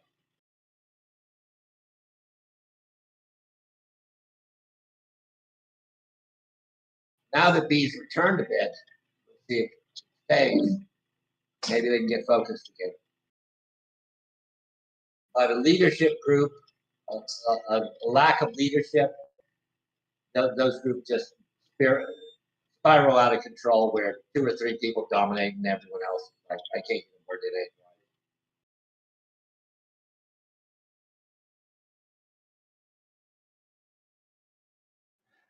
I got you, Mr. Clyde. I know.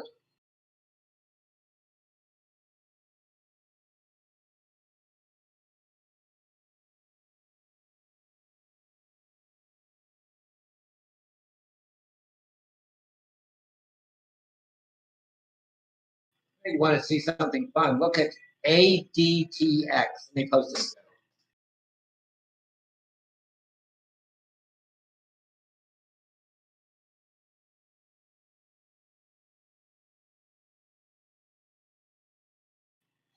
Something just happened. Just sold 20,000 shares, and normally they do 1,000 shares a day. Just did 10. Somebody bought 10,000 shares. What happened back in September with it? September 12th. Oh my God! Yeah, probably reverse split or some announcement. Damn. I have it on my chart for some reason. I must. That's what happened. It went to 7. Those numbers are probably due to reverse splits.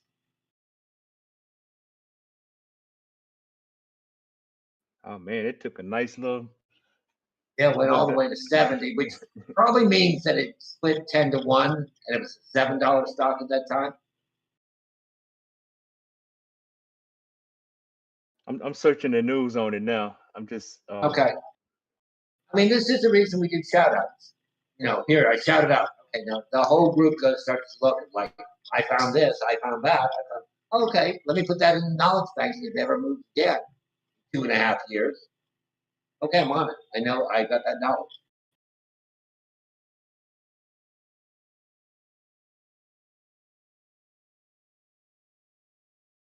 I bought it at one time. I don't know what it paid for. Or I got some news at one time. That's the only reason it's in my, I've got 85 different ones. Somehow it's still on the list. It's up 11% with that. Yeah, it was actually up 35%.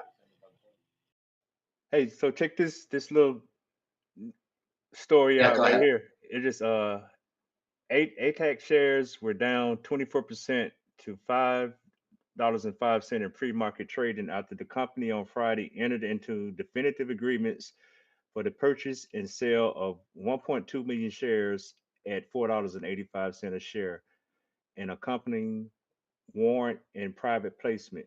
Each share of the stock is being offered and offering together with warrants to buy 2 shares at an exercise price of $4.60 per share. The warrants will be exercised immediately upon issuance and expire 3 years from the date of issuance. The private placement is expected to close on or about Wednesday, which is today. Okay. That's the reason. The proceeds from the offering are expected to be $6 million. Adatex intend to use the proceeds from the offering for working capital and other general corporate purpose. Okay, and it's already up 11%. Well, 10. This is from the Wall Street Journal. Chris Wack.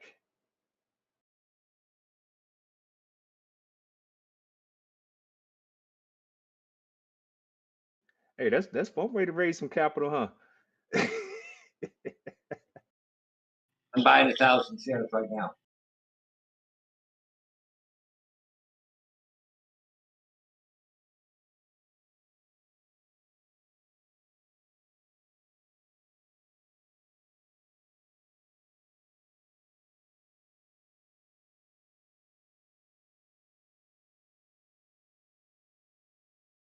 Okay, so I bought 1,000 shares. Hold on. At 541.9.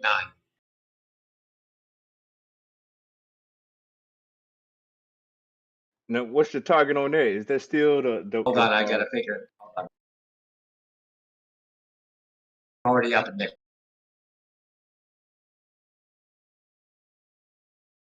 557.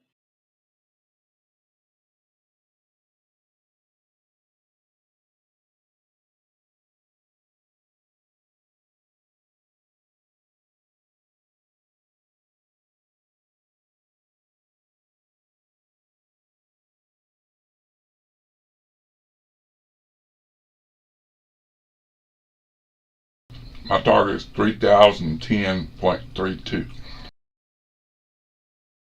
On ADTX. I'm streaming the chart right now. Hold on.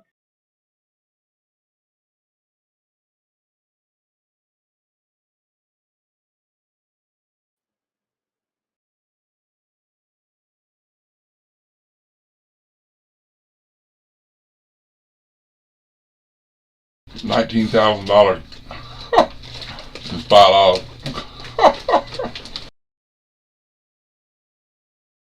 Like I said, crypto's a scam.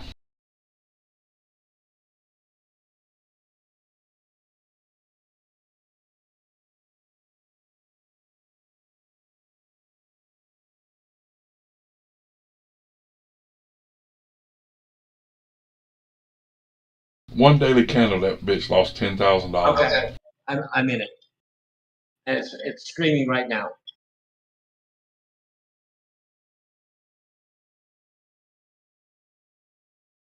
Waiting for one candle. You in at 541? I'm at 5419. It's streamed. It's on my stream. No, I'm watching you right now, sir. I'm gonna It buy might it. get halted. I'm gonna buy it and just hold on to it. Let me know when it hits 3,000.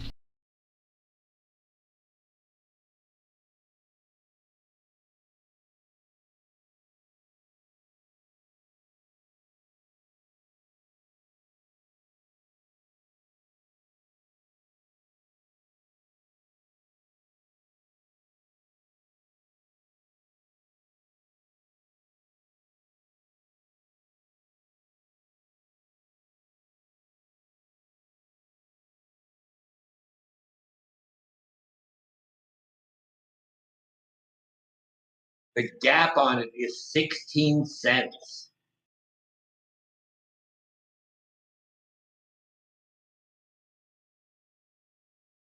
$0.12 now. That's a massive gap.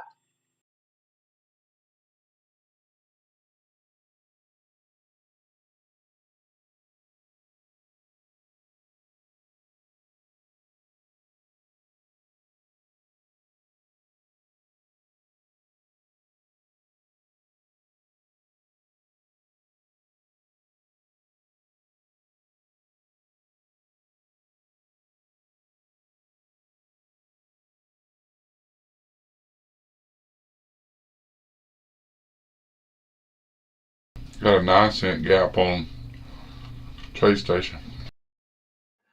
Hey, so what was the math behind the methodology behind the target, Mr. Clive?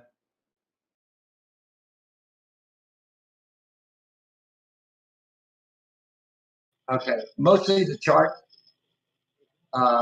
Looking at that, just slightly above the last highest wick, which is 552.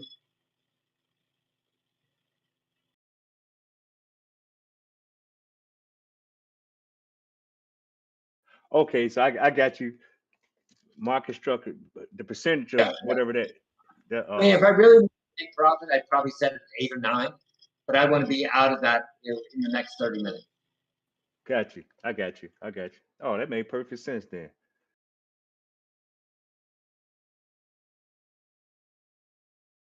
Oh, it's jumping 10 cents at a time. Real low liquidity. At least the bid ask is starting to tighten a little.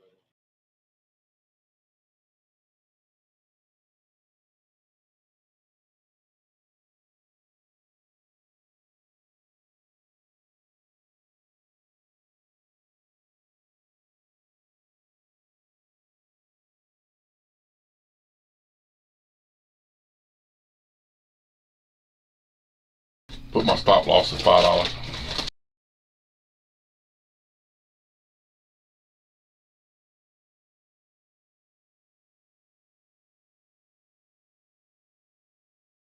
There are a ton of orders in it, a lot at the 562 level.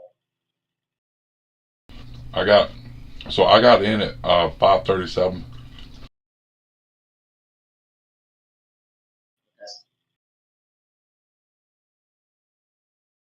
I'm gonna go to sleep on this one. I'm gonna hold it.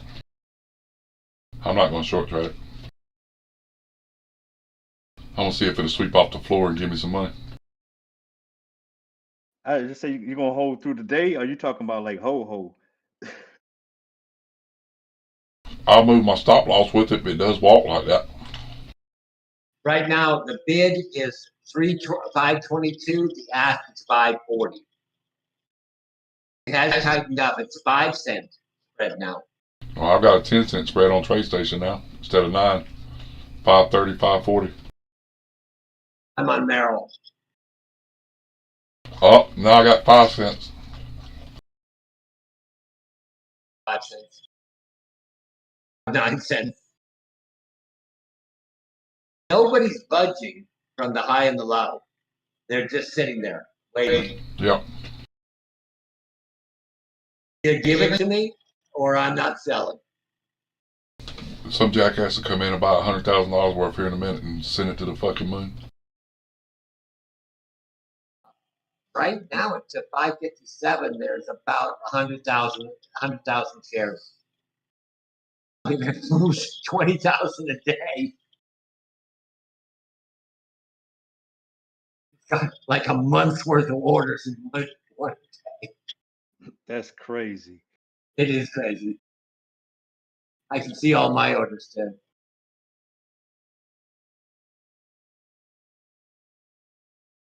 I broke it up into lots of 100 each. Whoops.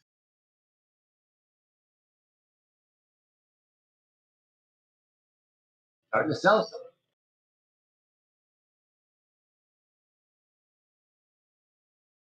Not a lot of odd lots either. No spoofing.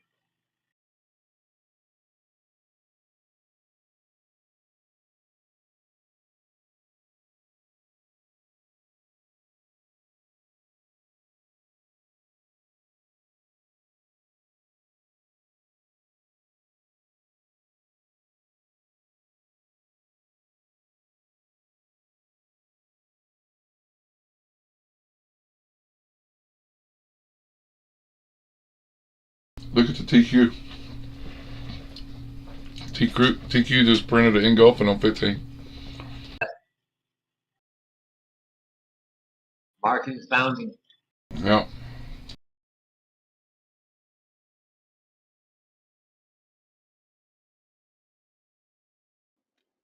Here comes 2024 market. Giddy up.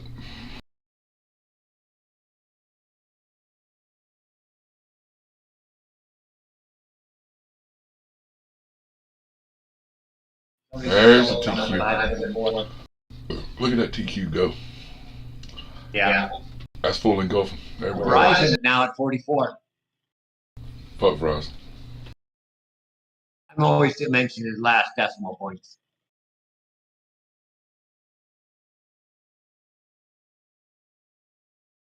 I'm almost willing this Apple coming back. Oh yeah, Apple will come back. The dip yesterday was because of the watch. What it No, pulled I down to agree. today? Did it touch that mark today? I didn't even fuck. I forgot all about Apple. Redbeard, you got to start getting up and working with us in the mornings, man. Yeah, I said it. I'm convinced. I need to be here. I'm gonna start getting on here in the morning. Now, I don't hope you don't object to this, Donnie, but I'm gonna say it anyway. Day Trade the World is a great channel to just get news off of and watch traders, and then bring it back to here. All of us watch that and go back and forth, build this channel. Yeah, I've been watching their stuff. I've been actually having them playing. Yeah, background. they're good traders. Yeah. It's the style that I used to have on my Zoom. I had right at 35,000 followers and 500 that would have paid $100 a month. But I didn't want their money. What I wanted was their information, which was worth more than money. I wanted their trades. What are you looking at? Here. They would do all the research and like posting the articles, etc., just like we just did right now. Exactly. And look at there. They were all my slaves. I say a lot of things tongue in cheek, but I'd rather have money can be replaced anytime. Information and uh, information and cross information can't be bought. And especially once you can trust it. You saw how quick I jumped on that. You pointed out like, whoa, what, wait. Somebody do a quick Google search on this. Okay. Come on, boss. Don't you have a bunch of Apple you hold long term, sir? Oh yeah. I put 3,000 in it. That's in the trust fund. Look at the price of $1,000 Apple did since the IPO. Oh yeah, I mean you'd be well off. Yeah, it's around $12 million.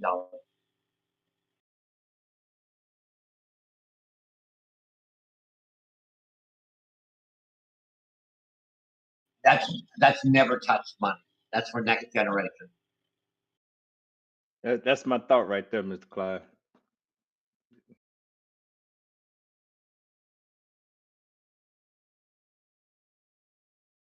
When I die, each of my wife's kids will get $1 million. She'll have $1 million. The rest is all going to go to veterans.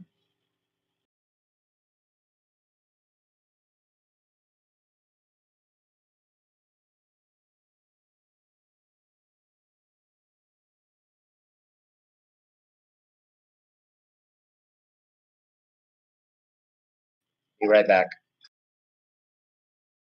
Mr. Graybeard, do you see that UNG?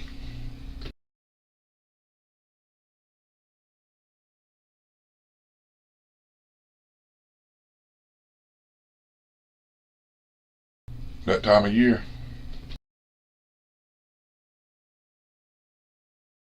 Hold on, say that again, Mr. Dunny. UNG.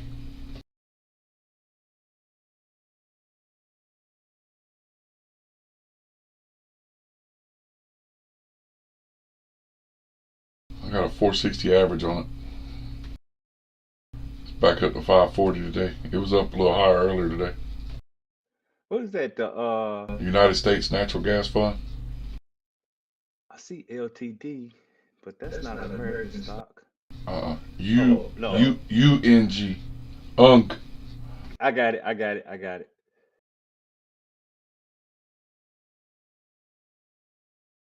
You know, I was playing with the what's the company out here in Texas? NRG. That's what I was getting with. All the, like, if you go down here and look at the damn VPU. It's green today. It was the only the utilities were green yesterday. Yeah, Mara's back up 3%. Bitcoin's gonna rip. Mara's been telling the story of what Bitcoin's gonna do. Exactly. Yeah, hey, Mr. Dunny, you should check out NRG. I mean, yeah, NRG Energy. That's a Texas natural gas. That's what I've been playing, man. Well, I was just looking for different things to trade for heating and blah blah blah, and I knew it's coming up on that time of the year. And the first time I bought, it was $5.10. I was like, oh shit, this thing won't quit falling. And it finally created that little bottom there. I'm hoping that's a decent little rounded bottom on UNG, because I bought some more down there to bring my average down. So I'm in at 460 on that.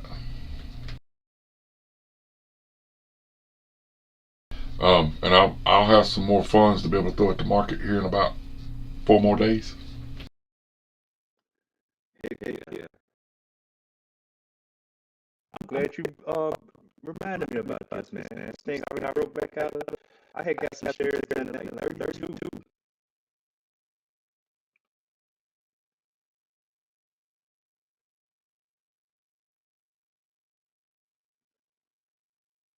This thing is already looking at it.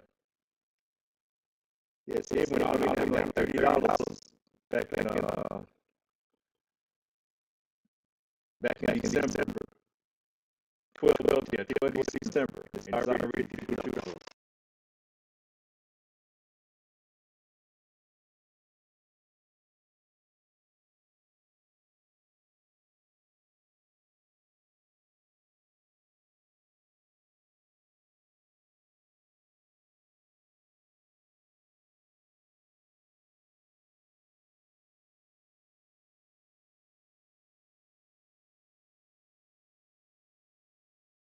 That's an all-time high, bro.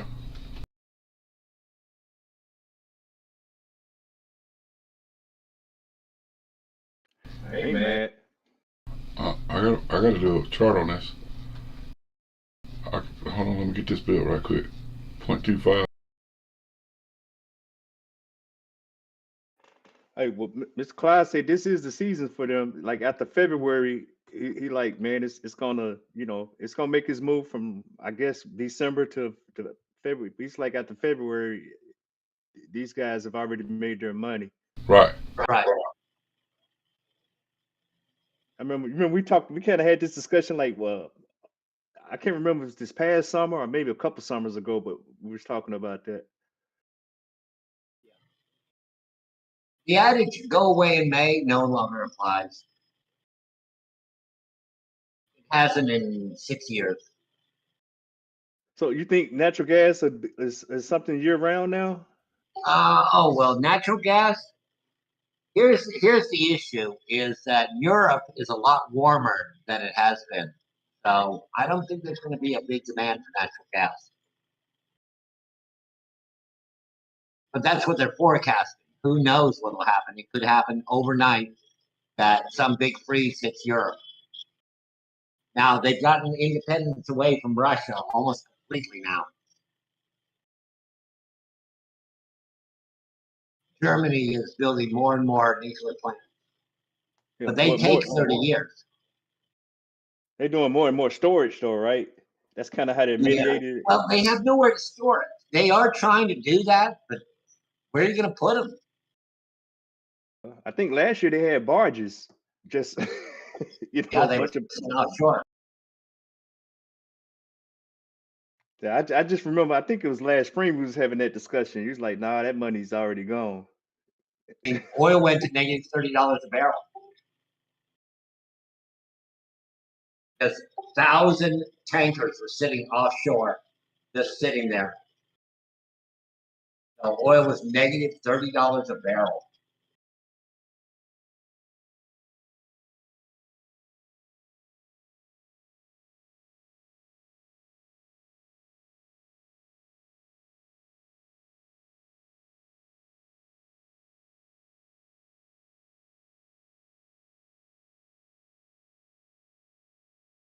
Verizon.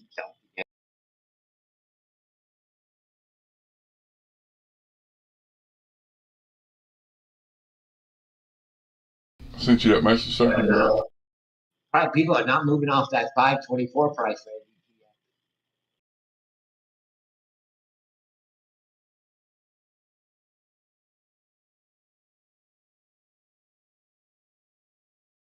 Big order at 498.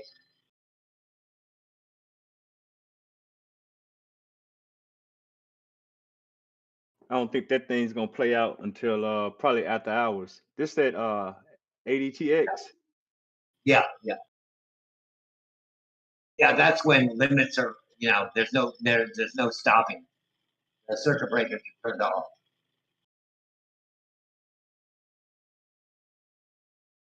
It can go anywhere. Look at that. That thing just crossed over to 1-to-1. That's it, Mr. Dunny. It's coming up on a decision. Yes, sir. It's sitting at 38. 38 gets gobbled up pretty quick. 40 to 50.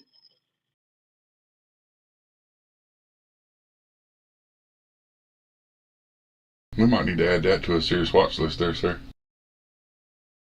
No, it's been on the list. I told you I've been playing with this since like last spring. Well, I added it. ADD. No, sir. NRG. I just built a chart Oh, on NRG.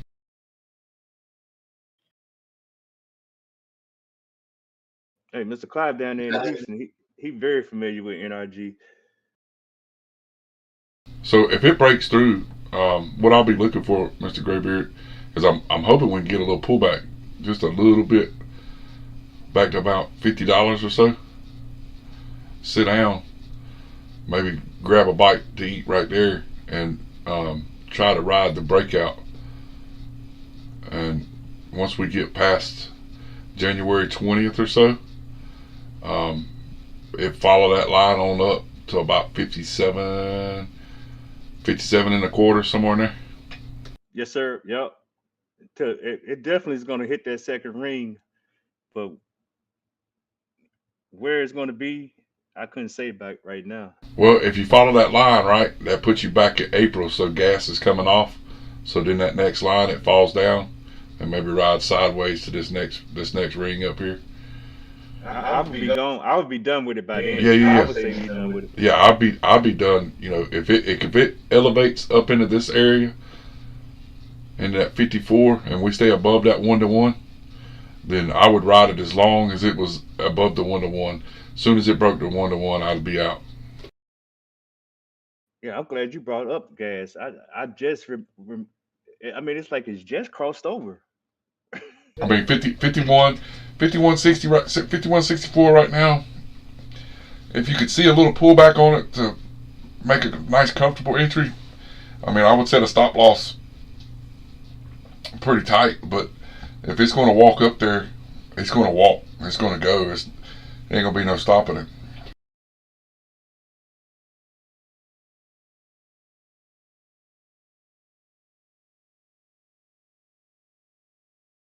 Well, I'm just thinking in my mind, February is always the coldest month here.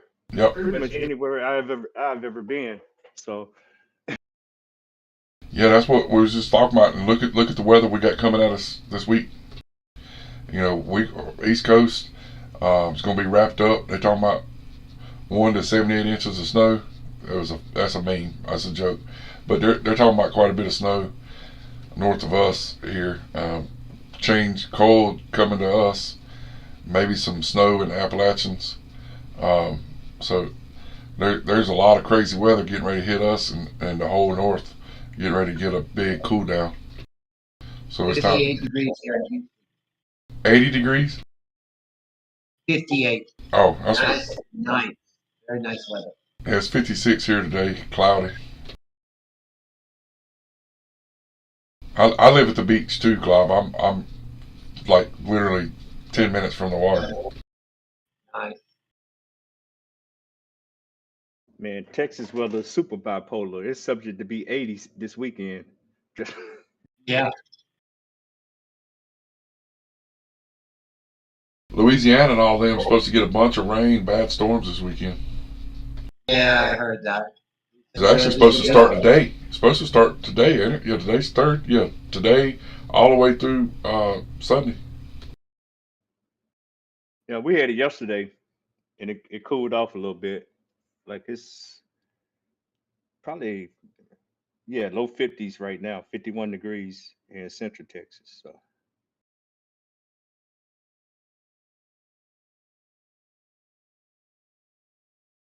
but it was 70 degrees Saturday.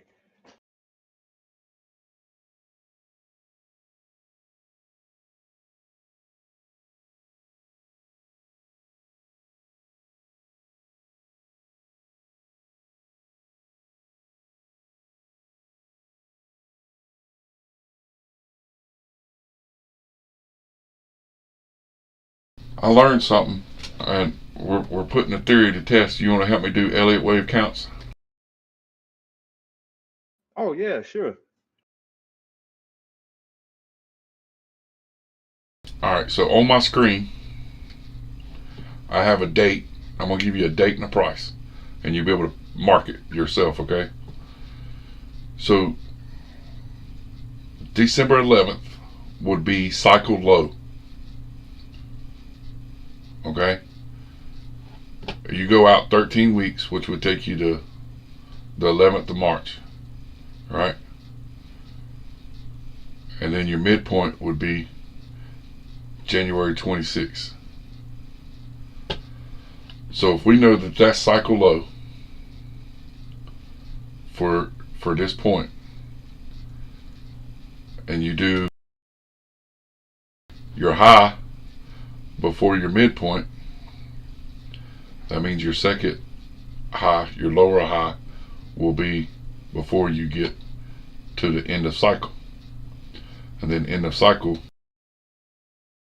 is where you continue your breakdown.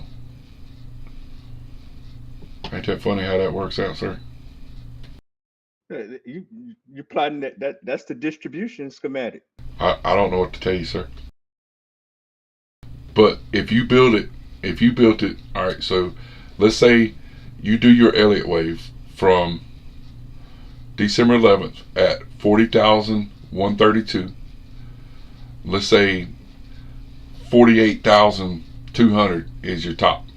And you know that date falls somewhere in that period of January 8th to January 26th. So you would be able to do an Elliott wave build that could get you back to 40,132 by March 11th, right? Yeah, we could do that. So you could build that. I mean, you would have to do it on a weekly, right? Yeah, the weekly would probably be better. Be easier to cook up, right? But December 11th, that's why I was thinking maybe daily and just ignore the candles, but just, know that you touched. I don't know how you do your cycle count like that. I've never done Elliott wave, but if you done your cycle wave count, between what I do and what you do, we should be able to get a better answer. And that's why I wasn't scared of this dip this morning, because if that is cycle low, then that 50 that we touched, the 50 EMA we touched on the daily, was confirmation, right? That's all that was. We had a line there and we had the 50 there. So as long as we don't break that 40,132, we didn't break market structure. So we're still in an uptrend according to the chart, correct?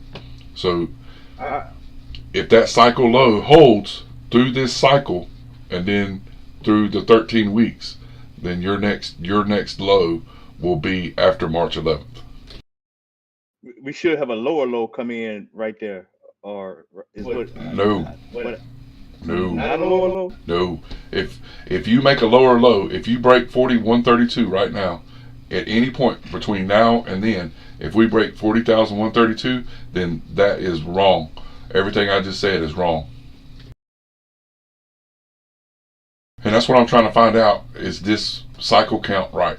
Is because the way it was explained to me was this became cycle low. December 11th became cycle low because you made a higher high with all the higher lows. When you made that higher high here, that confirmed this to be cycle low. That makes sense.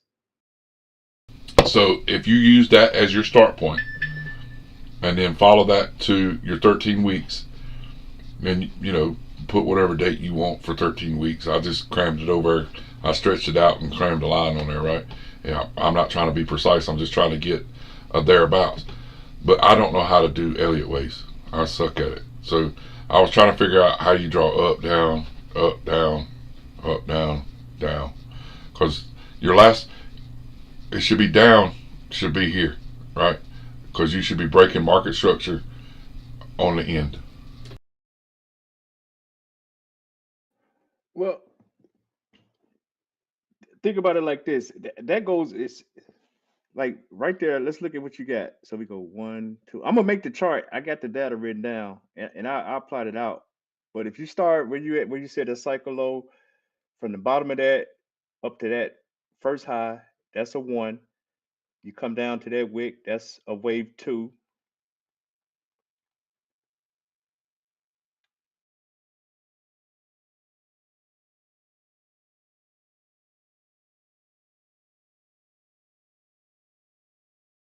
Miss Donnie, come back. The first high. Nope, nope.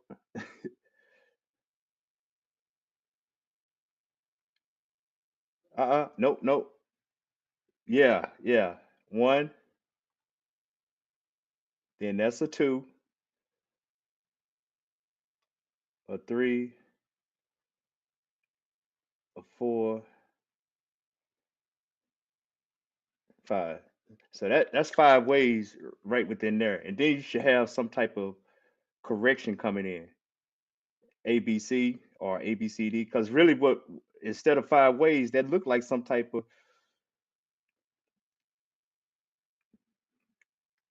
boom. Yep.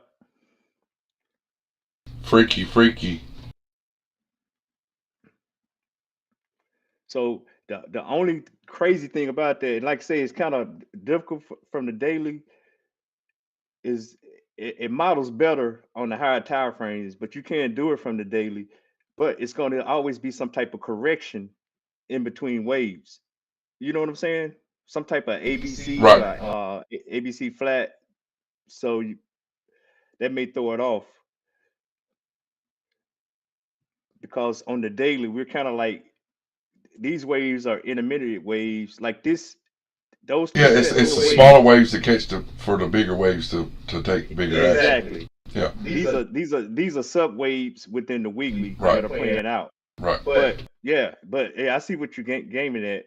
So that's why I was saying, if you go in on the daily and mark it with horizontal lines, and then put you up, or vertical lines, put vertical lines in for December 11th and 13 weeks out, and then put a center point between those two lines, and then put a horizontal line at the 40,132 as your baseline to start, then you should be able to go to the weekly and do an Elliott wave.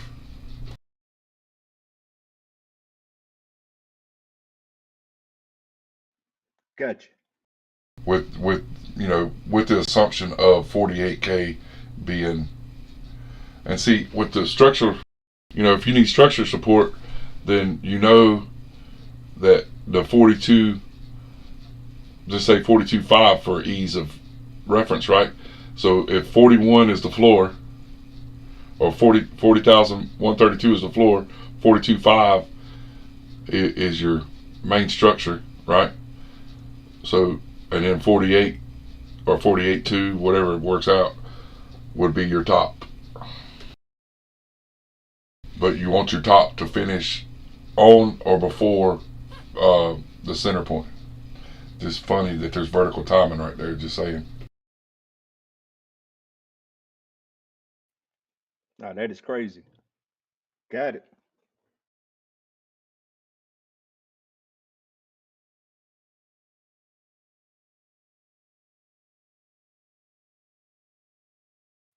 Let me close out some of this stuff.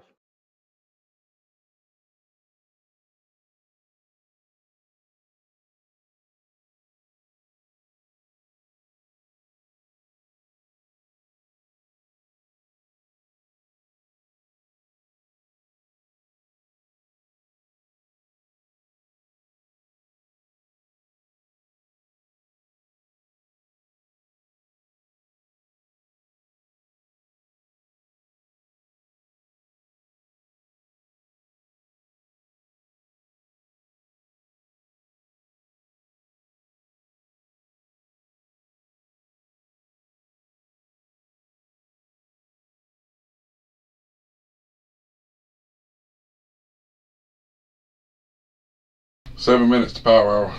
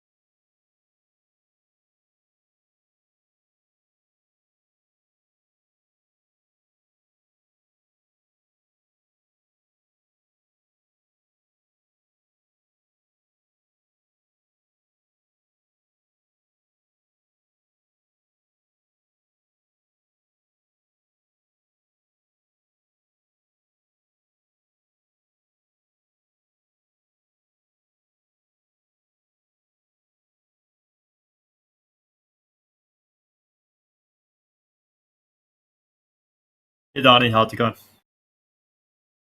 What's going on, Dave? What are you checking? What are you working on? We've just been working on stocks and setting up some trades on crypto early this morning whenever the dip happened. Yeah. How about you guys? Y'all pretty busy? Yeah, me and Moki are just working on our grid bots, our DCA bots, and just trying to get familiar with everything. Yeah. I don't want to interrupt what you guys got going on, so I want to see what's up. Oh, no interruption. We're streaming right now. I'm streaming on YouTube. We got that going on, but other than that, did y'all got everything going okay with the grid bots? Yeah, we got the grid bot. We got them going good. Obviously, we were making profit for the first 10 days, and then all of a sudden last night happened. So it's our first time, going through a little dip. So, were you set? Were you set good enough to the backside in order to be able to catch the whole dip? No, it dropped out of my grid a little bit. Yeah, definitely dropped out of the grid, but yeah, we're still learning a lot. One of the biggest things that we're not really sure is I don't know if you use any tool for to figure out what grid steps you should set it out, because right now a lot of our grid steps are 0.8%. I don't know at what point, if you drop it down, is it not really worth it? I don't know if we should drop it down to 0.3. Oh no! We're just, the lower you go, the more money you want to throw at it. So if the lower you go, the more money we want to throw at it. Yeah, the bigger the grid spacing, let's say you had a 1.5 to 2% grid spacing, you could space that grid out and run a little less money with it. If you go to a 3% grid spacing, you can run even a little bit less money with it, and still make about the same returns, because your percent of profits is going to be bigger because your grid spacing is bigger, right? But so if you keep that in mind, so when you see these dips like this and these pullbacks, if it's assets that you don't mind keeping, like we talked about before, then these are the times where you want to add to those positions. So let's say, just for reference, right? So let's say you were trading Bitcoin and you were trading $1,000 on your initial entry on that bot, right? And you were working a small range. So what you would do is you would add, 250, whatever you felt comfortable doing, you would add, money back into that bot. So if that bot had made, let's say it had made $100, well, then you say, well, I'm gonna throw another 100 with it. So you add that 200 while it's in the dip, right? And if you need to adjust your grid spacing, that's when you do so. So if you wanted to adjust your grids down further and add more grids or remove grids, that would be the time to do it. Okay. So anytime you get these pullbacks, this is where you compound. If you feel like the market's still going to go trend in your direction, then this is where you compound your bot. Okay. Good to know. To give you an idea, right now, I got pretty greedy on some of the bots that I set up. Matter of fact, I set some up last night. Mr. Graybeard was here with me last night while I was doing it. And I'm running big grids. I'm running big spacings. And I'm doing it because I'm looking for longer term setups. I picked, anywhere. My smallest grid spacing right now is 3.3%.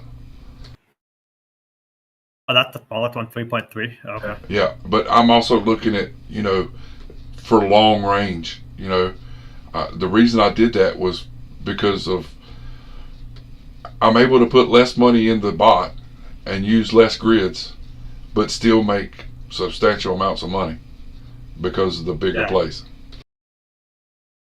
Okay. and I'm also able to use it for potential breakout setups. So if I see something that's running through, I can just turn the bot off and hold the rest of the coins until it finishes run and sell it. And you do it, however. I'm just going to let the bots eat. It's just I'm lazy. Yeah. Okay. And then if I see one doing a lot of buying, then I know, hey, start paying attention. You might want to dollar cost average this bot, right here, find a low spot and add back to your position. Okay.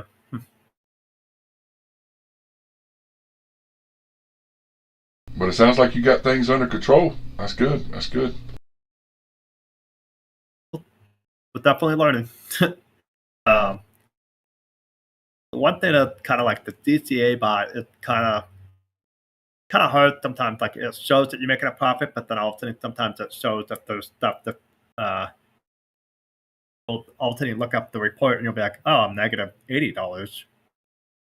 But that's just because that's how many orders are out there. So, how many DCAs do you have set up with it? I'll pull it up really quick. Are you running 3, 4? Yeah, I'm running. Pulling it up right now.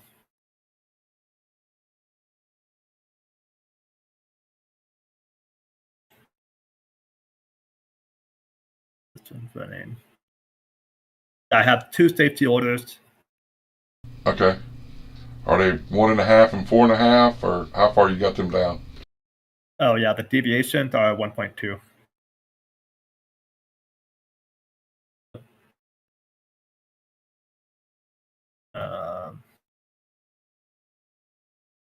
Where are you taking profit at like point what?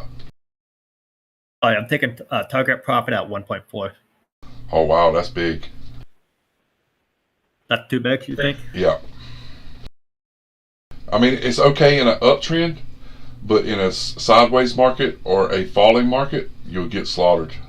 You'll get hung a lot. Oh, okay.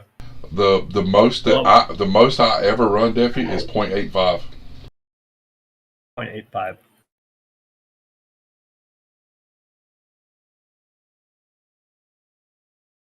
And here's so my first safety order is 1.5% down. My second safety order is 4.5% down from that. So you're looking at a total of 6% down before my second safety order kicks in. Oh, okay. All right, so let me. We looked at this last night. I was telling Mr. Graybeard about my DCA bot. So my DCA bot right now was at 100% win rate with 183 trades so far. And oh wow.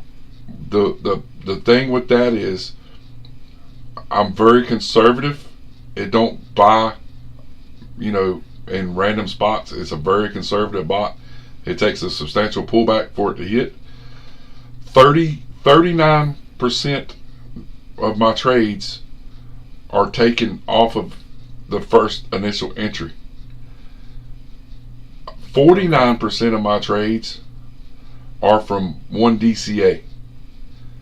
Very rarely does my second and third DCAs ever come into play. So the initial entry and then the 1.5% down has been my biggest buy situations where I take profit is off my first DCA entry. So if you're, that's the point you need to see, right? And then where you're seeing the confusion with your P&L problem. So if you're in an active trade, then it's showing the funds allocated to that trade, and that's why you're showing a loss. Yeah, it's just allocated, right? Correct. That's what I was thinking about. That feels like you see that red number, and it's like kind of like it plays tricked on your mind. Yeah, yeah. You just have to keep up with. Oh, this one's in the trade, so it's no big deal. As long as you look at the top right corner of the screen and you're still climbing, then you're golden. Because the bot doesn't tell the P&L, hey, this money's allocated. It's not at a loss. It's just sitting here. it's allocated to the trade. So once the trade is complete, then it'll have, complete information. Yeah. Huh. Well, I appreciate that. Thank you. I didn't. That's awesome. Yes, sir. I'm glad it's working out for you guys. And like I said, anytime y'all have any questions, reach out. I'll be glad to help. I really appreciate that. Y'all still just trading Bitcoin and ETH pretty heavy? No, the Bitcoin and Ethereum, it's something I just held on for, 2 years. So that's at the long term. Well, I'm on let you in on what I set up last night, and you can more than welcome to write them down and go look. I started a bot on Atom, ATOM. I started a one on Doge. Yeah. I started one on Gala. LS. And GRT. GRT, yeah. Kava, Kava.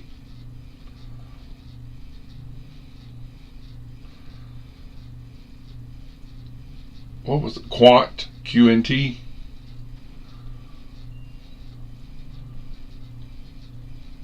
Yeah.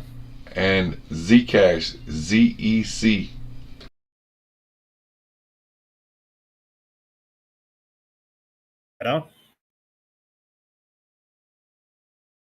There's a reason I went there, but I've got the top of my grids set way up, like way up. I'm running my grids at about 150 to 190% profit at the top, and I'm running 20 to 21 grids, and I'm covering myself to the downside 15 to 20%. I am not running trailing up or trailing down. I'm not running a stop loss. What I'm going to do is dollar cost average if they pull back. My intentions are to pay really close attention to the market come March, just for sake of maybe possibly having a pullback, and I'll be shutting the bots off, taking profits no matter where I'm at. So that's something I'm looking at. Huh. But I'm looking at it, 3%, 3 to some of them are 4.5% grid spacings. And if you look left on the chart, y'all know enough about TA that you can look left on the daily chart and see where I'm looking at these things taking profit at. Okay, so just keep that in mind. I'm using a way bigger picture than what most would be looking at, but I'm also just preparing the bots for a potential breakout so that I'll be able to let the bots eat and make maximum profits without having to babysit so much. Oh, okay. I see.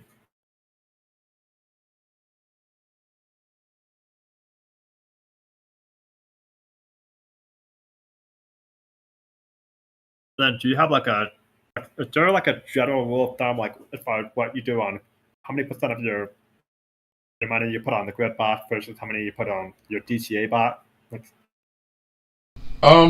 So DCA bot, I only run one DCA bot, and it has 10 coins in it, and I'm only going to trade what I'm willing to hold. There are situations where people will throw in a couple of random, shit coins for possible runners, and it's just, to me, it's risk versus reward. I'd rather just be comfortable instead of having to worry about buying some piece of shit out of trouble. I see. Yeah.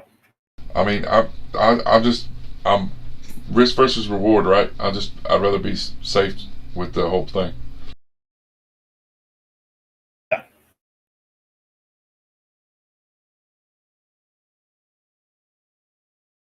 And then as far as my grid bots go, like I said, I'm just running these big on purpose. Matter of fact, my GRT bot, it's got 20% spacing on the grids. I've done that just as a trial, just to test it to see how it works.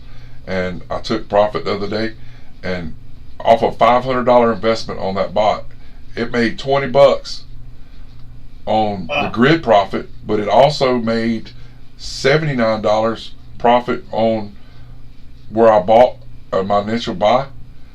So from my initial buy up to where I took profit was $79 in profit, plus $20 of profit that it took on the grid. So $100 of profit in 3-4 days. I mean, how can I be mad at that?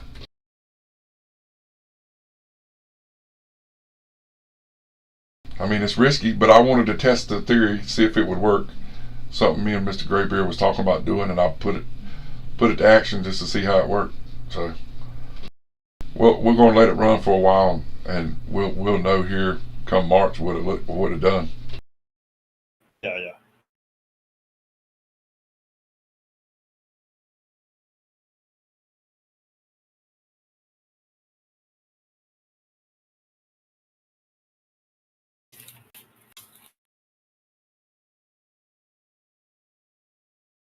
What's been going on over there with Jules? Anything exciting?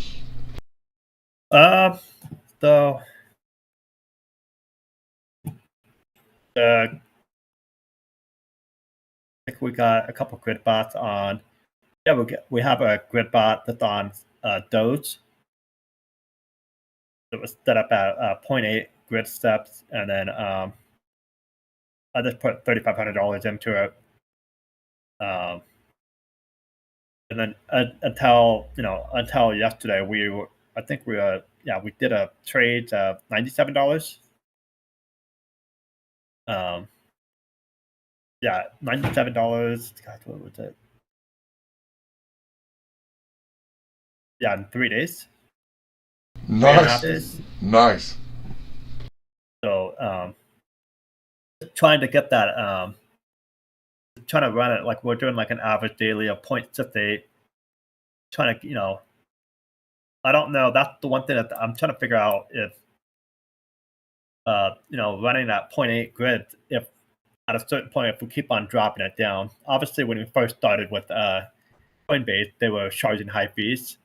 But as we started doing more volume, they started dropping our fees down. Our fees went from 0.4 on a maker down to 0.1. Yeah. So now that has happened, we originally started at like 1.5 grid. Now we actually dropped it down to 0.8 on the grid bot. And I don't know if that's still too high. But I think that we're gonna just experiment maybe a 0.6 grid bot and see how that performs. On Doge, it depends on how big your range is. Where's the top of your range and where's the bottom? So where's the top of your grid and where's the bottom of your grid? Okay, yeah, let me open that up. The Doge. Our top is 0.099. And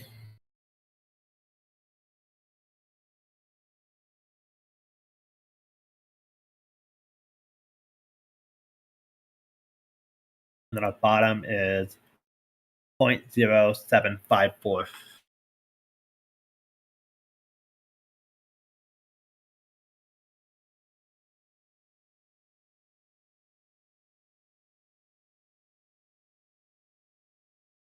Do you have trailing up on? I have trailing up on, yes.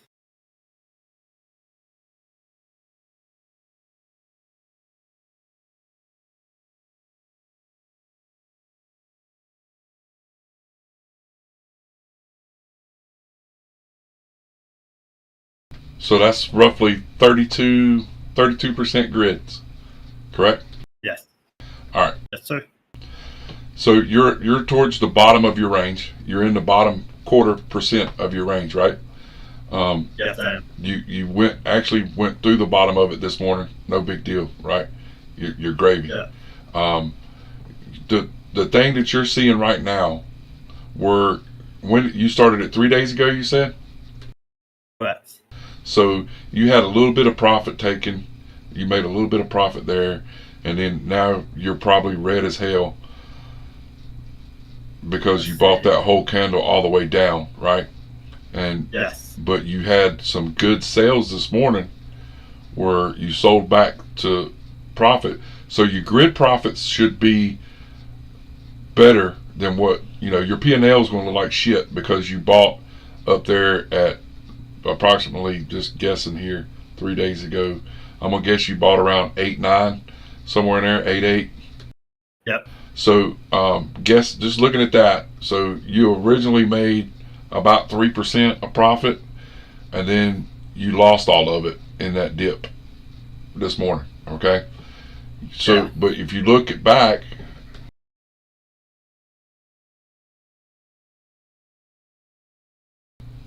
you gained 8%, 8.3%.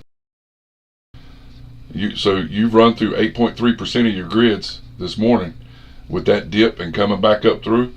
So if you made 3%, so that's 11%. You fell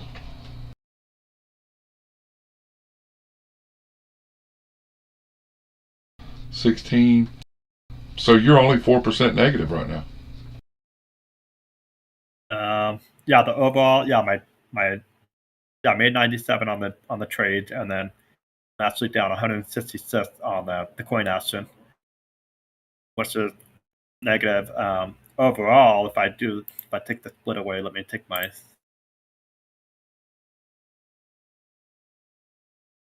Yeah, I'm down 1.69% if I do my overall. Right. So all right. So if you gave this at a 0.8 with that much money, with that grid setup, with trailing up on, I would give this about 4 or 5 more days before you made any changes, because that's a pretty strong setup. A 0.8 on Doge is a pretty strong setup, especially with it moving the way it's moving. Yeah. I mean, that's kind of a sweet spot for me on Doge. 0.8 to 1.1 is a nice sweet spot on Doge. Okay. If you get much lower than a 0.8, if you drop down to 0.45 to 0.65, somewhere in that range, you really want to have about $5,000 or better in it to make it worth doing.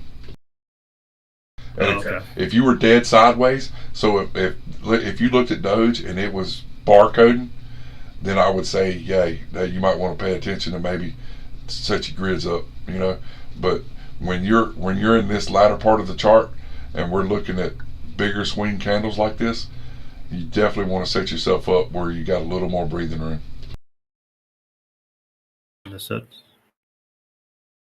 So those days, those times when, whenever a market finished falling and then it start going sideways, that's when you want to set that bought up real tight grids and just let it sit there and make money, accumulate a little bit of coin or make a little bit of USD through those parts. But in this kind of big movement here, you're in the sweet spot. Okay.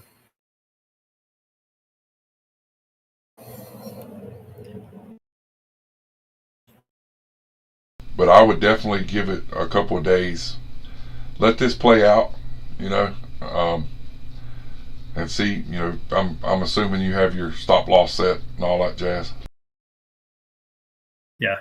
So I mean, I would just let this play out because it's in a position, where if Bitcoin stays above that 40,132, that we've got a good chance of roaring back up here in a day or two. So it looks good. I mean, I would be patient with this, especially with that setup on that coin.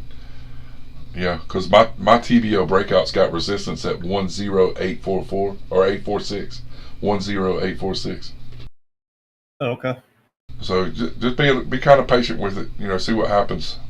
I'd leave that one alone. That's a good setup.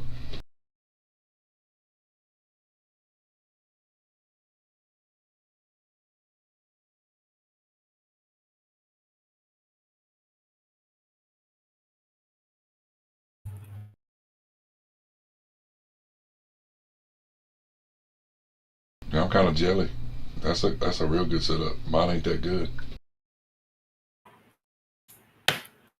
I didn't throw that much money at it. Well, yeah, I wouldn't have got into it without you helping me in the first place, though. I appreciate you sharing your information with me.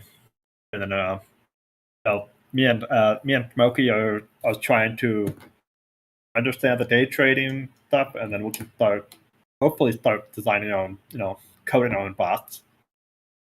But I think that's out, at least two more months, so that way we can understand day trading 100%. Well, definitely not 100%, but better than what we do. What we're doing in here, Mr. Clive's in here with us, Mr. Graybeard's in here. We've got several that stay in here that day trade pretty much all day long. We're doing stocks and crypto all day. We're right here in the power hour right now, so we're on mic. We're sharing our screens. You guys are more than welcome to come in and join us and watch and learn and be a part of the group. We'd really appreciate having you. Okay, appreciate that. Hey, what's going on, Mr. Deffy? Hey, how you doing? Just saying hello, sir. Nice to meet you. I met these guys, Graybeard. I met them over Mr. Jules' channel. Mr. Jules had me come over and explain bots, grid bots, DCA bots, and I met these guys over there in that channel and helped them out, helped them get started on some bots. And we talked about some other stuff. I showed them some of the GAN stuff, and they're like, what the hell? So they real nice guys, just learning and eager to learn, and they've got some, they can do programming and stuff, and hoping maybe work with them on getting the Ganzilla automated. Oh man, that'd be bananas. I remember I hadn't spoken with Mr. Jules in a while. He got a little Elliott knowledge too, Mr. Dunny. Oh yeah.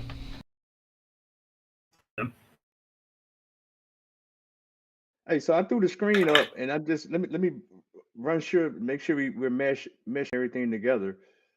If you want to give me some feedback. So I think you're better, like you said, going from the daily, because it's just too tight on the weekly. I'll show you what it looks like on the weekly. Everything just gets crunched together in there, and it's just, you don't have a lot of details. So maybe as progress, we can make something bigger. Just starting from that 11 December. It was 11 December to 11 March, correct? Correct. So here go the first set of waves, and then the second set, just copy and pasting, but that'll put us somewhere within this halfway window. But my only thought would be, like I say, at the end of each wave, there's you have the correction come in. There's some type of ABC that plays out, and it depends on what type of pattern is playing out. But at this point, this thing looks it looks more flat than steep. So we may not be modeling a good structure here, if that makes sense what I'm trying to say. Oh yeah. So this very well could be just from today moving into the weekend, as we get into that halfway point or starting next week, is where we start to see the more upside of the model. Or I could be a little off because I've started at the wick, and it could look something like this. Let me see if I can move this. If I put it to where the flesh, or where I anticipate the flesh would be, and this top of the range, I got it at what was it, 48.6, or was it 48.2? Some in that ballpark, somewhere in that ballpark. Yeah, and I just did that off of the fib, and then the bottom of the range is similar, is 40.2K. So that's our range that we're talking about.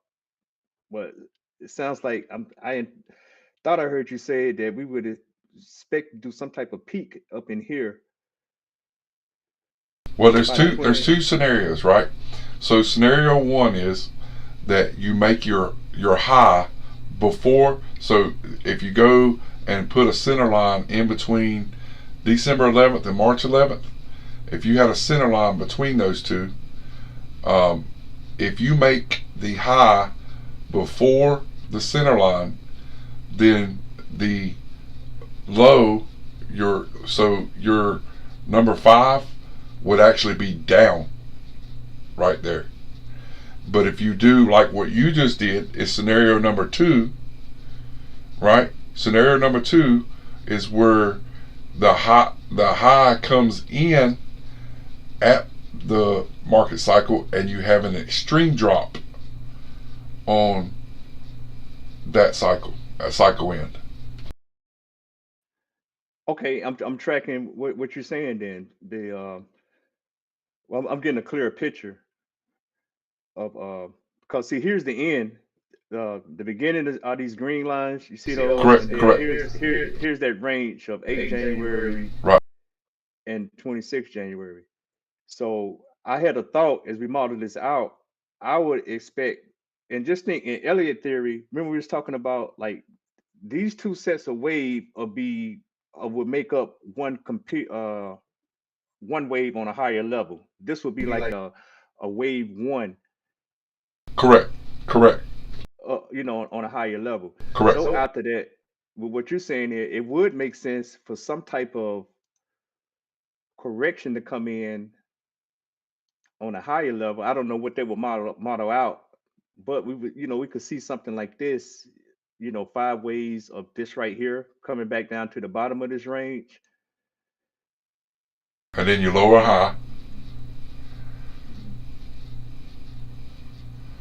Well, that won't happen until you get closer to the line. Right. I'm just saying we have to do Right, some right, right. measurements. Yeah, but you done the ABC. I see what you did. Yeah. I'll follow you. I'll follow what you put down. Yeah. So yeah, it would actually be you would actually make an ABC for the short side, right? Exactly. Yeah. But think about it. I mean, like I say, we're gonna have to tease it out, but I think I'm getting what you're getting at.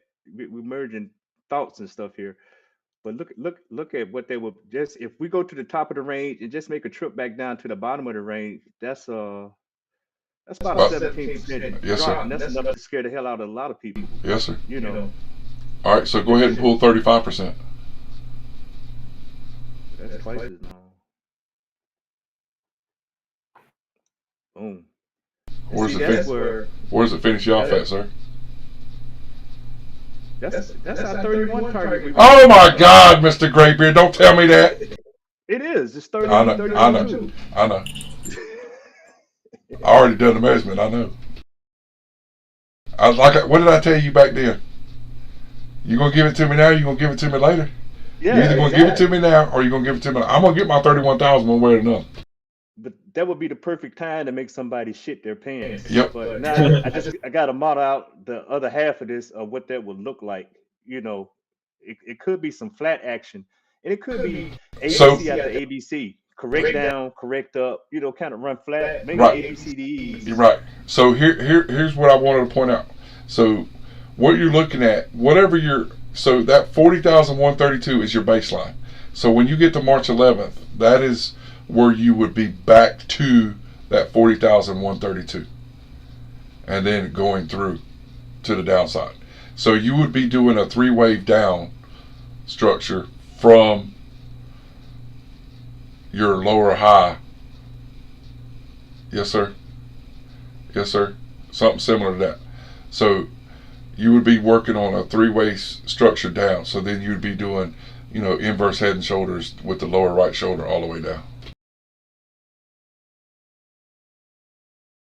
And you would do 3 steps down to 31.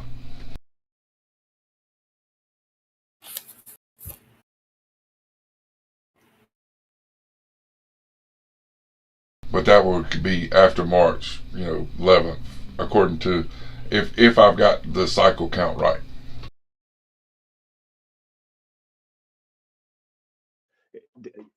That makes perfect sense to your first scenario. What we could have coming in when you said that the end of this cycle should be lower.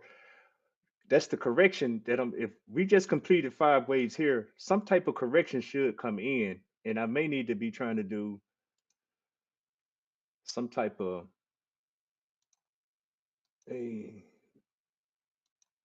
some type of ABC to come in here.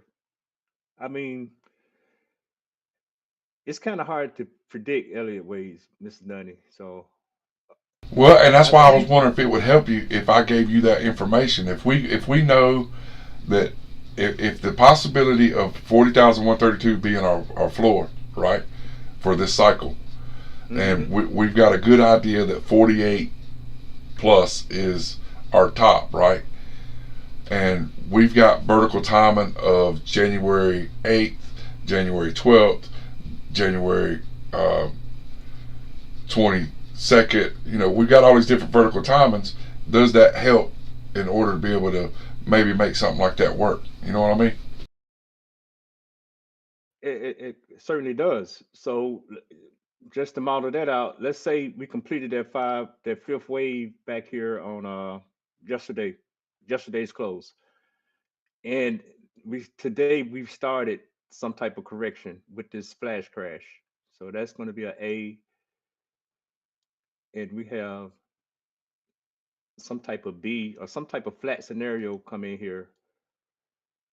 See, I have to do measurements because the C leg got to be just as long as the A.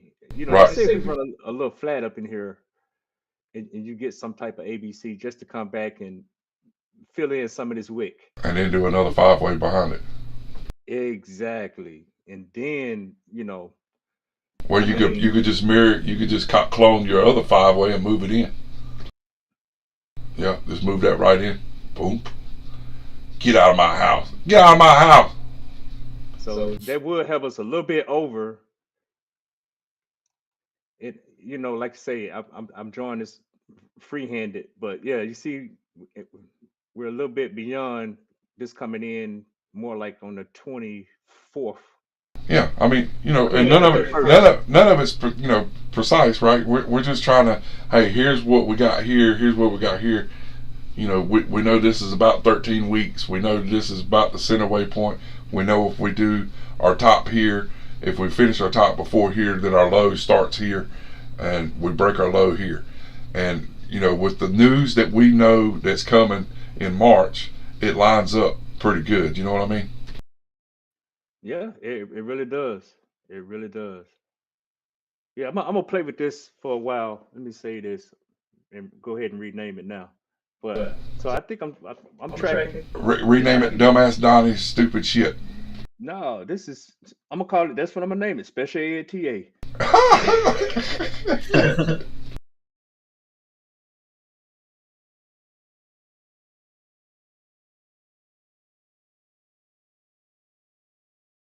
So this is the type of stuff we do, Debbie. Yeah.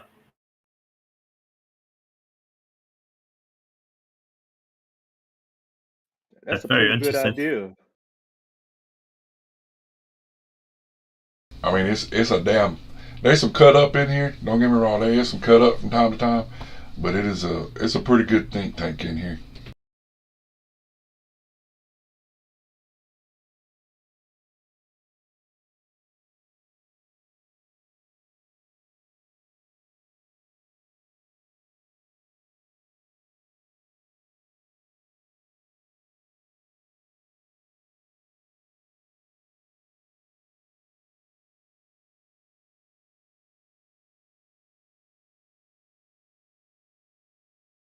Man, hey, one more thing. Now looking at that, it's kind of crazy, Mr. Dunny. It's kind of freeing, but check this out. Look at what kind of pattern we're gonna start shaping. Let me draw some lines on here. Are you going to show me a Wyckoff distribution? Well, that is distribution. I'm gonna throw that picture on next, but I just want you to see this little megaphone that's coming out. Oh, I already see it. Now that you said it, I already see it.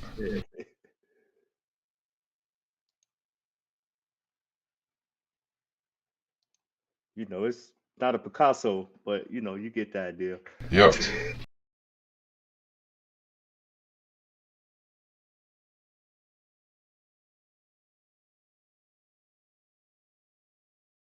So that's one of the things that Elliott weighs is the type of correction depends on they usually come out of some type of horizontal triangle or some type of wedge or some type of megaphone pattern as to what it's going to play out to do.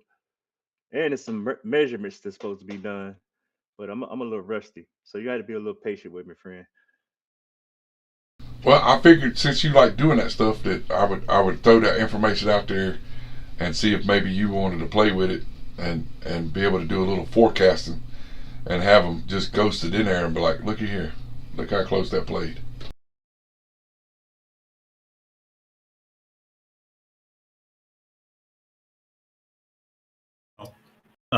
Is it okay if I screenshot this? It's very interesting. I didn't hear it. What did you ask? I said, is it okay if I screenshot just the drawing? Oh yes, go ahead, sir. By all Okay. means. Okay, thank you. Hey, for $200 an hour, you can print whatever the hell you want.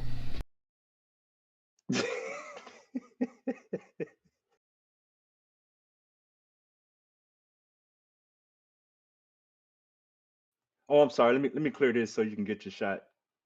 I got it. I got it. Okay, cool. I appreciate I it. was just trying to find some patterns. Where are those go? Here we go. Ghost patterns.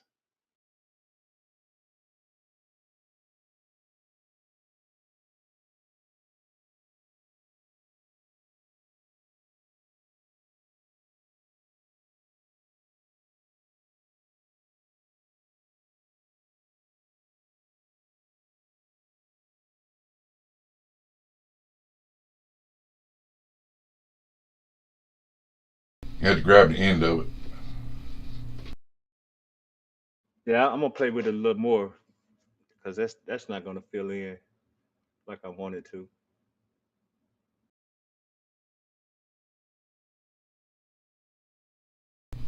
Go back to 2021 and you'll be able to find a section just like that, sir.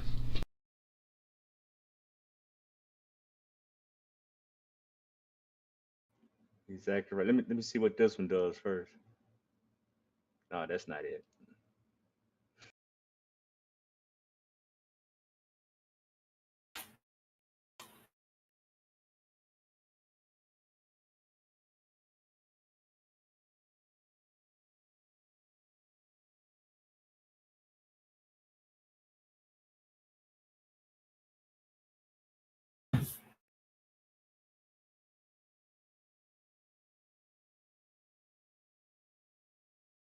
Go straight up right there. Hold up, right there.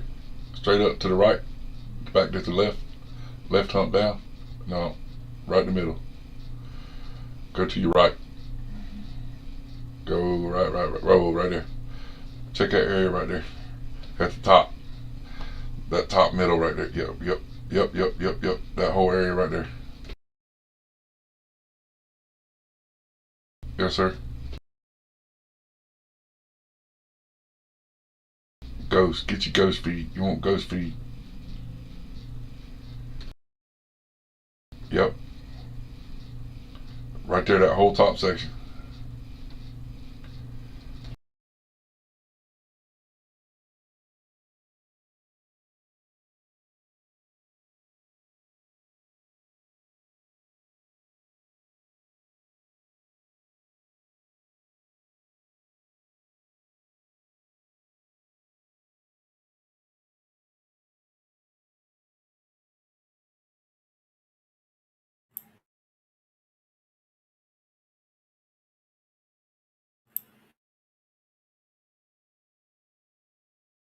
Stretch back out and I'll show you where to put it.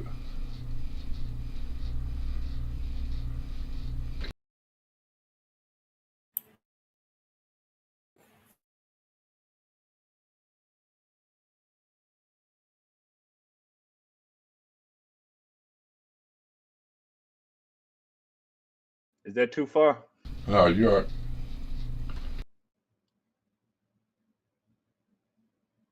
You'll be able to scrunch it back up.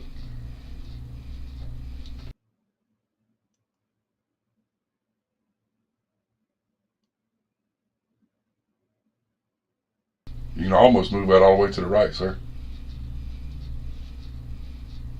No, move it all the way to the right. Yes, sir. Oh hell.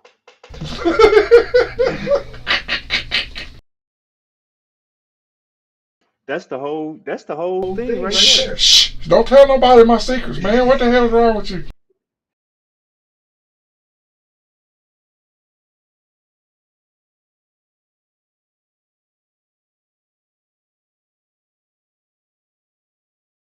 Man, we should go back and grab more. Yeah, man, you should have grabbed the downside. Well, you're gonna be mad when you figure out that the downside takes you to 31. You think I ain't already built that? Damn, where did we grab that at? Oh, I know what to do.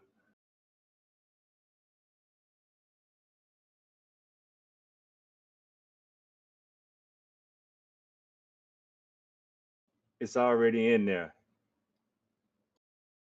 No, Get the whole two-step down. Get the whole two-step down. Grab the top, use the whole top, and go all the way to that bottom. Yep. I wouldn't do all that much.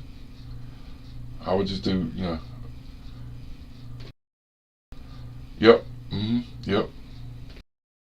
And go all the way to the bottom before it takes off again.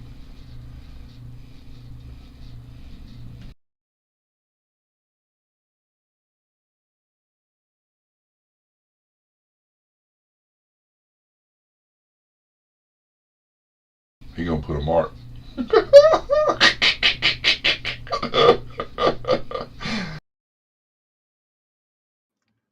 gonna be mad when you see this, Mr. Graybeard. Hey, it's already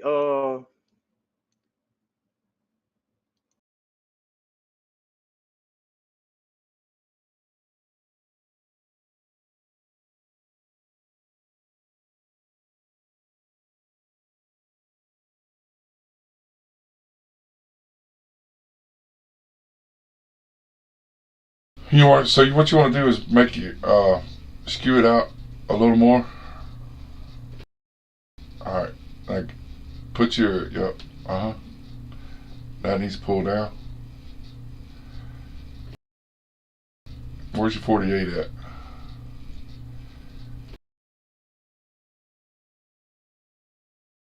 man, we broke 48. That's 48. This blue line. I'm trying. Oh, here this is what I'm looking. No, damn it. Yeah, you got that big up on there. Just move it down to the 48. Move it down to 48. Move it to the left. Come left it one more right there, somewhere in there. Now you need to go back to the right now. Keep going right. You want to put that candle right beside your line, right there. I mean, that's the possibility, right? Wow, you see that right there? What's that? That's a little off. That's saying the bottom of that is saying 28.5.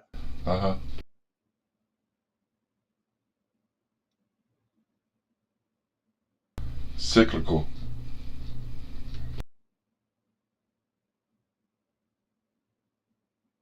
Now that one right there is saying 33.7. Right here at the end of the cycle.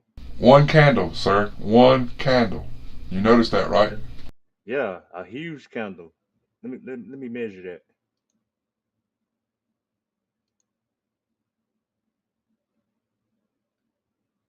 That's your 30% candle you was talking about right there. That's 32%, Mr. Dunny. Yeah. Don't nobody ever believe.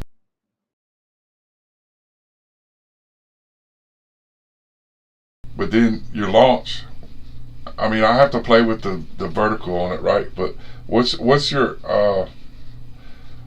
vertical timing? Go to the end of that. Go to the end of your ghost pattern right there, all the way to the end. What's your timing right there? What's your date? That's 27 May. Oh, look at that. Mm-hmm.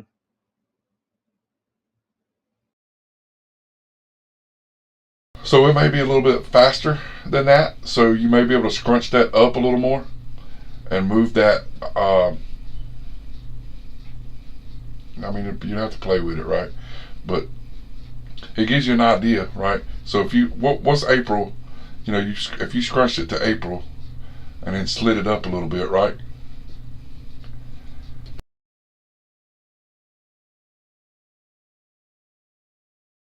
do it like April 15th or something like that for the big drop.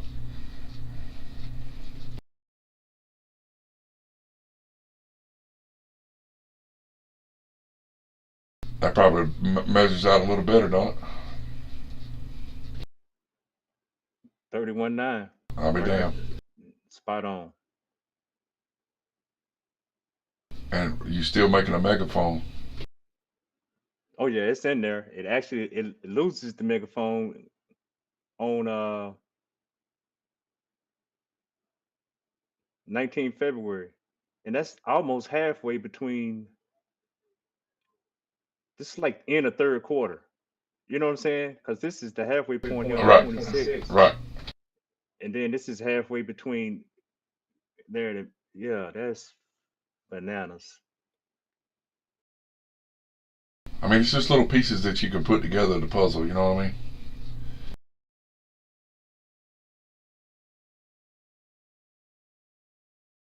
Yeah, definitely gonna just keep playing with this and monitoring this. But we definitely got another set of 5 to come in, another set of waves to come in by the 26th. So that means we could run flat or just stay within this range. Which is going to do what for your alts? They should just be losing their minds, should be going crazy, sir. Where it depends on how they're tethered. Anything that runs when Bitcoin run is going to go probably it's going to be just as flat. And then anything that runs counter to it should just, I mean, man, we should be seeing multiple just 100x over here, 100x over there, 50x here, Yep. that type of scenario. Yep.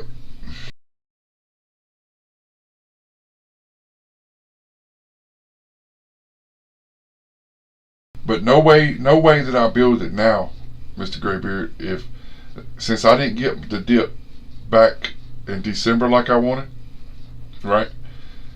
So I've got to keep in mind what we're looking at come March, the news we got coming in April, and how volatile this is. I don't think we'll have the bottom. I don't think we'll have a long bottom whenever we do this dip. I think this dip will be just as big. I think the 30% pullback is there, and then whatever 30+%. But it'll happen fast, and then the correction to come back out of it will be really fast. But the top side to what we do off that bottom is going to be stupid, because Bitcoin's going to go blowing past 69. We'll blow through the 40s like it was nothing. The next time we stop, when we come back up, I don't think we stop until 51, 52. Like rocket fuel. Yeah, I mean, we're going to see those, big candles like we used to see, big market moves. I mean, whatever the narrative's going to be, fucking ETF got approved, or, we bombed the shit out of somebody and won the war or something. I mean, it'd be something, whatever the news is going to be. But I think that April time frame will be the bottom out, and then we'll probably go sideways for the summer.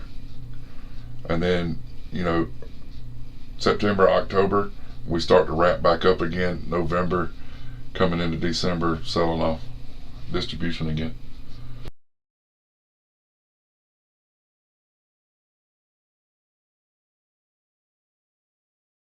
Yeah, I'm gonna toy with this a little. I'm gonna put those counts back in there and toy around with it a little bit. But yeah, that's a nice little wonder you come up with. Very nice. It's just cycle low. That Jonathan explained to me was cycle lows are 13 weeks on general, on the daily time frame. So I was just thinking, well, maybe if you could put your 2 cents in on it, and we put something together, maybe we can come up with a halfway decent, measurement. because you know, like I said, you've heard me say it before. 48,000 January or January 8th, right? So if realistically, the top of that band on the fib cycle right that I'm coming up with is 46,230 is the next cycle up, and we're running out of time. We're already at January 3, so that leaves me 5 days to get to 48, and we don't have enough cycles left to do it, I don't think. So I think 46,230 is going to be more realistic for January 8th. Yeah, that makes sense. So that means without even knowing, without looking at the RSI, right? Without even looking at the RSI right now, that means that we would have huge bearish divergence because we're going to make a high with 46,230. We're going to have our little pullback, you know, whatever in that range, and then it's going to go back up, make that W pattern, and it's going to make a higher high to the 48, whatever it is, towards the end of January, and then after it does that higher high, it's going to be bearish divergence on the RSI, and then it's going to pull down and do that sideways walk, do one more push up, and then it'll start walking down 40,132, you know, and by the time we get to March 11th, it'll be breaking that and falling. And that's where you do your complete breakdown back down, in my opinion, to the 31,000.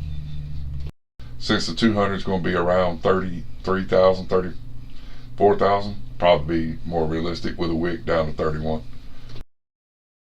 Yeah, textbook. But that candle is going to scare the shit out of people. I hope it does, because I'm going to buy all the shit they sell me down there.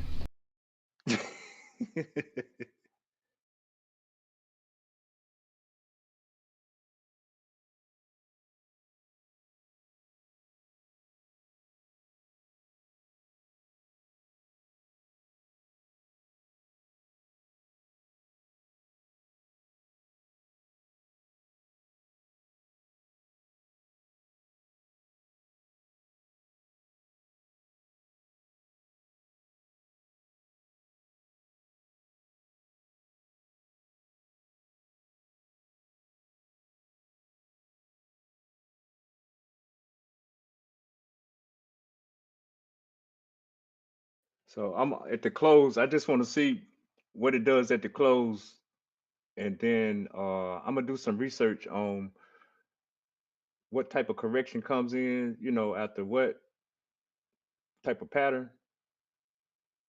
Then we try to build in the other side of this evening.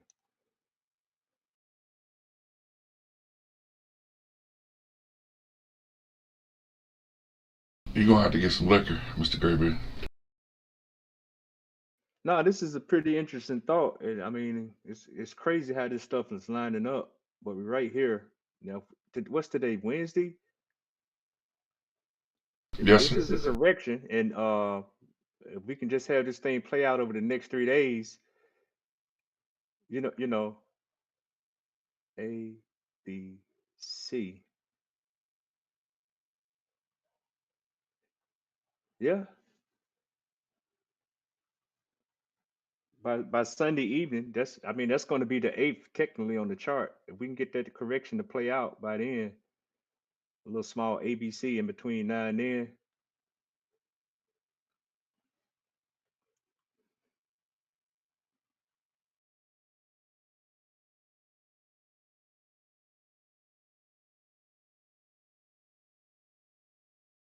.3 minutes to the bell.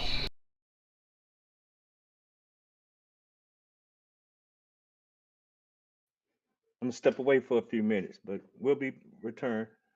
All right, buddy.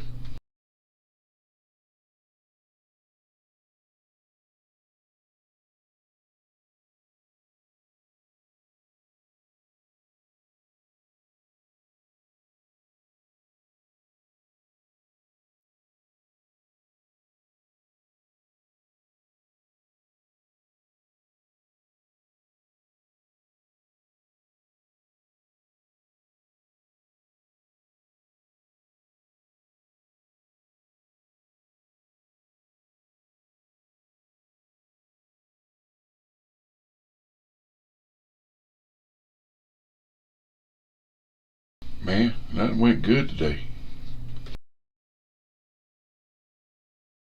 TQQ looks like crap. Silver looks like crap. Gold looks like crap. SPY. Oh, maybe the SPY hold on right there. DXY. You need to fall. Oh, good.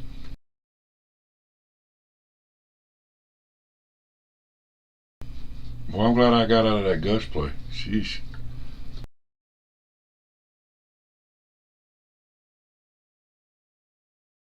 UNG holding on strong. Let's go. So Donnie, what time are you guys on the call? Are you on the calls every day? Yeah, I start the YouTube live around 9:15 or so most of the time. Some mornings I'm a little late, but I normally start the YouTube live stream around that time, and I'm here through most of the day. I normally turn it off about 4:30. We're coming up on the end of the day right now at 4 o'clock, so I normally shut the stream down, and then we just hang out in the evenings. After that, we're just hanging out, sharing charts and sharing our screens and whatnot. Okay. That's 4 o'clock. I gotta get back. I gotta get back to work, but I appreciate you sharing your channel, and I will definitely be coming back on lots of times. Well, anytime. You're welcome anytime, friend. Appreciate you stopping by. Have a good one. Bye.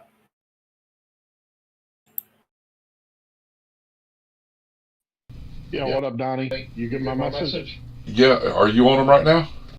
I'm on them right now. Man, they sound awesome. They sound so good. Are you fucking with me or are you being No, I'm dead serious, bro. They sound awesome. the best I've ever sounded? By far. Thanks, bro. I appreciate it. It was worth the $80. I'll tell you, they're and what I like about them is they got the different size pieces, so you can make them comfortable for your ears. Yeah, that's what I showed you. I was like, what are all these things? Like different attachments? Yeah, so I could wear those all day and they not bother me because they're not heavy at all. And have you listened to any music in them yet? Nope. Go put some Pantera on. Go put some Pantera on right now. All right, give me a second. I'll be done. They sound amazing, bro. They sound so good.